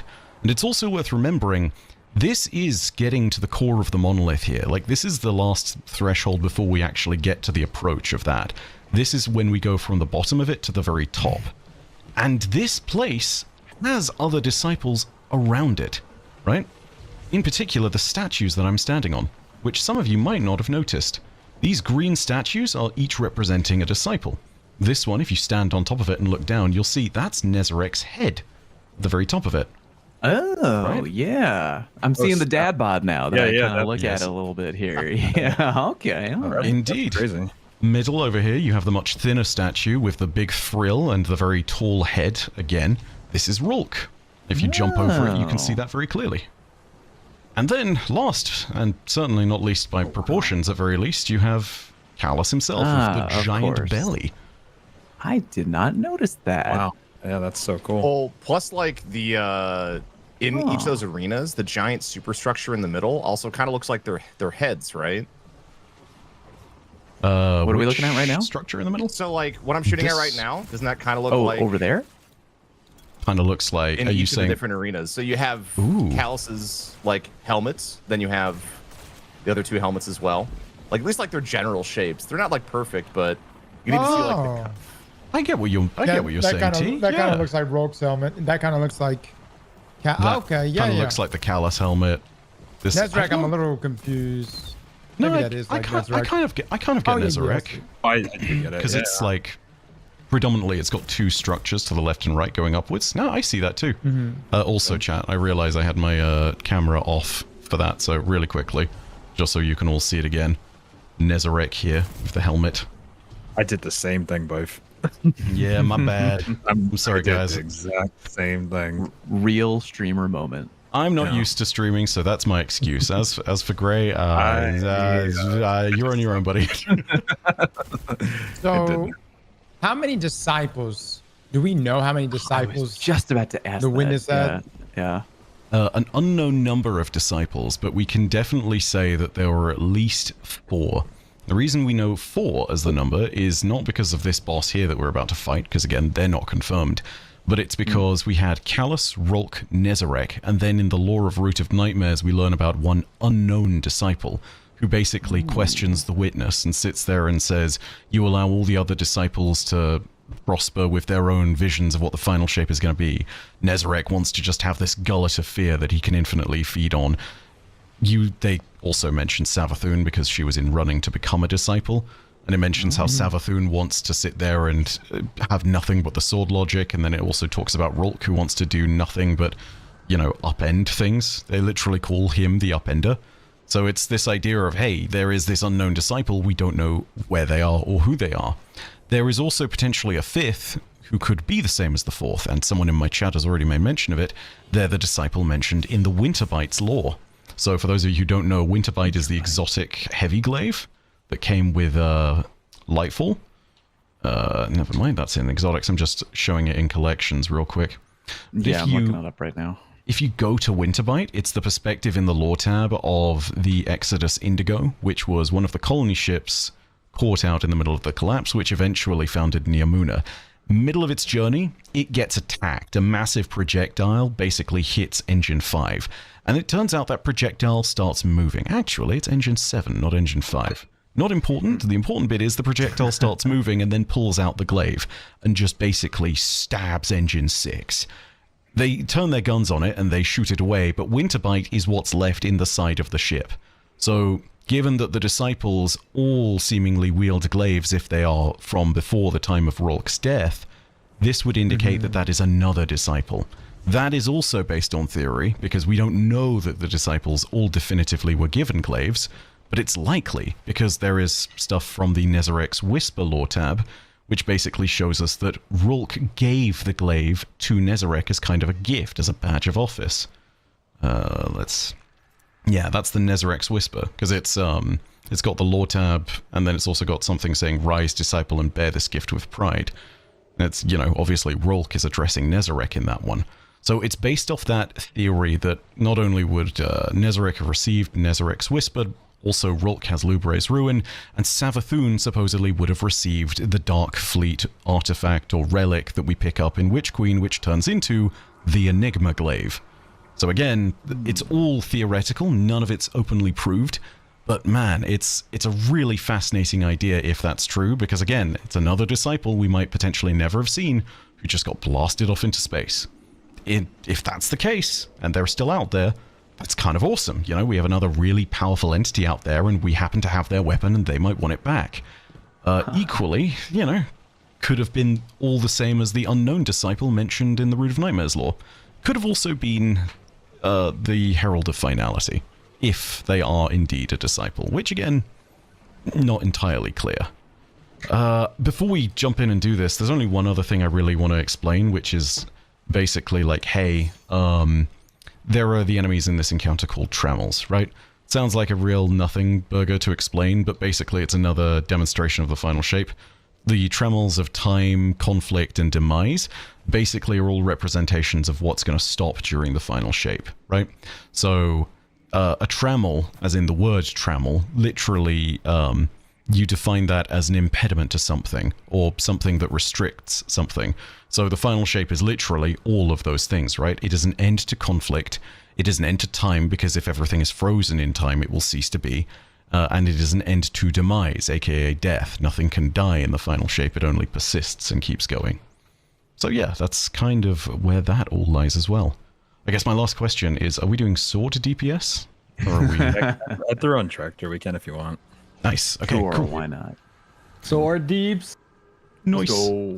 Okay. Okay, hold on. I need to change everything. Hold on. Oh no. Also, do You said guys... we have a tractor cannon. Good to Yeah, I go. have it on. All right, now. huge. All right. Speaking of, I should have asked before I rallied, but do you guys want me to run a well? I can give that a go if you want. Sure. Why not? I say give it a go. I have the setup. It's not an inconvenience. Give It's not a problem whatsoever. Works for me. I have an out of left field question. Okay, so at the end of the vanilla campaign, post credits, there's the beam of light from the Traveler. It hits all the ships turn, right? Yep. If the witness is one being, right, who's driving all the ships? That's a great question. That's been eating me alive. I just don't know. So I'm trying to remember, because there is actually a ghost mission that you get from Micah 10 later down the line in the post-campaign stuff. And it talks about how the Witness's pyramids are kind of empty and longing for someone else to command and control them. Which implies that the pyramid ships themselves are slightly living constructs, but also very much in that place of like, can be controlled by a greater will. I'd need to go ahead and double check that, but I think that's your best answer, is the Witness kind of has control over each of them. That being said, you also have Rulk's individual pyramid. You know, you have Essence, aka the Root of Nightmares pyramid, which was the Witness's prime pyramid. You have pyramid ships that were specific to disciples, like the one on the moon that was for Nezarec. So like, yeah, there are individual pyramids and they definitely belonged to individual people, but yeah, it's potentially the case that all of them have something within them that is somehow alive in some sense. But yeah. Gotcha. I have a question from chat. Hit me with it. Yeah, let's do it. Is Judgment of Kelgarath just a human question based on other glaives? Is this based off the glaive Xivu might have gotten? That's a very good question. For those of you who do not know, Judgment of Kelgarath is the glaive from all the way back in the Season of the Seraph, I believe. the lore tab describes how basically Kel'Garath sits before Xivu-Arath, the Hive God of War, and she cores out a part of her own blade to give to him. This construction of it is very much a Haka weapon, you can see, because it's literally got the logo on it, and they talk about how it's a rebuild from the Haka Foundry. However, it's using a, quote, Dark Blade Core 1 as one of the components. The exact transcription of what they find from that Dark Blade Core is the rest of the lore tab, to the best of my recollection. So it kind of looks like we might be wielding a part of Xivu-Arath's blade. Obviously, if it's something that's been put into a glaive like this, there is a chance that it's been reduced in power somewhat. And, I mean, follow on from the fact that Xivu generally is a weaker force now than she was before. Yeah, there's a lot going on which could imply that it's not quite as powerful as it used to be. But, yeah, it might well be a part of the remnant of Xivu-Arath's own blade. I hope that answers the question. I don't know. Maybe it does. I mean, I won't speak for them. I hope that answer does suffice. Gotcha. I have no ammo, but I'm gonna run a Yala sword and a normal sword. Is everybody has their own thing? Sure. Okay. Cross, you get to left side rather with me. Yep. Right, cool. All right, Gigs, are we together? Yes, All right. sir. Cool. One last thing. Do we go and do you guys want to do call to battle immediately, or do you want to pass back and forth without the ads for all of that, just to make things a little bit simpler before we jump in the arena? I think jump in the arena right away. All right, let's do it. Make it I'm exciting. also an arena jumper.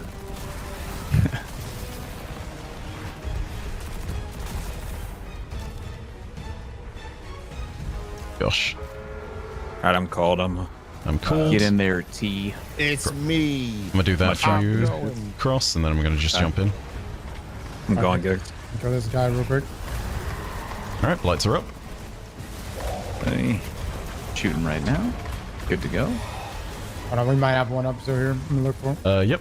Hang on a sec. Hurts bad. I'm peppering it. it's so bad. Run Help. T, run T, Help. run T, run T. he really likes you. I was stolen. tilting him. He just was ignoring you. Stolen favor. We can get out.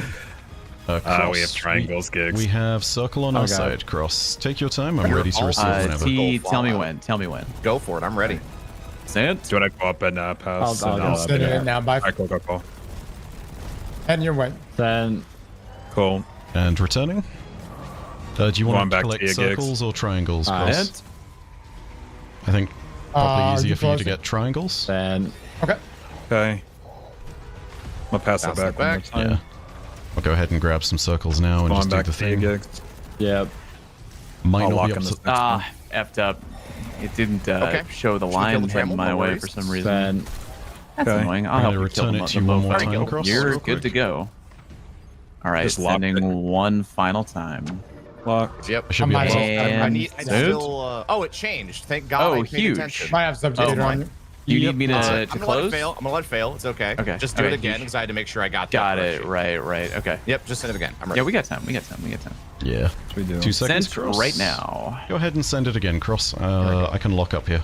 Very happy I looked at it. Well done. I'm happy as well. Nice. On your way. And locked, despite the slow, thank God. And Box is up. Duncan. To the great box of donkeys. Let's go. We'll tractor in just a moment was debunking. There, you guys are good. I have a Yala sword. I'm gonna just go Free the economy beast. mode on that ammo.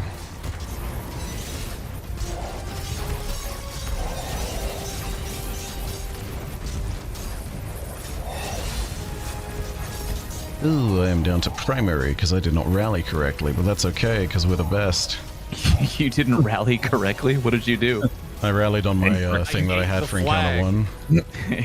And then I realized I was going to switch to Well, and then I switched my whole loadout, and all my weapons lost their ammo, and I felt like a bit of a silly.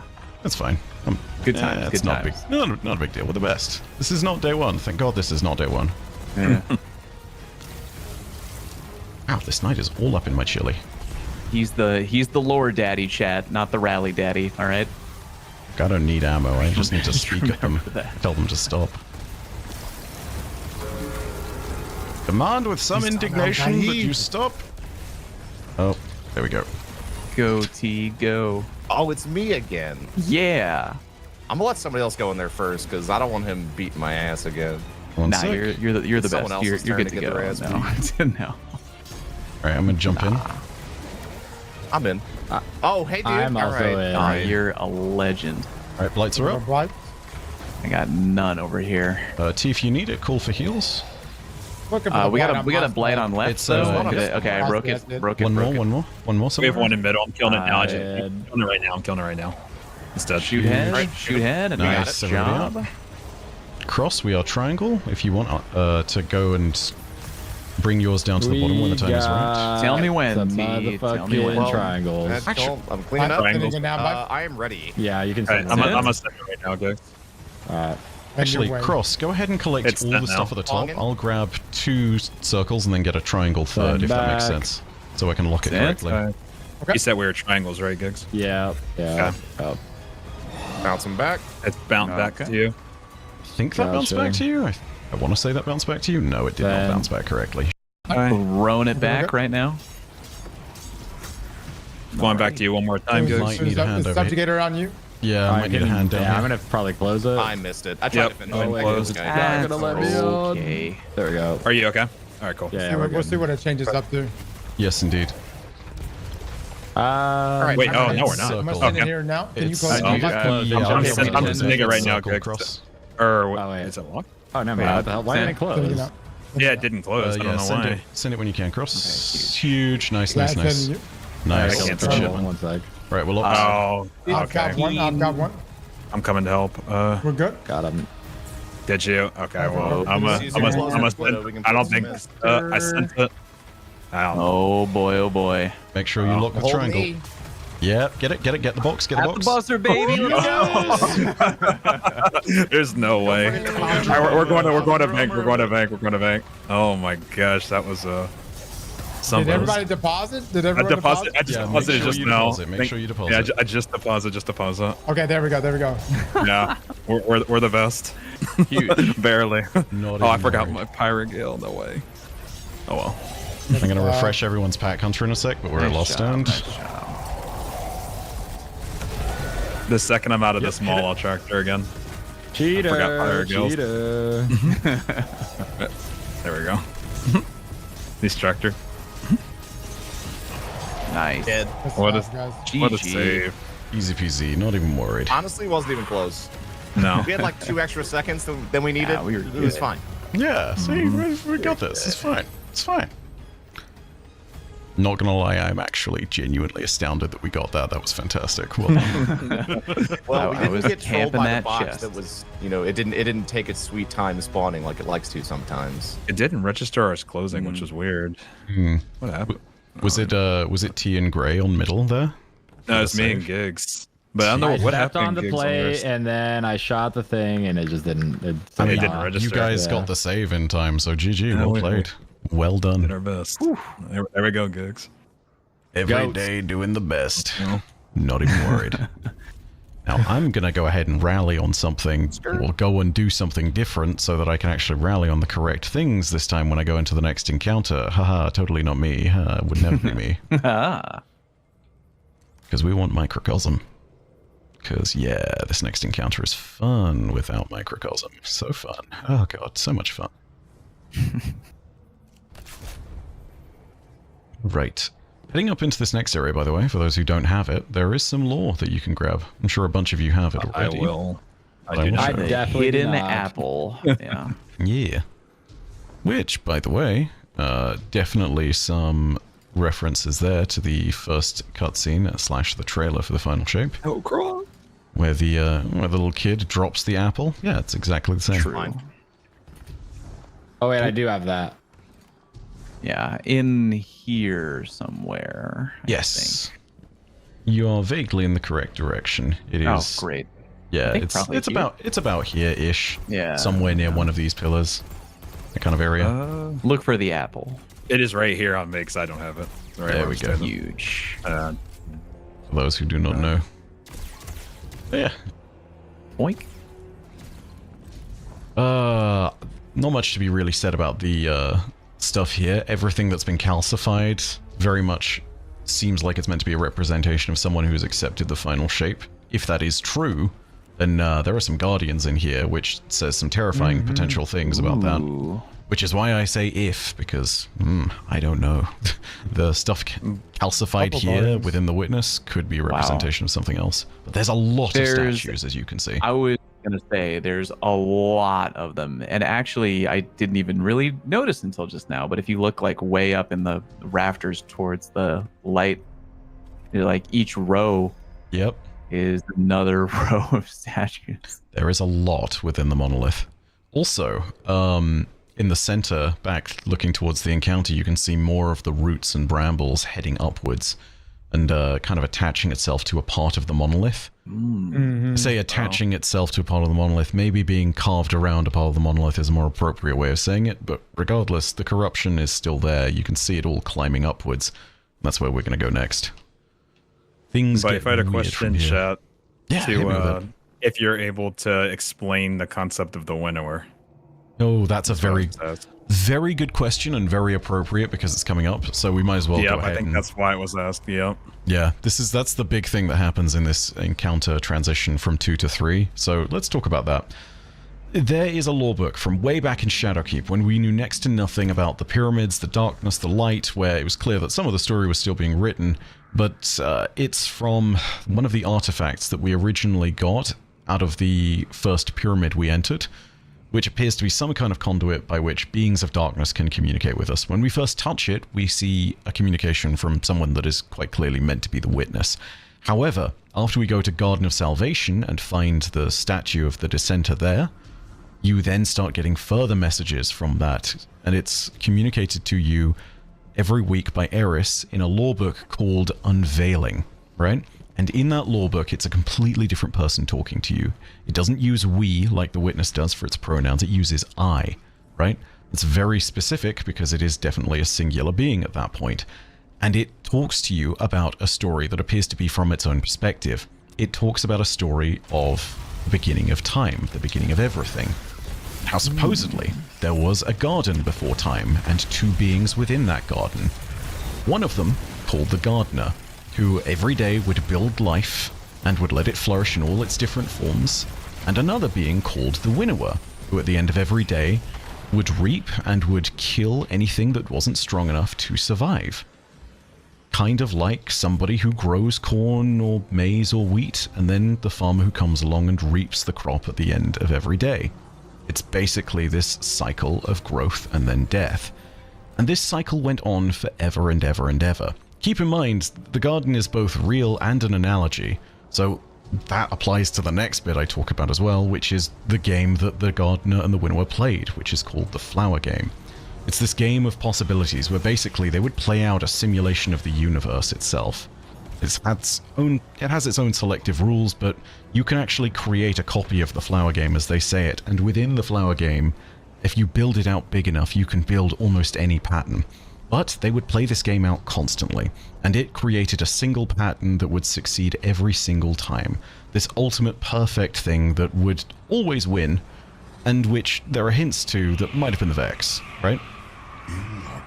When eventually we get to that point where, you know, this has happened enough times, the gardener basically sits there and says, I don't like this is boring and repetitive. That's at least according to the winnower. By the way, if you don't have it, there's raid lore where I'm sitting. Another apple, right? Yeah, another apple. No, Those who do not have it. I think I have that one. Yeah. But yeah. So, gardener and winnower have this discussion. The gardener is basically like, I am so bored of this, we need a new rule, right? And it's literally a point at which she sits there and says, we need a rule to encourage complexity, something that rewards people for making choices other than this same choice that keeps happening over and over and over again. And the winnower here gets really mad, right? And basically says, why would you do this? You're encouraging so much unnecessary suffering and death. This is ridiculous. We can't do this to the universe. And she says, no, it's not going to be like that. I am going to embody that rule. I'm going to become that rule. And in that moment, the gardener and the winnower become rules of the universe. And according to the text, the winnower then looks down and sees in its hand the first knife. There is a lot of questions about whether that metaphorically is the moment when the winnower conceived of the witness, but still very much unclear.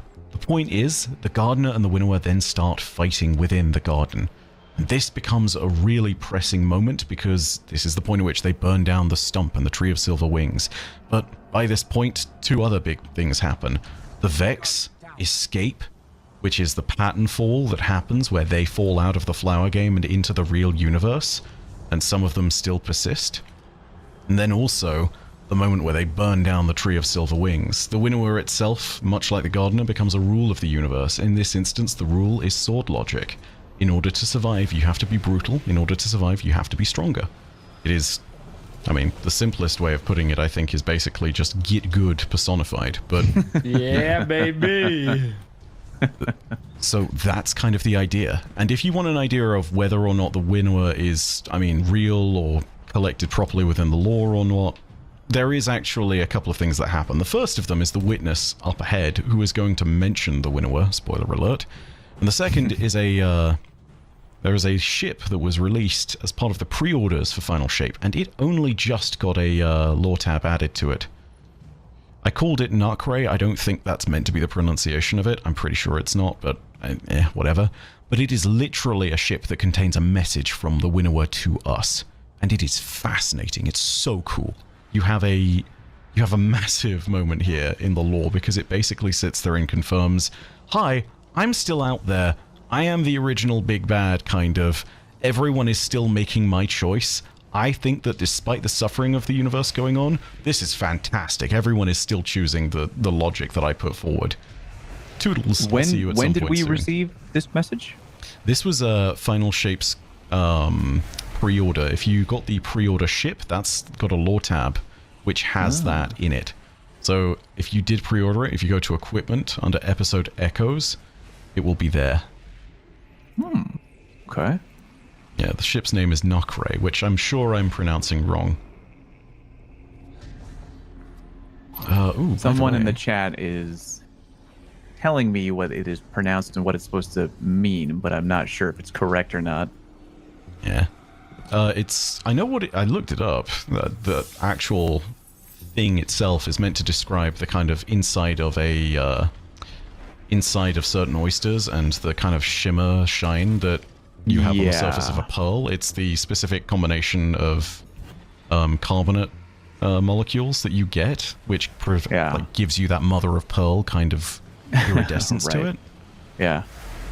So yeah, it's a commentary on that. But I think it's also the Winnower kind of laughing at the Witness using that description. Because the idea was the Witness was supposed to be this perfect being with zero flaws and a perfect amount of resilience to it, and nothing would possibly, disagree with it. But it has its dissenters within it. So, like, clearly something is going wrong there, and it's making the commentary of even the best of pearls has grit at its center, which, of course, is how you make a pearl, They're made from grit that you put inside an oyster. And speaking of the Winnower, this is actually the bit that's coming up. If we cross the threshold here, that should be the bit that we're about to hear.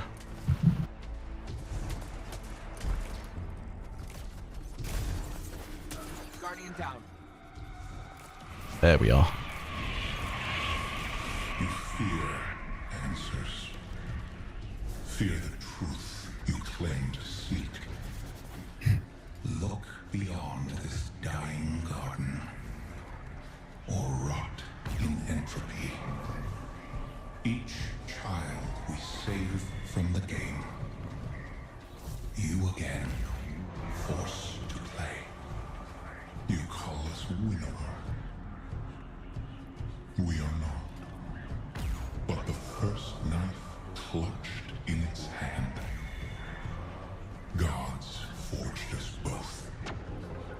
But they cannot tell the knife what shape to carve. No. I don't know. Well, what does that mean? Okay, so yeah, this is basically the Witness sitting there and saying, we're not the Winnower, like confirming, yes, the Winnower totally exists. However, we may be its first knife, however, it cannot tell us what logic to follow. So, the Winnower was all about that idea of get good, right? Strongest survives and that's it. Sword logic, right? The Witness has an idea that completely defies that. You know, the stillness of the universe, perfectly preserving everything, stopping suffering, stopping entropy. That's the antithesis of the sword logic. Nothing grows stronger, it just stops, right? The way that it's described in Season of the Witch by Imaru is actually great. The Hive conceived the final shape as this idea of there will be one perfect being at the end of the universe, and that will ultimately be the strongest thing, and that will be the final shape. The last thing standing. Yeah, literally last thing standing. Yeah, However, the Witness is like, no, the final shape is perfection for everybody. It's this perfect stillness. There will be no more entropy. And it's a, you know, the Witness sitting there and saying they can't, the Winnower made us, or gods forged us both, but they can't tell what shape the knife must carve or will carve. It's basically a way of saying, yes, the Winnower made me, but I am my own being. It doesn't control me. Like, it's a very direct callback and defiance of the idea of the Winnower. Damn. So it's aware of the fact that there are gods out there, and it's aware that it kind of also has godlike power, and that it will change the universe forever. But it's openly defiant, and it says, no, screw these guys. I don't care. Also, do note, yes, we are standing on roots now, and yes, that column of light that we talked about earlier, if you start to look directly down, you can start to see vaguely that we are right above where we were in Encounter 2, but we've moved along to where that column of light was at the very end, and the gnarled roots are here, and they go all the way up. This is only going to get more and more intense the further up we go. Hey, baby, do those roots go all the way up? Oot and stem. I'm terrible. I'm sorry. So the Winnower is super down with sword logic. Yes. As opposed to interesting. Yes, 'Cause indeed. I think there was some kind of moment in the campaign. I could be making up a memory. There was some kind of line in the campaign where I think the Witness was making fun of like Savathun or something like that. Yeah, or making being fun like, of the Hive, like obsessed with for the first following cut of the sword knife, logic. right? Yeah. And that's also a direct reference to this kind of thing, right? I'm going to stop here, and I'm going to take a question from chat that I'm sure everyone has had multiple times throughout all of their time playing Destiny, which is, why horses? You ever wondered that? I have, actually, yeah. Yeah, so there are a few different answers to this question. None of them are guaranteed, but it's based on some different interpretations that people have. The best answer to this actually comes from Moonvald, in my opinion, and her answer to this is that in some hermetic circles, in some esoteric interpretations, horses are representative of transcendence. Which is amazing because, I mean, look at the other bits of context in which Destiny shows us horses, right? Let me go ahead and just turn these off. Yeah, we have Trials. We have the Star Horse from Trials of the Nine.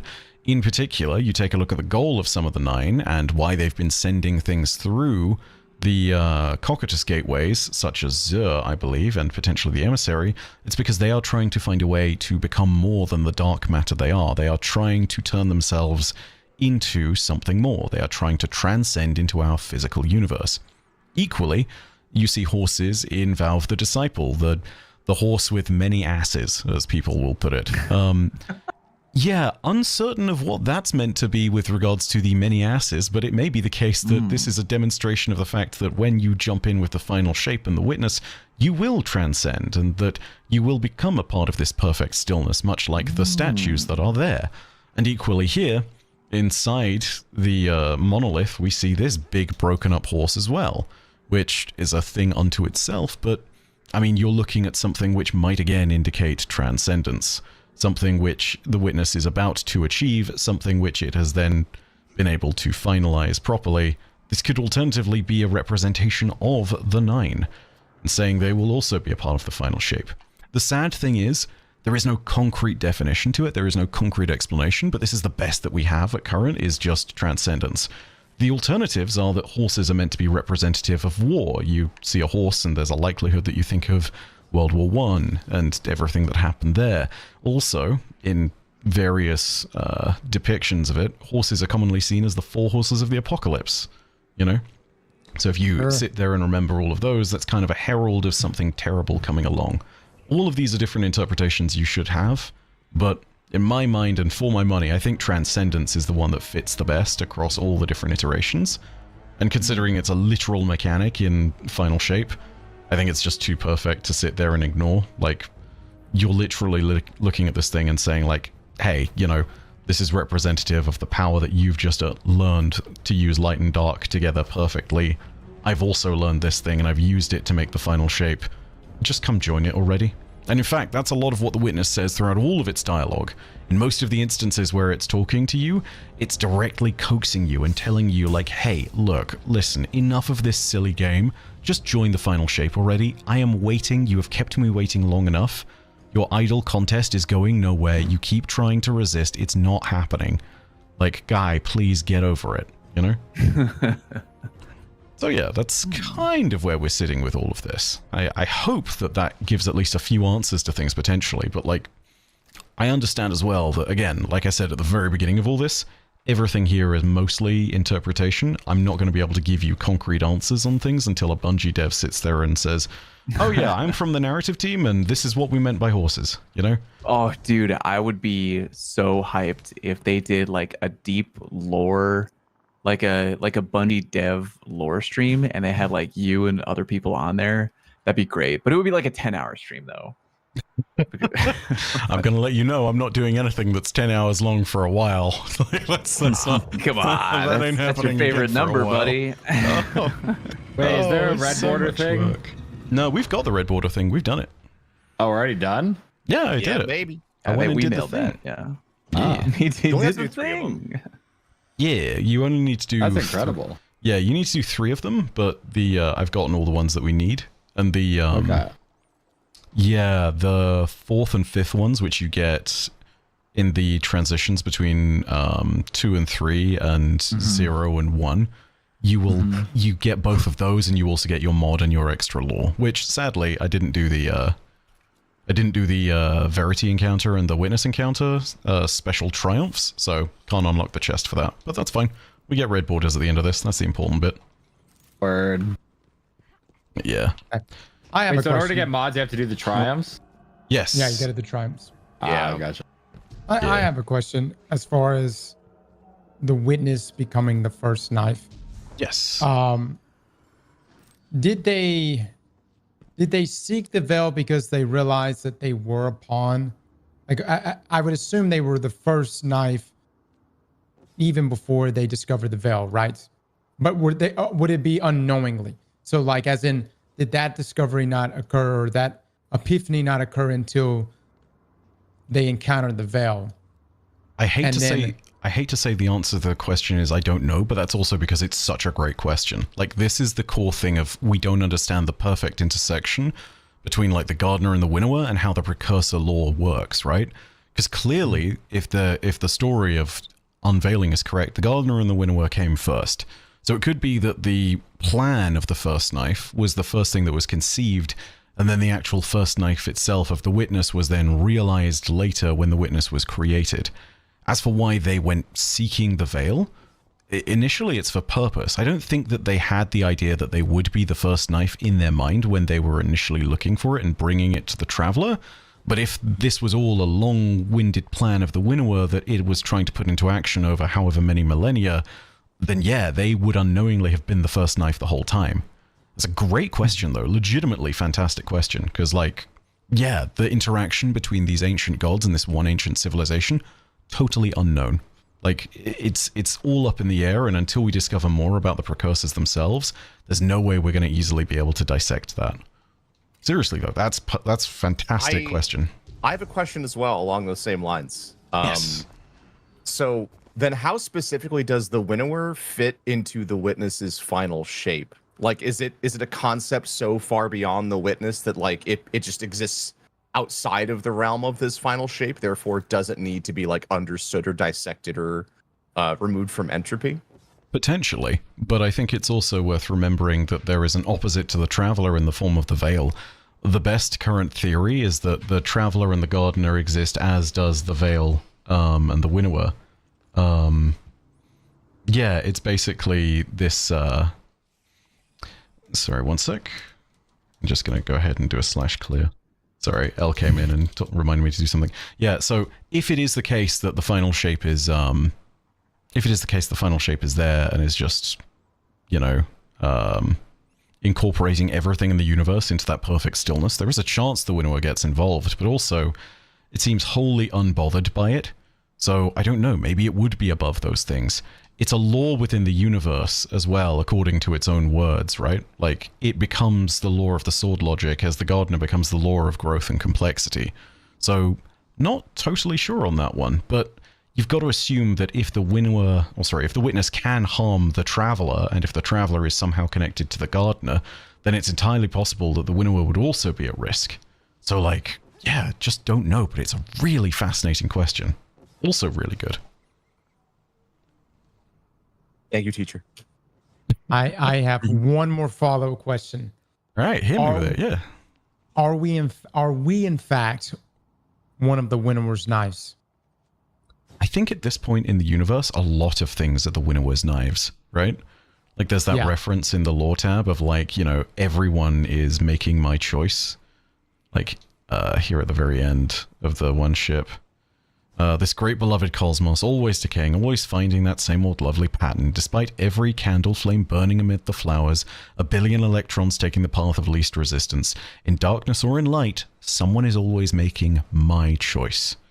That's the one of the very last lines of the pre-order ship there, where the Winnower sends us another message.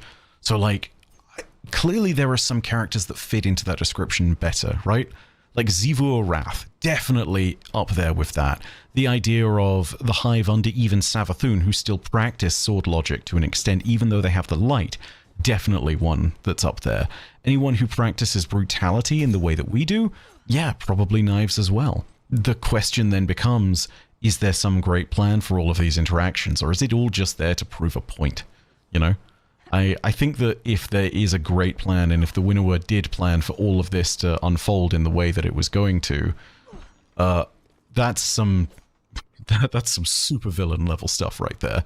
And I think it would be appropriate of something which is potentially the big bad of the next saga, but yeah, we just don't know. We'd need to uncover more about it, we'd need to uncover more about the Gardener, we'd need to uncover a little bit about the Precursor civilization probably as well. But, like, yeah, we may all be knives and we just don't know it, especially now that we have access to certain locations coming in the Heresy season that might have stuff to do with that. I don't know.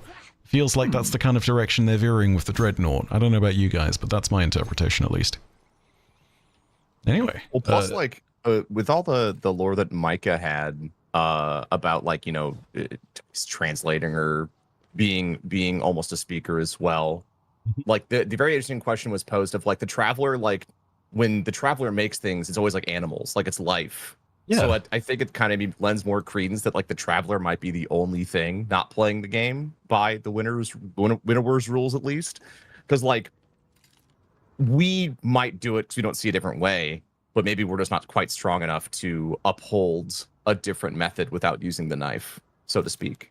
Right? Or maybe it's a case of seeing there and being like, hey, our methods are really undefined, right? Mm-hmm. So, I mean, when you take a look at a solar super, you're literally summoning the energy of suns to do something. But the energy of suns, as is so commonly pointed out with solar, isn't just a thing of destruction, it's also a thing that brings life. You know? Equally, when you conjure a nova bomb, you're conjuring the energy of a dying star. But when they talk about the void energy in the lore, they also talk about it as being not just the energy of entropy and the nothingness between solid matter, but also about it being the energy of something that could be, about the potential, right? Oh my god, I'm so torn right now. Like, between, like, doing more of the raid and, like, I could just sit here and just ask you so many questions. Like, I have, like, other things I wanted to do today, but I'm like, oh, but, like, talk to Bife though. Like, I want to hear more about the knife, bro. Was how Oryx big is the ever knife? considered? Was Oryx ever considered to be a witness, or not a witness? Excuse me, a disciple by the witness? And, like, I don't believe so. Right? No? Like, why not? Oryx is so badass. Because it's one of those moments where just because they will happen to use those same powers and similar darkness doesn't mean they're necessarily aligned and overlapped in the exact same way, right? Like, creating the Hive, it seems clear that the Witness's focus was definitely much more on Savathun as the one who initially deceived everyone, and as the one who was the most cunning of the bunch. Meanwhile, you have Oryx, who may have actually spoken to the Winnower in the Books of Sorrow, because it speaks an unknown presence, which was, quote, the deep itself, goes along and talks to Oryx. And again, doesn't use we like the witness whenever speaking, it uses I, it uses singular pronouns. So again, it's that indication of like, this was probably the Winnower, not the witness. And, you know, they've only confirmed that again by reinforcing the different uses there and the fact that the ship turns up again. Damn. Yeah. I have a question from chat as well, and maybe this is maybe not a raid question, but they were asking that, you know, in regards to the Traveler, what did like the dissenter mean when it corrected the witness and said lies, we ran from it? That is such the a dissenters rejecting the Traveler, running from the Traveler. That is such a good question, and I've had that exact same question in my mind for so long, because it's the biggest part of it all. I think it hints towards a future mystery, but I don't know. But it's such a good question because the answer is out there clearly, and there's something going on, right? I just don't know what's happening with it. I wish I had an answer, but like it's the most fascinating bit, because again, you don't get to hear a precursor speak a lot in the lore, let alone a dissenter of the witness, you know? So yeah, not certain whatsoever. Man, I wish I could answer that question though, because that's so good. My God. Complete side note, like in the future, I think you've played with me and my fiance Anno a few times. You know her, right? Yes. I believe so. She is super. She's probably gonna be mad I said this later. She's very jealous that I get to be on this ride along and not her. She's really knowledgeable about the lore, like really, like, you know, that you put out that beautiful 10-hour video. I put out the really short version recapping the lore, kind of like in a more meme, you know, format, Yeah. like just kind of a more hilarious. You were recap, you were but- doing a much more abridged down to earth basics version, not getting into the for minutia. sure. So much of that was me with her in a long car ride and like asking, like I just kept going down like a rabbit hole and like asking questions, and she answered all of them. Like she's very knowledgeable. At some point in the future, I would love to do maybe like, just, this is so unprofessional of me to ask. At some point, me and her do like some kind of content together. Like it's just like, it's such a great opportunity. It's so cool, man. I can't believe, like, how do you keep all this shit in your head, dude? Like I said I wouldn't swear. It's like the 4th time I've sworn. I'm so sorry. I was swearing a bunch in Encounter 2. It's fine at this point. Don't worry. To be real, eidetic memory, but that's on account of the fact that I have the tism ever so slightly. So you know, I can actually just remember a whole bunch. That, and also they say something along the lines of you become an expert in your subject after you spent however many thousand hours doing it. I mean, I don't know about you guys, but I have 7,000